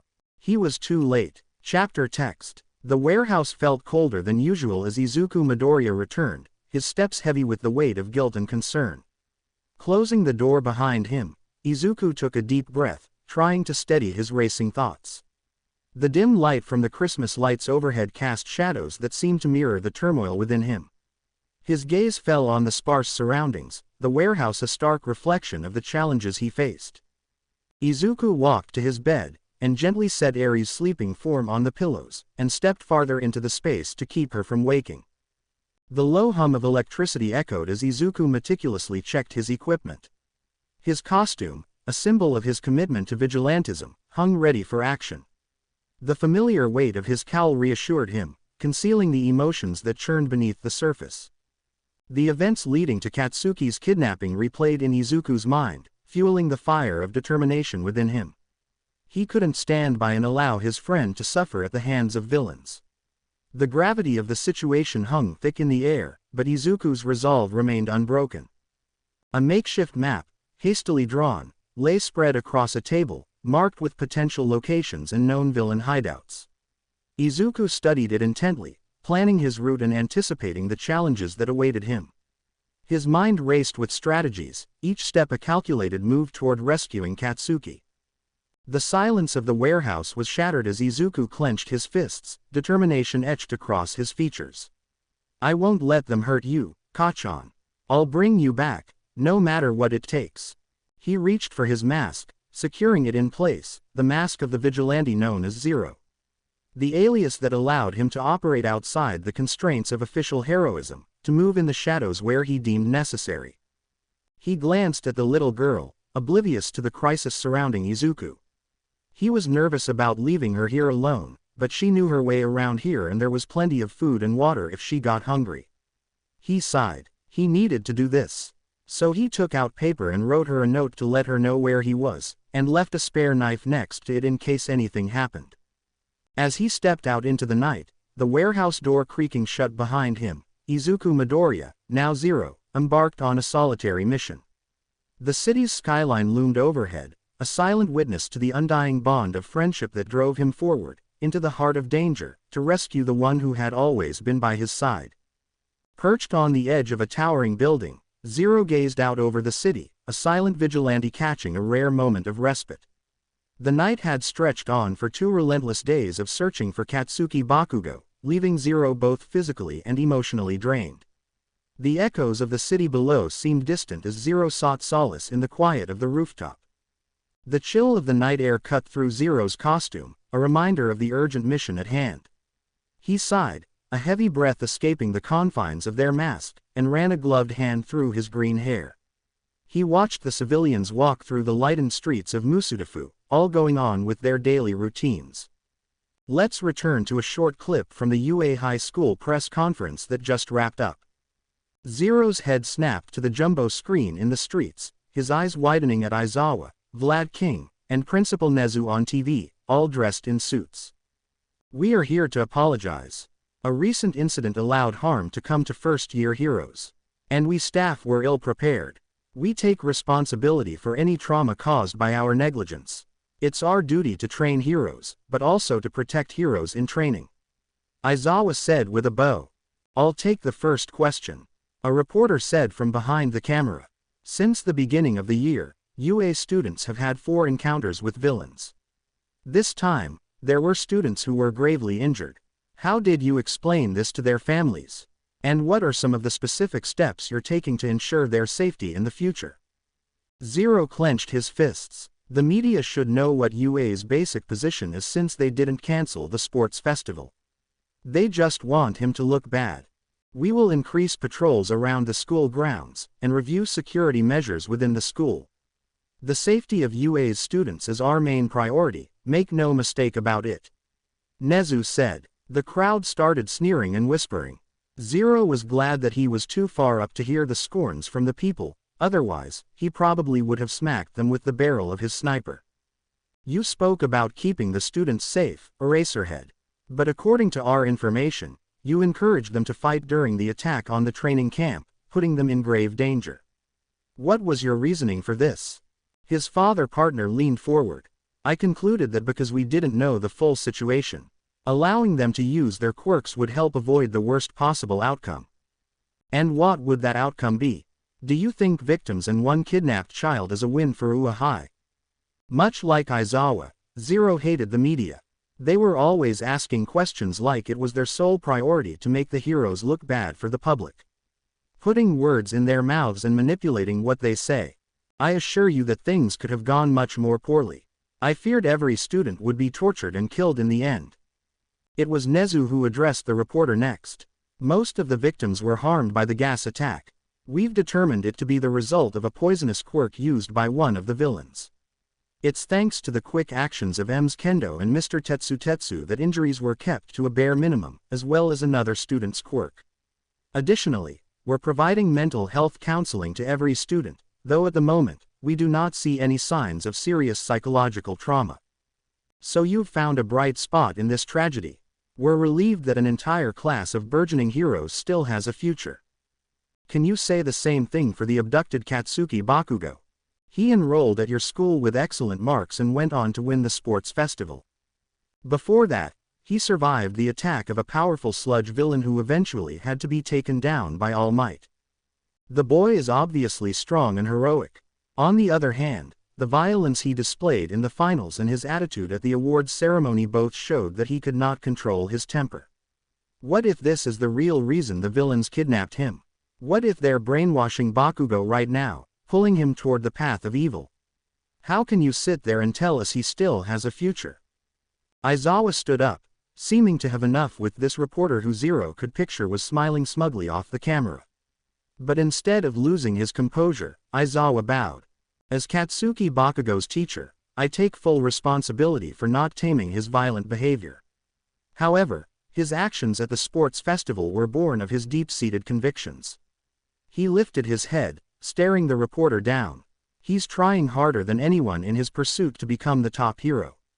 If the villains think they have a chance with him, then they are grossly mistaken. I can guarantee you that much. The reporter sneered. That doesn't amount to real evidence, though. I didn't ask you how you feel, I asked you if you had concrete information. We're doing our best with the intel we currently have available. I have no doubt the police will break this case very soon. We won't rest until our missing student is returned to UA. Nezu said firmly. Zero smirked when no more questions came from the reporter. They were confident in their ability to find Katsuki just as much as he was. He stood from the ledge and stretched. He grasped his grappling hook and put his finger on the narrow tongue of the trigger, but didn't fire. His attention snapped down to where 4 poorly concealed UA students were running from the crowd. Zero raised his eyebrows and started jumping from rooftop to rooftop, the darkness keeping him invisible. When they stopped to catch their bearings away from the civilians, he jumped down behind them, still concealed in the shadows. They huddled close together, discussing more of whatever plan they were brewing. Zero's eyebrows furrowed. What are you 4 doing? They all jumped away quickly, getting into a fighting stance, and Zero emerged from the shadows with a frown. They all relaxed and Kirishima stepped forward. Zero, we want to help too. We've been talking and have been trying to find you. With your help, we can definitely get Bakugo back. He figured that's what they were doing. Zero regarded the determined group of students with a mixture of acknowledgement and concern.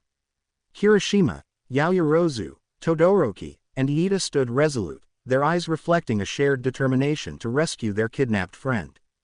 "You're still students," Zero said, his voice tinged with caution. "This isn't a training exercise, it's a dangerous situation involving real villains."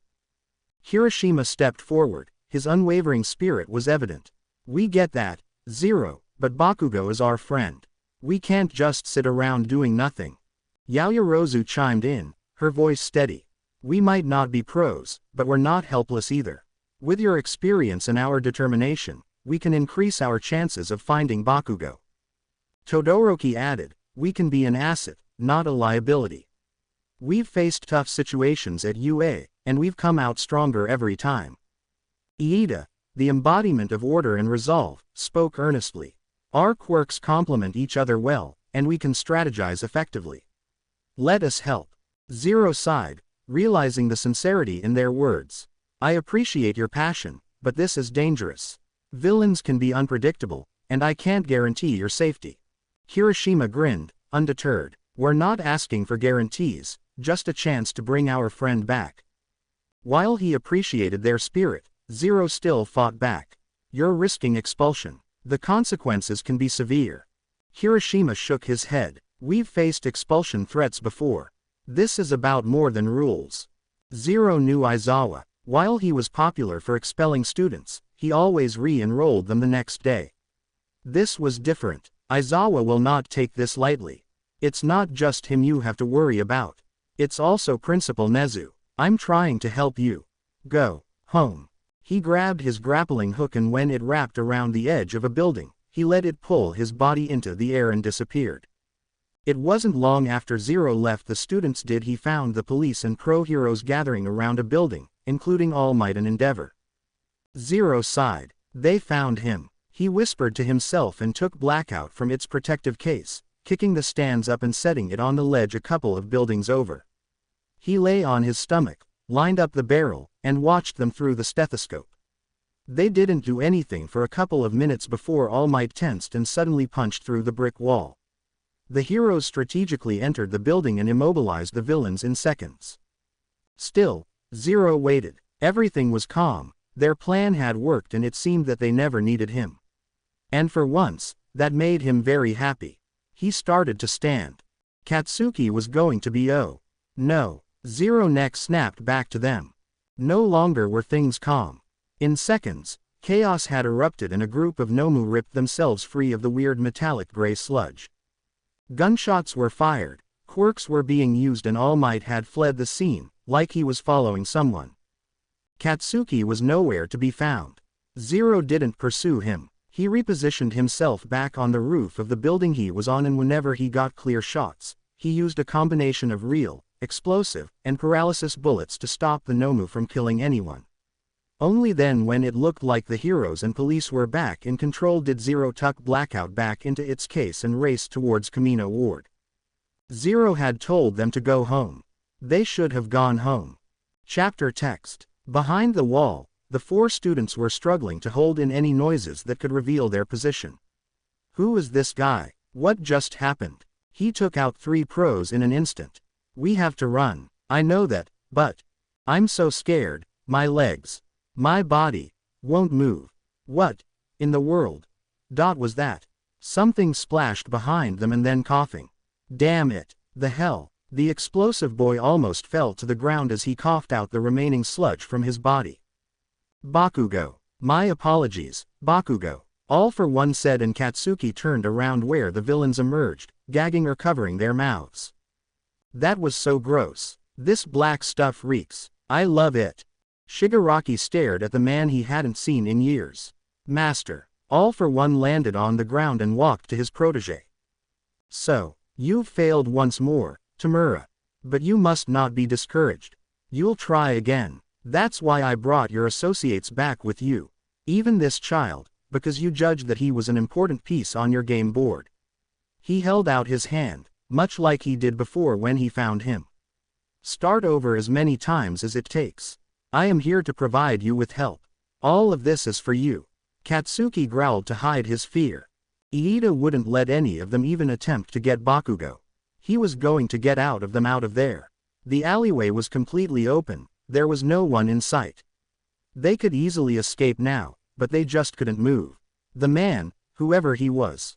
His aura was anything like he had ever felt. His body felt exactly how it did when Stain had paralyzed him. He was helpless. They couldn't do anything. Ah, there you are. The four of them tensed in fear, but it wasn't them he was speaking to. They slowly and cautiously peeked over the broken wall where All Might and All for One were face to face. "I'll have you return my student, All for One." All for One tilted his head. "Have you come to kill me a second time, All Might?" The air around them exploded, making Katsuki and the villains fly back. Even behind the wall, the four of them felt the force of it. All for One was still standing when the dust cleared, wiping dirt off his suit. "It took you long enough to find us. It's only 5 kilometers from the bar to here, and yet it was at least 30 seconds after I sent the Nomus that you arrived. You've gotten weaker, All Might. You're one to talk, it's kind of difficult to ignore that fancy life support mask you've got on. Aren't you overexerting yourself?" All Might hopped in place. "I won't repeat the mistake I made 5 years ago. You hear me? I will take young Bakugo back. And I will make certain you're locked up for the rest of your sad life. Right along with your despicable league of villains." He spat and jumped towards him again. "Sounds like you've got your work cut out for you. This will be hard for us both." He extended his arm and it was suddenly growing larger before it exploded and All Might was thrown back into the building behind him. All for One looked at his now deflated arm. Air cannon plus spring-like limbs. Kinetic booster times 4. Strength enhancer times 3. What a delightful combination. Maybe a few more enhancers next time. Katsuki stood, staring toward where All Might disappeared though. "All Might. Don't you worry," All for One said. "It'll take more than that to kill him. Get off the battlefield, Tamura. And take that child with you." His fingertips went red and black and sharp blades shot out, embedding themselves into the unconscious warp gate. "Kurogiri. Warp them away." Magna crawled over to Kurogiri. "Be careful, one of the heroes messed with him and he's unconscious. I'm not sure what's going on, but if you can teleport, why don't you get us out of here?" "My warp power is still new, Magna. There is much I need to learn about it. Its distance is limited, and while he can teleport to specific coordinates, I only transport people to and from my own location. Or, with focus, to from someone I am very familiar with. That is all. It's easier to have Kurogiri do it." A huge warp gate opened behind them. Forcible quirk activation. "Leave this place." Shigaraki tensed. "What about you?" A yell from farther away and All Might was attacking again. All for One floated back into the air. "You're not thinking, Tamura. There remains much room for you to grow. You're mine." All Might punched him and All for One blocked it again with his arm. "Let's go, Shigaraki," Compress said as he turned Dabi into a marble for easy transportation. While our masked lead is keeping All Might entertained. "Claim your prize." Katsuki snapped at attention to them as they all surrounded him. He smirked, ready for the challenge. This is gonna be fun." Hearing that, All Might pushed his nemesis out of the way and held out his hand to the teenager. "Young Bakugo, don't." He grunted and dodged the red and black blades. On the building on the opposite side of the students, Zero rolled to a stop on top of all the gravel on the roof. He groaned from the impact but got to his knees and watched the two most dangerous and most powerful humans fight. His eyes found Katsuki, who was struggling to avoid all of the League's attacks. All Might couldn't fight with his full strength if Katsuki was there to get caught in the crossfire. With a yell, All Might smashed into the building he was on, making Zero lose his balance and fall on his back. He hooked his arm over the ledge again and pulled himself up. Maybe if I try to take Shigaraki and the others out, Kachan might stand a chance at getting out of there. It was a long shot, but he had to try. He reached back to grab Blackout's case but was interrupted when a huge ice glacier destroyed the wall behind Katsuki and out came Kirishima, with Iida and Todoroki supporting him from behind, using their fire and engines to speed themselves up and into the sky. Zero huffed. "I should have known that they wouldn't listen." Kirishima held his hand out. "Come on." He screamed and Katsuki listened. With a yell, Katsuki let out his strongest explosion, propelling himself up to his friends. Zero was pretty impressed. They never fought anyone and they were out of range from any of All for One or All Might's aftershocks. He looked back over the edge to see Magna getting ready to send Compress up to the sky. Zero wasn't about to let that happen. He left the sniper's case on the roof and backed up to give himself a running start. "Watch out, he's coming," Todoroki yelled to them over the wind when he saw the villain flying towards them. Hiroshima growled and looked back ahead, willing themselves to go faster. His eyes widened though, when a familiar boy ran towards them. "Guys," he yelled and everyone looked up where Zero jumped off the edge of the roof below them. Even under the mask, they could see the smirk that stretched across his face as he gave them a salute and twisted in the air, tackling Compress and sending them both back to the battlefield. Katsuki stared at him until they landed back on the ground, kicking up a huge dust cloud. His heart jumped to his throat. "Deku," he whispered as they disappeared over the building. "Is that really you?" Zero made sure that Compress took the brunt of the impact like at the camp. The poor guy stayed on the ground, groaning while Zero hopped up. "Woo, that was a rush." He tilted his head at Compress. "I guess they didn't cover mid-air takedowns 101 feet in your villain training program, did they?" Shigaraki scowled, irritated by the interruption. "You again, always sticking your nose where it doesn't belong." Zero crossed his arms, an air of confidence in his stance. "Just trying to keep the city safe from your handy work, Shigaraki. Maybe consider a career change. Villainy doesn't seem to be your strong suit." He taps his chin. "I hear that prison is always looking for more people." Shigaraki started to shake and scratch his neck until it bled. "You little pest, you think you're so funny. How about I dust away your throat and we'll see just how much of a smartass you are then." He, as well as Spinner, Toga, and Magna, formed a circle around him. Zero extended his bow staff and pressed the button near the top for the small blade on the end to snap out. Amidst the chaotic battleground, Zero gracefully twirled a bow staff, facing off against the four villains. The night air hummed with tension as the four of them eyed the enigmatic Vigilante. Zero's voice, dripping with sass, cut through the tumultuous atmosphere. Well, looks like I stumbled upon the League of Extraordinary Antagonists. Did you guys come up with that name yourselves, or did you hire a villain marketing consultant?" Shigaraki scowled, his irritation evident. "You just don't know when to quit, do you?" Zero grinned beneath the mask. "Quitting is for amateurs, Shigaraki. Now, let's see if your little team can keep up with my dance moves." The clash began in earnest. Zero moved with fluid precision, parrying Spinner's strikes, deflecting Magna's magnetic attacks, and engaging Shigaraki in a dance of blades and quirks. Each movement was a calculated step, and the bow staff became an extension of Zero's wit. As the battle raged on, Zero continued needling the villains with snarky remarks. "Spinner, did you choose that name because..." Spinner sounded more menacing than Lizard Fanboy. Spinner gritted his teeth, swinging his sword with increased aggression. Meanwhile, Zero effortlessly switched between offense and defense, taunting Magna. "Magna, darling, your magnetic personality could use a bit more charm. Maybe a makeover." Magna scowled, her irritation growing. "You won't be so smug for long." Toga, with her characteristic glee, brandished a knife, her eyes gleaming with excitement. "Oh, Zero, you're just my type. Let's play a little, shall we?" Zero smirked behind the mask, their tone laced with taunting sarcasm. "Ah, Toga, the poster child for stable relationships. I hope your love life is as sharp as that knife." Toga lunged forward, her movements erratic and unpredictable. Zero deftly dodged each strike, maintaining a composed demeanor.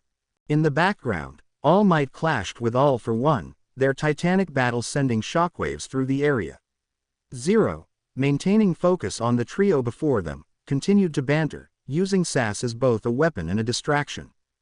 In the midst of his intense battle against All for One, All Might couldn't help but spare a moment to glance toward the spectacle unfolding in the distance. His eyes narrowed with both concern and intrigue as he observed Zero, the mysterious Vigilante, engaging in a spirited fight against Shigaraki, Spinner, and Magna. The mighty clash of blades and quirks resonated through the air, and All Might couldn't deny the skill and tenacity displayed by the enigmatic hero. Zero's agile movements and strategic use of a bladed bow staff painted a picture of a hero who not only fought with physical prowess but also possessed a sharp mind. As a particularly daring move from Zero drew a smirk from the symbol of peace, All Might found himself momentarily distracted from his own battle with All for One. The relentless banter and snarky comments exchanged between Zero and the League of Villains added a unique flavor to the chaos, creating a dynamic within the fight that caught All Might's attention. All Might, All for One sneered, seizing the opportunity to strike while his opponent was momentarily diverted. However, All Might swiftly refocused, parrying the attack with renewed determination. "Impressive, isn't it?" All for One taunted, gesturing toward the distant skirmish. "Your precious society giving rise to new heroes, each with their own brand of justice." All Might, undeterred, replied with unwavering conviction, "That's the beauty of heroism, All for One. It adapts and evolves, and new champions rise to meet the challenges of each era." Katsuki and his friends walked through the tense crowd and pushed themselves to the front of the jumbo screen in the middle of the city, watching a reporter broadcast both All Might's and Zero's fight. He didn't focus his attention on All Might though. It was the boy fighting three people at the same time. A myriad of conflicting emotions churned within him. The reporter's frantic commentary echoed through the city streets, only focusing on All Might's battle. A knot formed in Katsuki's stomach as he grappled with the possibility that Zero might be someone he once thought was lost forever, his childhood friend, Izuku Midoriya. The very friend who, according to everyone's knowledge, had met an unfortunate end. Could it really be him? Katsuki whispered to himself, his eyes narrowed as he scrutinized the screen. The silhouette of Zero moved with an unfamiliar agility. The doubts gnawed at Katsuki's mind, conflicting with the grief he had carried for so long. He recalled Izuku's determination, his dreams of becoming a hero, and the memories they shared as children. Katsuki's fists clenched. "No way, Izuku," he questioned, his voice barely audible over the city's hum. The possibility of Izuku being alive and donning the mantle of Zero clashed with the reality he had accepted. A surge of conflicting emotions overwhelmed Katsuki as he continued to watch the battle unfold. The uncertainty lingered in the air, a mystery that added another layer of complexity to an already tumultuous moment. Amidst the chaotic battleground, Zero continued his relentless fight against the League. The moonlit night bore witness to the intense clash, the air charged with tension as blades clashed and quirks collided. When it looked like none of them were getting anywhere, they all came to a stop, breathing heavily. Shigaraki's fingers twitched with unconcealed irritation. "You think you can stop us, little vigilante?" Zero raised an eyebrow, his tone dripping with sarcasm. "Oh, I don't just think it, I know it. But nice try, mister, my hands are more dangerous than my tantrums." Toga, her eyes glinting with manic excitement, brandished her bloodied knives. "Ooh, a feisty one. I like that." Zero chuckled. "Sorry sweetheart, but I'm not into crazy exes." Spinner, with his reptilian demeanor and menacing blade, hissed, "You're out of your league, kid." Zero smirked, twirling his own weapon in response. "Says the lizard with a butter knife." Magna, her magnetic powers crackling with lethal intent, taunted, "You'll regret crossing paths with us, hero." Zero rolled his eyes. "Trust me, I've made worse mistakes. Like forgetting to buy milk." With calculated precision, Zero executed a series of swift maneuvers, exploiting weaknesses and countering the villain's attacks. Toga's manic enthusiasm, Shigaraki's decay, and Spinner's blade were met with the seasoned skill of the enigmatic vigilante. In a decisive moment, Zero capitalized on an opening. He exploited all of their visible openings quickly, but not without the sharp cold steel of Toga and Spinner's blades cutting through his flesh and Shigaraki's uncoordinated attacks scraping his black clothes, decaying them instantly. The moonlight reflected off Zero's mask as they surveyed the defeated villains, their injuries minimal but incapacitating. "Looks like the League of Villains needs to work on their teamwork," Zero remarked, a touch of sardonic humor in their voice as they stood victorious. In the background, the monumental clash between All Might and All for One continued, the echoes of their battle reverberating through the city. The fate of heroes and villains hung in the balance, the struggle between light and darkness playing out on multiple fronts. His legs shook with exhaustion, but now wasn't the time to rest. He backed up after he deemed it a safe distance away from the battle between All Might and All for One. Everything was riding on All Might now. He had to win, for the sake of this city and the people residing in it. Chapter text. You have so much in common with Nana Shimura, the utter waste of a human who passed one for all onto you. All for One taunted. No matter how hard All Might was trying, his muscle form kept getting smaller and smaller.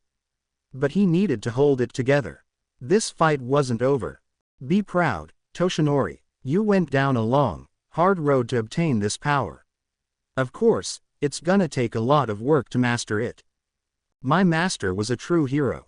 Keep her name out of your filthy mouth. He snarled, but All for One didn't care. A woman with no skill, and grand ideas she couldn't live up to. How embarrassing for me, the creator of One for All, to see her inherit the power. And the way she died was so pathetic. Shall I tell you all about it? All Might growled, pulling his muscled arm back. Enough. All for One's arm fattened again and let out another Air Force attack, sending All Might flying. He coughed up blood and would have crashed into the helicopter that just appeared if his old mentor hadn't pushed him out of the way. On the ground, All for One coughed, pulling himself up. You're in the way, he snarled at Gran Torino. It's the same as the last time. Toshinori, calm down. 6 years ago, you got distracted, and that's how he escaped. And put a hole in your stomach. He used his quirk into his feet to slow their desert, landing on the ground. That's always been your weakness. Don't let him get under your skin. Gran Torino told him. All Might coughed. Yes, sir. His quirks and fighting style are completely different than they were. You won't be able to stop him head on. Use your wits. Can you still fight? It's do or die. You must go past your limit. I will. The reporters in the helicopter connected the camera and the battle live streamed all across the world. The scene below's straight out of a nightmare. Half of Camino Ward was demolished in a single, horrifying instant. All Might is currently fighting the villain who appears to have caused the blast. I can't believe it. How is one person so powerful? He's destroyed the city and is more than holding his own against the symbol of peace. All Might covered his mouth, coughing more blood. I find myself conflicted. All for One stood and the hero eyed the deformed face. Tamura has been the one to chip away at society's trust in heroes, so is it fair that I should land the final blow? You know, All Might, as much as you hate me, I think I probably loathe you more. I killed your master, sure. But you took away so much from me, everything I tried to build. That's why I want you to suffer until your last breath, and die broken and disgraced, for all the world to see. His arm grew and red lightning crackled around it. All Might tensed, ready to jump away. Not everyone's so fast. The villain lifted his arm, not at him, but at the bystander trapped underneath the rubble behind him. All for One unleashed the attack. I will obliterate everything you've protected. All Might jumped in front of it, deflecting it and sending it every which way. All for One scoffed but smiled when he saw All Might again, or rather, Yagi Toshinori. Zero's eyes widened in shock. All Might had just deflated. Instead of his huge muscular form, he was now a sickly thin man, his hero costume hanging off him loosely. All for One chuckled, hollow cheeks and sunken eyes. To think that you're their greatest hero. Now the adoring public knows your true form. Try not to be ashamed. Your move. Toshinori's electric blue eyes glowed as he glared at him. Even as my body rots and grows frail. Even as you expose my weakened state. In my heart, I remain the symbol of peace. And there's nothing you can do to take that from me. As that's so. Ah, well, I'd forgotten how stubborn you are. I guess I'll just give up. Oh, but there is one thing you might be interested to know. Tamura Shigaraki, my apprentice. He's Nana Shimura's grandson. He said, and not one sound was made as Toshinori processed the information, eyes growing wide with horror. I kept wondering what would annihilate your golden heart. And so I found Tamura. Groomed him to hate you, and watched you smile so proudly as you beat your master's descendant. Toshinori's heart stopped, his hollow eyes widening. That's a lie, Toshinori whispered hoarsely. He couldn't believe it. Oh, come now. You know it's the truth. That is clearly something I would do. Toshinori's raised fist dropped limply to his side, making All for One tilt his head. Huh, well, that's strange, All Might. Where is your smile now? He tugged on the skin where his mouth was supposed to be and laughed again. If you have to save someone, that means they've probably gone through something terrifying. They'll be frightened. Remember that real heroes don't just save lives. They save a person's heart, too. You know what I think. No matter how scared you are, you should smile to show that things'll be okay. In this world, the ones always smiling are the ones who are the strongest. You bastard. All for One continued his amused laugh. How very entertaining. I think I've taken a piece of you after all. Toshinori was going to vomit. He's my master's grandchild. My God, what would she say if she knew how we turned out? He screamed in anguish, almost not hearing the woman trapped behind him cry. Don't lose. Keep going, All Might. We need you. Zero couldn't stay up any longer, exhaustion weaving its way through his bones. Win this, he screamed. The number one hero turned to him with wide eyes. Zero just glared at him with determination. Beat him. Come on, All Might. Toshinori's right arm grew with muscles. Fear not, miss. I'm not done yet. You were right. A hero has so much to protect in this world. Which is why I will defeat you. Toshinori, when you think you can't go on anymore, look inside. Remember why it is you clench your fist. Your past. Remember where you came from. Keeping your origin in mind will help push you past your limit. My origin. Of course. I want to make a world where everyone smiles and lives together happily. All for One floated into the air. There it is. That's the last of your strength, isn't it, All Might? A wounded hero is a most frightening animal. Do you know that even now I sometimes dream of you charging at me with your entrails strewn across the ground? You have, what, 2 or 3 punches left. He held out his fattened crackling arm again and used it to blow away the fire barreling straight towards him. Are you serious? Endeavor stomped into view. What the hell's going on with that weak little body? Zero scoffed, rolling his eyes. Edgeshot came up next to him and engaged in the fight with All for One. Zero grunted, managing to get on his feet again and stumbling towards the frozen hero, vaguely seeing Tiger pull the trapped woman from the rubble, as well as holding many others who got caught in the fight, both hero and civilian. He reached All Might and grabbed his thin arm. The hero jumped and spun to him. Zero pulled out one of his healing bullets. Here, this won't heal your injury, but it will give you the strength you need to finish him. He didn't let All Might speak before he shoved the needle into his chest. All Might glowed a sickly yellow as the healing properties gave All Might more energy than he had before. Maybe just enough to finish this fight in his muscle form. Zero swayed on his feet and All Might caught him before he fell to the ground. Thank you, Zero. I won't waste this opportunity you've given me. Zero only managed a small nod and pulled out his grappling hook. He held it shakily above him and it shot to the roof where Blackout still resided.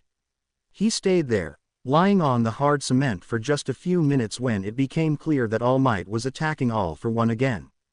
Zero groaned and heaved himself up, simultaneously pulling the sniper from its confines and setting it up in case he needed to aid All Might again. He watched All for One grossly fatten his arm again and All Might used the strength given to him by Zero to only grow his right arm. Their fists met, sending another strong aftershock in its wake, shattering any intact windows. Soon after, All for One started to grow his left arm to match the right. Zero decided to intervene by firing one of his explosive bullets. It made contact with All for One's growing arm and exploded. The muscles tore apart and the boogeyman of the underworld yelled at the sudden pain, his masked face snapping up to where Zero resided. All Might punched him while he was distracted, sending him flying back. Even then, his attention never left Zero. It sent uncharacteristic shivers down his spine, his instincts screaming danger. The teenager jumped to his feet, but before he could get anywhere, those red and black blades shot out of All for One's fingertips, straight for him. They were so fast, he was so exhausted that didn't have any time to dodge. Zero coughed, sprouts of blood coming from his mouth and soaking his black face mask. He looked down with wide eyes at the 5 thin blades embedded in his body. His eyes blurred and static filled his ears.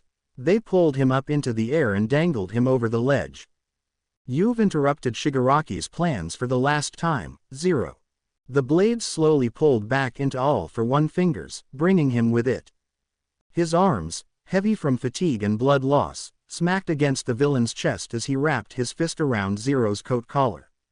All for One reached up and tore the mask from Zero's face, revealing Izuku Midoriya, his blood spread across his face, and more spilling from his gaping mouth. He floated up into the air again, turning Izuku so that he faced the reporters and the camera live streaming all across the world. The city square fell into a horrified hush as the live broadcast captured the shocking moment. Zero, the enigmatic vigilante, had been stabbed. Gasps rippled through the crowd as the gravity of the situation sank in. The reporters' frantic commentary mirrored the collective disbelief echoing through the stunned spectators. Katsuki Bakugo, who had been watching the broadcast with intense focus, felt a knot tighten in his stomach. The shock on his face mirrored that of the onlookers. "No way," he muttered, his voice barely audible over the gasps and murmurs of the crowd. In the midst of the commotion, All for One, the mastermind behind many of the city's calamities, revealed a startling truth. "Ladies and gentlemen, heroes and citizens alike, allow me to introduce Zero, the vigilante you've come to admire, fear, and now, pity." He ripped off the hood that covered Izuku's head. Izuku Midoriya, a mere 16-year-old. The revelation hung in the air, a heavy truth that cast a shadow over the hero-worshipping city. The camera zoomed in on Zero's face, now battered and vulnerable. The mask, a symbol of mystery, had concealed the face of a young hero who had shouldered the burdens of vigilantism in silence. Katsuki's shock turned to disbelief, then to a mix of anger and concern. The city, once enamored by the myth of Zero, now grappled with the reality of a teenager facing the perils of vigilantism. The weight of the revelation echoed through the crowd, a collective gasp resounding as the true identity of Zero was exposed. The news of Zero's identity being exposed as Izuku Midoriya was a revelation that sent a shockwave through the city, but not for Aizawa. He had known all along. Aizawa's worry, however, deepened as he watched the unfolding events. The crowded square, once filled with awe for the mysterious vigilante, now brimmed with a mix of shock and horror. The reporter's voice relayed the shocking truth, and Aizawa's eyes remained steady, concealing the concern that churned within. The revelation was not just about unmasking a hero but exposing a young, 16-year-old teenager to the harsh scrutiny of the public eye. Aizawa had been aware of Izuku's choice to become Zero, but witnessing the consequences on live television intensified the weight of his concern. "No, Midoriya," the broken whisper slipped past his lips as he sank into the couch. The villain had orchestrated a spectacle that not only jeopardized Izuku's safety but thrust him into a spotlight he never sought. As the camera focused on Zero's battered face, he had mentored Izuku for 2 years, aware of the burden the young vigilante carried. The exposure of his identity was a vulnerability that went beyond physical wounds. Everyone watched Izuku as he writhed weakly in All for One's grasp, gasping for the breath that his lungs didn't receive. He vaguely saw All Might, now in his muscled form, launch himself at them. All for One tossed Izuku away like a ragdoll, leaving Edgeshot to swoop in and grab him before he made contact with the ground. His eyes closed before he ever felt the warm embrace. Ever since Katsuki was young, he knew that this world wasn't fair. That everyone wasn't equal. He can't remember the time when he first met Izuku, only knew that they had known each other ever since they were infants because of the connection between their mothers. They grew up as best friends, basically brothers. They were so close that they always knew when the other was happy, angry, or, in Izuku's case, about to cry. Their relationship was unique, one that no one had ever seen before, and Katsuki had ruined that when his quirk manifested. All because Izuku had developed a weak quirk just a year after. He bullied him, called him useless, and threatened him with his explosions. He hated him, always saying that despite having a healing quirk, he would still be a hero in the field. He hated him, always following him around despite Katsuki trying to literally push him away. He hated him, always smiling and laughing, never taking the hint that Katsuki didn't want him around anymore. Always trying to get him to just leave him alone forever.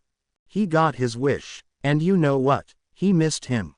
When he heard that Auntie Inko was killed in a villain attack and Izuku was missing, then presumed dead after the policeman's shitty 2-day search. Katsuki attended the Midoriya's funeral in shock and anger. After everything he had done to Izuku, wanting him gone and out of his way. Never wanting to be associated with someone so weak. And now that he really was gone, he wanted him back. So badly that it hurt and he was never the same again. And now with the realization that he was alive, the relief he felt, was ripped away from him almost imminently when he saw Izuku's bleeding body get thrown across the battlefield, so still, that Katsuki had lost him once again. There was no pain when he opened his eyes again. In fact, there was nothing at all. Izuku looked around, finding nothing but white. The only color was the green strands that fell into his eyes. His vigilante costume was gone, only leaving him in comfortable white pajamas as well as matching slippers. He took a step, then another, and another, until he was walking in a straight path, trying to find something that would help him figure out where he was. His head swiveled from side to side. "Hello," he called out. His voice didn't echo. "Is there anybody here?" When he glanced to his left, he saw a figure in his peripheral vision. He spun around and froze. There was a person here with him. But not just any person. Mom. Chapter text. Eri felt the familiar soft cushions of pillows and blankets before she opened her eyes. The only thing out of the ordinary was the lack of clanging pots, a sizzling stove, and Izuku's soft humming as he made them breakfast. She stretched her arms and sat up, rubbing the exhaustion from her ruby eyes. Izuku wasn't in sight. Her heart rate kicked up with apprehension of being alone. The teenager always left after she went to sleep for his patrols with Eraserhead, but was always back by the time she woke up. Eri got to her feet and tenderly walked into the small kitchen area, searching for any clues about where he had gone. It was only when she got to the wooden table that she noticed the black glint of his knife sitting there. Eri pouted and climbed onto the matching chair with a comfy brown cushion sitting on top.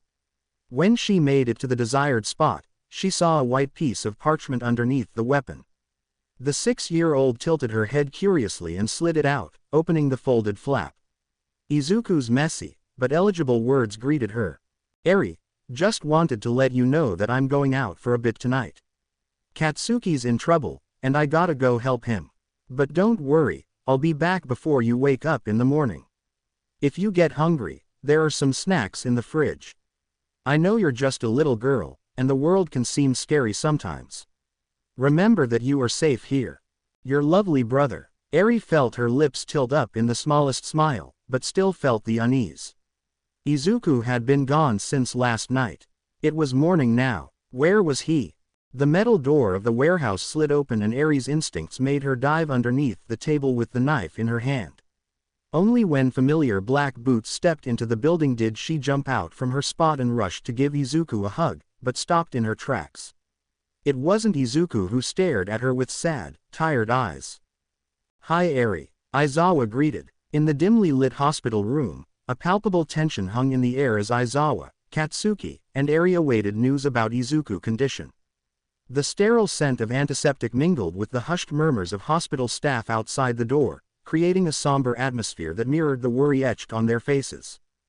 Aizawa, his usual stern expression softened by concern, sat in a chair near him. Katsuki, the fiery determination evident in his eyes, paced restlessly, his hands clenching and unclenching. Eri, small and fragile, clutched a plush toy close to her chest, her eyes wide with a mix of confusion and concern. The silence was broken by the occasional ticking of the clock hanging on the wall. Aizawa cast a glance at the closed door, mentally urging the medical team to bring some news. Katsuki, unable to contain his restlessness, stopped his pacing and turned to Aizawa. "You know all this time and you didn't tell me that he was alive," he muttered, betrayal etched in his features. Aizawa sighed, his gaze fixed on the closed door. "He didn't want you to know, Bakugo. Not yet." He wasn't ready. The door creaked open, and a nurse stepped in, her expression neutral. The trio leaned forward, eager for any update. The nurse offered a small but reassuring smile. He's stable now. The surgery went well, and he's in recovery. You can see him in a little while. A collective sigh of relief filled the room. Katsuki's shoulders visibly relaxed, and Eri's grip on her plush toy loosened. Aizawa nodded in gratitude to the nurse before she left the room. Mom, Izuku uttered, his voice carrying a mix of astonishment and disbelief. Inko Midoriya's presence exuded a serene calmness, a stark contrast to the tumultuous events that had unfolded in the world he had left behind. She stepped forward, her figure bathed in an otherworldly light. Izuku, my baby, she spoke, her voice a gentle melody that seemed to resonate through the infinite white space. Her identical green eyes shined with unshed tears. You've grown up so much. Tears welled up in Izuku's eyes as he took a tentative step toward her. The reunion with his deceased mother felt like a dream, yet the profound sense of comfort she emanated was undeniably real. Izuku, overcome with a flood of emotions, rushed forward and embraced his mother in a tight hug. Tears streamed down his face as he clung to her, his shoulders shaking with the weight of unspoken grief, love, and the overwhelming joy of this unexpected reunion. Inko, in turn, wrapped her arms around her son, holding him close. The ethereal glow around them seemed to intensify, casting a soft, comforting light on the tender moment they shared in this otherworldly space. As Izuku sobbed into his mother's shoulder, he felt a mixture of pain and relief. The pain of losing her, of facing the challenges alone, and the relief of this transient moment where the boundaries between life and whatever lay beyond blurred. I miss you so much, Mom, Izuku choked out between sobs, his words muffled against her shoulder. The hospital room was cloaked in a heavy silence as Katsuki Bakugo, Shota Aizawa, and Eri remained by Izuku Midoriya's bedside. Katsuki, still processing the revelation that Izuku was alive, found himself grappling with a myriad of emotions. He glanced at the unconscious form of his childhood friend, his usual fiery demeanor subdued by the weight of the moment. Damn it, Deku, Katsuki muttered, a mix of frustration and a hint of vulnerability in his voice. You better not die on us now. I haven't even had the chance to punch you for making us think you were dead. Aizawa, standing nearby, observed the scene with a grave expression. Eri clutched onto her plush toy, her eyes wide with concern. The room seemed to hold its breath as they awaited any sign of change in Izuku's condition. As Katsuki continued to speak, pouring out his thoughts and frustrations to the unconscious Izuku, a sudden alarm pierced the air. The heart monitor displayed erratic patterns, and Aizawa's eyes widened with concern. Eri gasped, her small hands covering her mouth. Deku, Katsuki exclaimed, his voice tinged with a panic that betrayed the depth of his feelings. Don't you dare give up now, you damn nerd. A medical team rushed into the room, and Aizawa ushered Eri to a corner, shielding her from the chaos. The urgency in the air was palpable as the medical professionals worked swiftly to stabilize Izuku. The room descended into chaos, the flurry of activity contrasting with the stark stillness that had lingered moments before. Aizawa's gaze remained fixed on Izuku's unconscious form, a silent plea for the young vigilante to fight against the encroaching darkness. As the medical team battled to revive Izuku, Katsuki's fists clenched in frustration. The gravity of the situation hung heavily in the air. In the midst of the chaos, the heart monitor emitted a steady, continuous beep.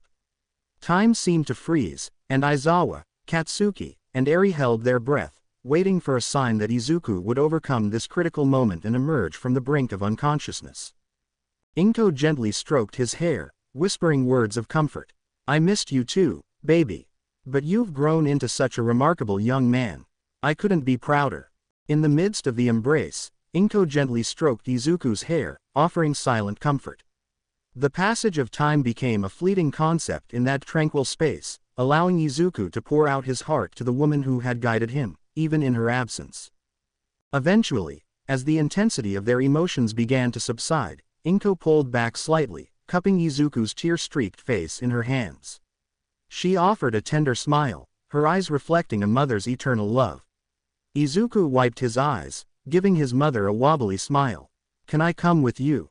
Inko smiled widely. Of course. Katsuki watched with a pale face as the heart monitor's screeching went from rapid beeping to a continuous flat line. Izuku's heart had stopped before this and he was always brought back. But now the doctors slowly stopped their efforts, all with a look that would forever be haunting Katsuki's mind. One of the doctors sighed, placing the defibrillators back on their stands before saying those forbidden words. Time of death, 1653. A strangled noise came out of Aizawa, one that Katsuki had never heard before. Eri, the poor girl, let out a sob, hiding in Aizawa's shoulder as she cried uncontrollably. Katsuki only stood there, watching the medical turn off the heart monitor and covering the body with a white sheet. The body, Izuku's body, his best friend was dead once again. But he couldn't believe it. No. In that moment, anger twisted his face and his hands popped erratically. Bullshit, he growled in the semi-silent room. The doctors turned to him, grief that they had no right to have on their faces. Katsuki snarled, "No, you can't just give up on him like this." Katsuki shouted, his voice raw with emotion. "Bring him back. Do something, damn it." The doctors exchanged somber glances, their expressions filled with sympathy. "I'm sorry," one of them said gently. "There's nothing more we can do." The teenager shook, with rage or containing the sobs that crawled up his throat, he didn't know. His vision blurred, and he didn't try to stop the tears that dripped to the floor. "He's not dead. He can't be. Do something, damn it." They didn't move. Katsuki roared and lunged, explosions growing before they suddenly stopped, and arms wrapped around his body, pulling him back. Katsuki struggled against his teacher. "Let me go. Let go," he cried. The doctors nodded at each other and left the room. "Get back here. You can't leave him," he choked. His eyes found the body under the sheets again and he slumped in Aizawa's tight hold. A raw scream of despair escaped his throat and Katsuki's legs gave out, taking him and Aizawa to the floor. Katsuki screamed and screamed, so loud that they were certain the entire hospital heard it. Izuku was gone, and Katsuki was certain that he wasn't coming back. Katsuki never thought that he would ever have to attend a funeral after the Midoriyas all those years ago. But there he was watching the grave of his best friend get lowered into the ground. As the earth enveloped Izuku's casket, sealing him away from the world forever, Katsuki felt as if a part of himself had been buried alongside him. Everyone was there. His parents stood on either side of him. Class A and B gathered around in grief of the man who had helped them train and saved them from the villains. Aizawa holding Eri with present Mike clutching his hand, all three with faces of sorrow and grief. The heroes that Zero had greatly impacted during his time as a vigilante. And a huge amount of civilians came to pay their respect to the teenager that they had cheered for and loved. The ceremony was over in just an hour and everyone started dispersing. His parents squeezed his shoulders before walking away too. Soon enough, Katsuki was on his own, even after the graveyard had emptied and the dark clouds rolled in, thunder booming and the teenager hardly felt the rain soak his black clothes. He just kept staring at the fresh lump of dirt and the new gravestone that stood next to Inko. Izuku Midoriya, a friend, son, and brother. A hero. Katsuki stayed until the rain stopped. Until the sun set over the horizon and he couldn't see the words on the gravestone. And only when Kirishima returned to the graveyard and guided him out, did he leave Izuku. But he could have sworn that as he walked away, he felt the faintest arms lay over his shoulders, hugging him from behind. Izuku's final goodbye. Life was never the same after that. But it moved on. After the fight between All for One and All Might, the League of Villains was in custody, All Might had retired, and everything slowly went back to normal, all thanks to Zero. Everyone had mourned the vigilante that they had acknowledged and accepted for 4 years, but Aizawa, Eri, Present Mike, and Katsuki mourned Izuku Midoriya. The boy that they had come to know and love. The boy who saved Eri from her dark past. The boy who Katsuki had ever wanted to be a part of his life. Katsuki was never the same again, but he kept trying and in the end, after 3 years of climbing the ranks, he became number 1, just like he had always dreamed. With his friends by his side, he became the person that everyone loved and admired. Life moved on for everyone. They married and had families. Kota and Eri grew up and became hero students. Aizawa was still a huge part of their lives, still treating them like they were his students, but became the confidant in their lives as they continued their work as pros. The only thing that Katsuki needed was the boy that he buried 15 years ago. The boy that he would swear he kept seeing in his reflection, always wearing that damned smile that Katsuki missed. And now, as he walked to meet with his friends, he stared at the sky with a soft smile. "I'll see you again someday, so you better be ready, Deku. 'Cause I'm never letting you go again. Hey, Bakugo." Katsuki looked forward again, where the entire class of 1A stood, all waving with smiles.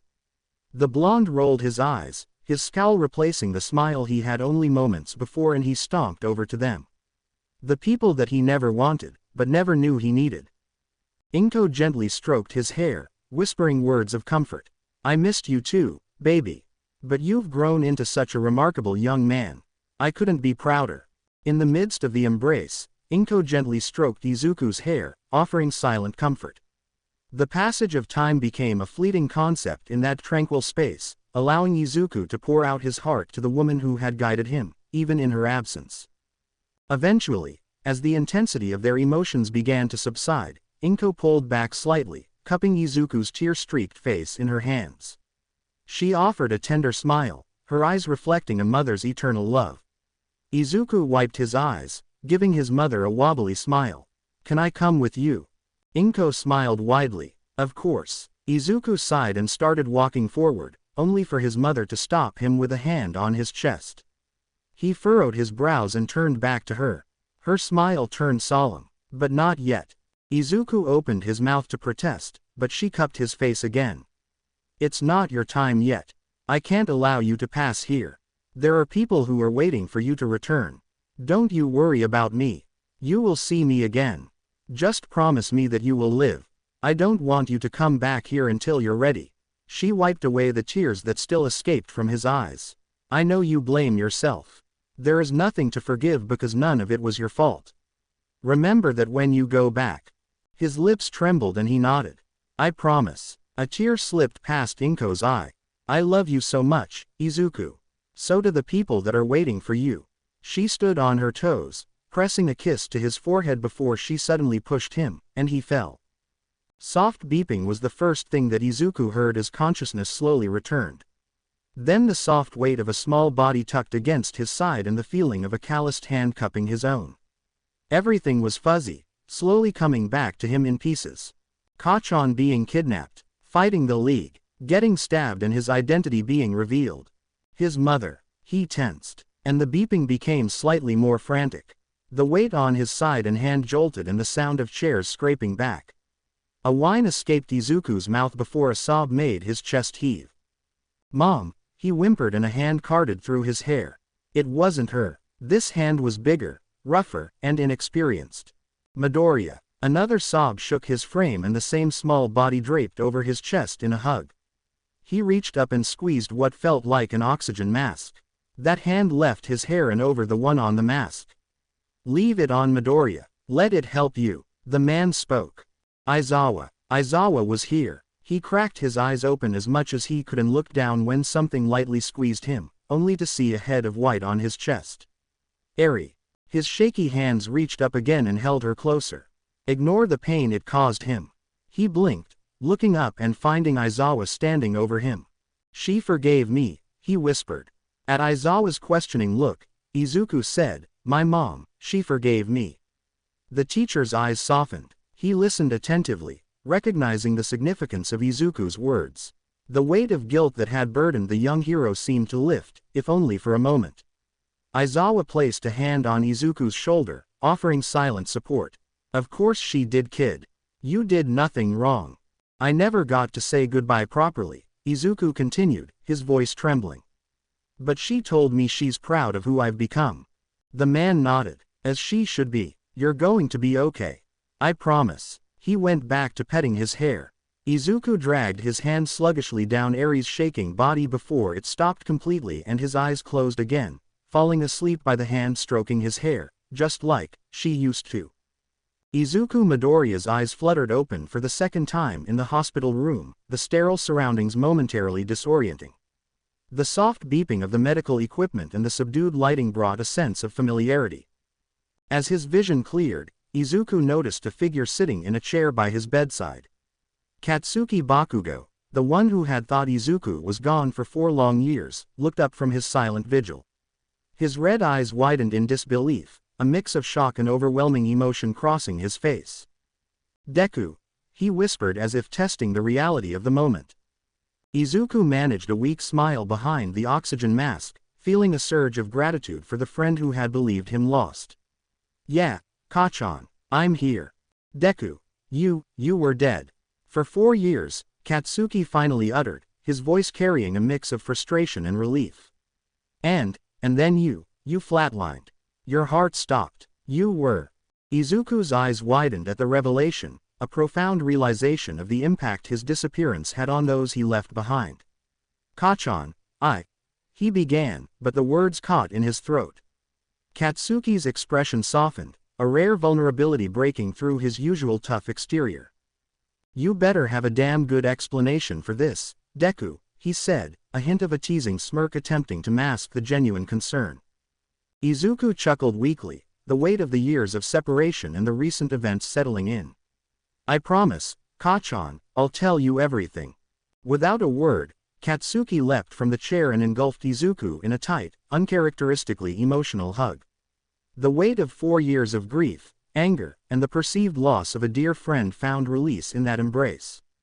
Tears welled up in Katsuki's eyes as he held onto Izuku, the reality of his friend's presence sinking in. "I thought you were dead, you damn nerd," Katsuki muttered, his voice muffled against Izuku's hospital gown. "I'm sorry, Kachan," Izuku whispered, reciprocating the hug as best as he could. "I never meant to hurt you like that." A mixture of relief and lingering pain filled the room. The unspoken emotions that had built up over the years seemed to unravel in that moment of reunion. As Katsuki finally pulled back, his red eyes bored into Izuku's, searching for reassurance and answers. Izuku's gaze met Katsuki's. He reached up and pulled the mask over his head. His lips twitched and he felt his eyes get hot, a laugh escaped, and then a sob. He pulled his best friend back into a hug and the teen reciprocated the action with his own, Katsuki's hand coming up to cup the back of his head. "Every time I saw you, I wanted to tell you so bad. I wanted you to know that I was alive, that I missed you so much." He felt Katsuki start to shake and his shoulder get damp. "I meant what I said in the training camp. I'm so proud that you got this far." Katsuki let out a sob, tightening his hold. He pulled back, wiping the tear tracks on his red cheeks. "Move over, Deku," he grumbled, a hint of his usual brashness returning. Izuku chuckled weakly, understanding the unspoken invitation. He shuffled slightly, making room for Katsuki on the hospital bed. When he climbed in, they grabbed each other's hands and squeezed. "Just like old times, huh?" Katsuki huffed with a smile. "Just like old times," he whispered back. Izuku was starting to breathe heavier, getting dizzy. Oops, maybe that oxygen mask really was helping him. Katsuki lifted his head from the pillow, noticing Izuku's struggles, and cursed. He reached up and grabbed the deposited mask, slipping it back over his face. "You idiot," he said. Izuku smiled softly under the plastic. Now reassured of having Katsuki finally by his side, he fell asleep. Izuku stared outside of the glass hospital doors where civilians, policemen, and reporters were basically yelling at each other. He could hear them from down the hall, they were so loud. He had no doubt that they were here for him. Izuku didn't consider himself a hero at all, but if this was what it was like to be this popular, then he understood why Aizawa was an underground hero. Maybe it was because he was by himself for so long that he became more of an introvert than he thought. He shook his head, spinning on his heel. "Nope, I'm jumping out the window." He barely got 4 steps when Aizawa grabbed his shoulder. "Oh no you don't. You either walk out those doors or I'm carrying you. And you really don't want people to see you, a teenager, being carried out of this hospital like a child."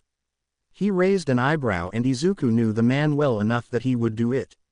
He huffed, cheeks puffing out. Izuku ignored the stares he was getting from inside the hospital and crossed his arms. "Were these the consequences you were telling me about?" He sighed, shoulders sagging. "What am I supposed to do now? Zero is a part of me. I can't just give him up." Aizawa stared at his defeated expression, the bottom half of his face hidden behind his capture weapon. He reached back into his pocket and handed him an envelope. Izuku took it hesitantly, eyes flicking up to the man and down to the white envelope. His eyes widened though, when he saw the signature seal of UA on the back to keep it closed. He held his breath and ripped it open, pulling the folded paper out. Congratulations. You have been accepted into UA's rehabilitation program. Izuku's jaw dropped open, fingers tightened around the paper as he scanned over the long acceptance letter. Now, are we going to stand here all day? Or am I going to take you to the dorms we just had put in place? Aizawa said, stuffing his hands into his pockets. Izuku gulped, then masked his growing anxiety with a dramatic sigh, folding the paper back up and waving it like he didn't care that his life was about to take a turn for the worst. Or better. Whatever. He spun around and marched out of the hospital. As soon as the doors slid open, every head snapped his way and microphones were shoved into his face with cameras making his vision white every few seconds. He was bombarded with questions, too loud and fast for him to comprehend. He didn't mean to scream. Really. But how else was he supposed to answer all of the thousands of questions these vultures have? Quiet. Everyone stopped. Other than the occasional click of cameras, there was finally silence. Izuku sighed. You guys are so loud I can't even hear you. I'll cut to the chase. I'll tell you everything you need to know. Yes, I'm the Vigilante Zero. Yes, I am 16 years old. No, I will not tell you why or how I became a vigilante, nor what my quirk is. He grinned. Good day. He pushed through the crowd as they started to scream at him again. An arm settled around his shoulders and Aizawa guided him in the waiting car with present Mike in the driver's seat. Izuku sagged in the backseat. As soon as Aizawa closed the passenger seat, the voice hero shot out of the parking lot before the reports could swarm the car. Well, that could have gone better. You need lessons on how to speak to the public problem child. No response. He looked over his shoulder and saw the relaxed face of his new student. He and Hizashi smiled at each other and stayed in silence for the rest of the ride. This is pretty impressive, Izuku said as he stared at the Class 1A dorms. Even more so since you did it in under 2 weeks. Aizawa stuffed his hands into his pockets. We've been thinking about building the dorms ever since the USJ attack. It was easier since we had all of the plans laid out. The teacher walked up the steps and opened the huge doors to the building. Izuku followed and admired the spacious common room. Wow, this is where the students are living. I'm pretty jealous, he chuckled. Don't be. This'll be your home too for the next 4 years or so. Izuku spun around. What? Aizawa rolled his black eyes. Did you forget that you're a part of the rehabilitation program? One of your conditions is to stay on the campus. Both you and Eri. Izuku didn't know what to say, so he just stood there dumbly.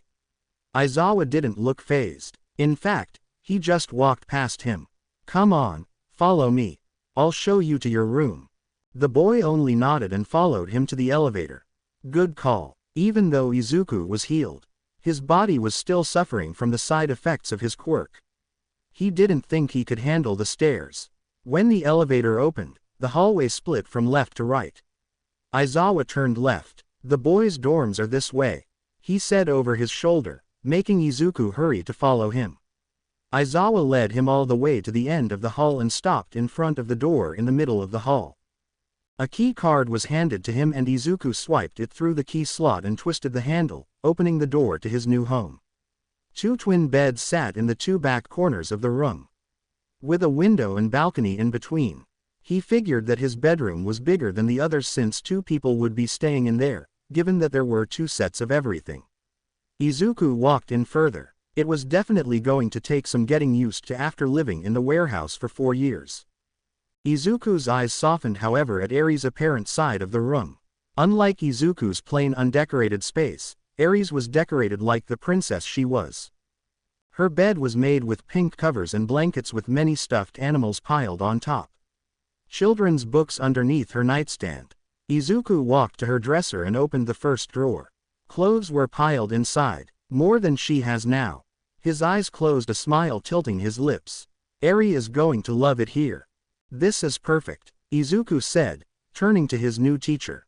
Eri will be happy here. Aizawa's eyebrow raised. And you? He took a deep breath. Yeah, maybe I will be too. Izuku did what very few have done before. He stared Principal Nezu in the eye without falter. Present Mike shifted where he sat and Aizawa was stiff with apprehension. The two of them meeting was a terrible mistake. Izuku Midoriya, you were in quite a predicament. I understand that you still desire to continue your work as Zero. The teenager nodded. Yes, he said curtly. Nezu hummed, thumbing or rather, pawing, through his file. I see. Since you can no longer return to vigilantism, it only makes sense to become a hero to be Zero without legal consequence. Izuku pursed his lips. Becoming a hero was the last thing he wanted to do. But his desire to be Zero again quickly overcame it. That's right, he said, a growl slipping through his tone. Nezu looked him in the eye again. I'm sure that won't be a problem. I pulled some strings and with your talent from vigilantism, I was able to get you approved to take the provisional licensing exam. You may need to stay an extra year for your rehab program, but you can still graduate with the others. You'll be a pro in no time. Izuku leaned back trying and failing to pretend that he was okay with it. Great. With the League of Villains in Tartarus, we have less on our plate to worry about and we can focus more on the students' futures. Thank you, Midoriya. You were a huge help in the capture of the League. I'm sorry that law enforcement interfered with it in the end, and that becoming a hero is the worst idea for you, but I'm afraid that this is the only option I can give you. Izuku sighed, rubbing his eyes. He was so tired. It's not like it's your fault. Besides, you've done a lot of things to help me go back to being Zero faster. So I should be the one thanking you. Nezu smiled. Oh, and one more thing. I don't think you'll benefit from being a student. Your IQ is extraordinary. No, I think that while you are here, you could become Aizawa's assistant and help the students improve. What do you say? The teenager blinked, looking at Aizawa, who nodded. Izuku smiled. Yeah, okay, I like the sound of that. I believe I mentioned this already, but your main focus this summer is obtaining provisional hero licenses. Do not take this lightly. A hero license means that you're responsible for human lives. You can imagine that the exam to receive one is very difficult. Only a few % of students pass the tests required for these permits each year. In order to prepare, today you'll concentrate on creating something new. 2 ultimate moves. Ultimate moves. An exam is a normal school thing. But this is total hero work. The door slid open. Smintos, Midnight, and Ectoplasm walked in. When we say, ultimate, we mean a move that will ensure you win against your opponent. An action so unique to your identity that no other person can hope to copy it. Simply put, you must learn to lean into your strengths. Your moves represent who you are. These days, most pro heroes have an ultimate move. Those who don't are fools. This may sound abstract, but we'll explain more as the day goes on. For now, change into your costumes and meet in Gym Gamma. 20 minutes later, everyone walked through the doors of a huge empty space. Gym Gamma, also known at the Academy as the Training Dining Land, or TDL. Smintos walked forward and created a small structure for training. This facility was my idea. We can prepare unique terrains and obstacles for each student here. Here you will learn to serve up justice, hence the name. That's pretty cool. Ida's hand shot into the air. Please allow me a question. What is the advantage of having ultimate moves for our provisional exam? May we know your reasoning? Aizawa's eye twitched. That's 2 questions. Calm down. The job of a hero is to save people from all sorts of dangers. Crime, accidents, and natural or man-made disasters. Of course, the licensing exam analyzes how well you're able to deal with such things. It won't just be fighting. Your ability to gather information and make quick decisions will be judged. In addition to how well you communicate, cooperate, and lead others. Every year a new test is used to evaluate these qualities. One thing is especially important. If you want to be a pro hero, you must be able to prevail in battle. He paused, ignoring the hands that shot into the air. Also, someone will be joining us today. A new student, if you will. He'll be doing the exam with you all. Just then, the doors to the gym opened and everyone gasped. Zero stood there, hands in his pockets with Blackout strapped to his back. The attack at Kamino Ward was 3 weeks ago and they hadn't seen a trace of the teenager other than him being the hot topic on the news. They were all happy to see him, even if they weren't friends. He was on his feet and breathing. That was enough for them. Zero walked into the gym to stand next to Aizawa. I'll be helping Mr. Aizawa with your training. Just because you know I'm your age, doesn't mean that my instruction is void. The class shivered at the familiar glint in his eyes. Are you ready? They all passed. After the grueling training that they went through with Aizawa, Zero, and Ectoplasm, everyone passed the provisional licensing exam. School continued as normal. Work studies were announced and some lucky students had the honor of participating in it. Izuku and Katsuki had grown closer than ever before, like nothing had changed for them. Eri finally started to learn some control over her quirk by slowly practicing on lizards. Everyone loved her, and so did she. He was proud that she was healing, she deserved nothing less than that. And then came the day of the school festival. Class 1A decided to play in a band for the talent show, and when they performed with music and their quirk, the miracle happened. Eri finally smiled. Izuku was so happy that he broke into tears. And that grin never left her face. Izuku thought he would go blind from how bright it was, and he was okay with that. Ever since he had rescued her, his only goal was to make her smile. Izuku hated that he came to UA not only for rehab but to become a hero. And in that moment, seeing her smile was worth the sacrifice. The two of them did everything the festival had to offer. Today, the UA School Festival was for everyone, but for Izuku, today was just for this little girl in front of him. He never wanted to see a tear escape her eyes again, never wanted to see the fear, sadness, or tension in her shoulders ever again. No, that smile will never leave her face, not if he could help it. When the sun went down, Izuku noticed her happiness start to fade at the entrance of the dorms. Izuku kneeled down in front of her. One more thing. Eri had mentioned early after he rescued her that her favorite fruit was apples. So, she glanced up and Izuku pulled out a red candy apple. Got a surprise for ya. Eri's eyes widened and she took the stick from his hand and brought it to her mouth. She bit into the candy and after a second of tasting it, she licked her lips to rid of the sticky sugar and Izuku finished his goal. Eri smiled again. It's the best thing ever. He grunted when her small body slammed into him, knocking him on his back. He chuckled and wrapped his arms around her, sitting up so she wouldn't drop the apple into the grass. I'm happy you had fun today, he said, resting his chin on her head. Eri sighed against him. Thank you for saving me, she whispered. Those words caused him to tighten his hold. Nothing will ever hurt this girl again, not if he could help it. Izuku sat on the roof of the dorms when everyone was asleep, making sure that Blackout was kept clean. There wasn't much he could do with it. UA had space where he could go in and practice, but it wasn't as thrilling as it used to be. Flying through the air, chasing down the criminals, and keeping as many people safe as he could. His restrictions prevented that, even now that he had his license. He sighed, placing the sniper back into its case when he heard the door open. What are you doing up here, Deku? He turned to see Katsuki in his sweats and t-shirt coming to sit next to him. I just needed some air. Izuku moved his head back to stare at the stars. I can't believe I'm here, training to be a hero. Something that I never wanted since Mom died. But, Eri is happy here and seeing you again. He shook his head and looked at his best friend with a soft smile.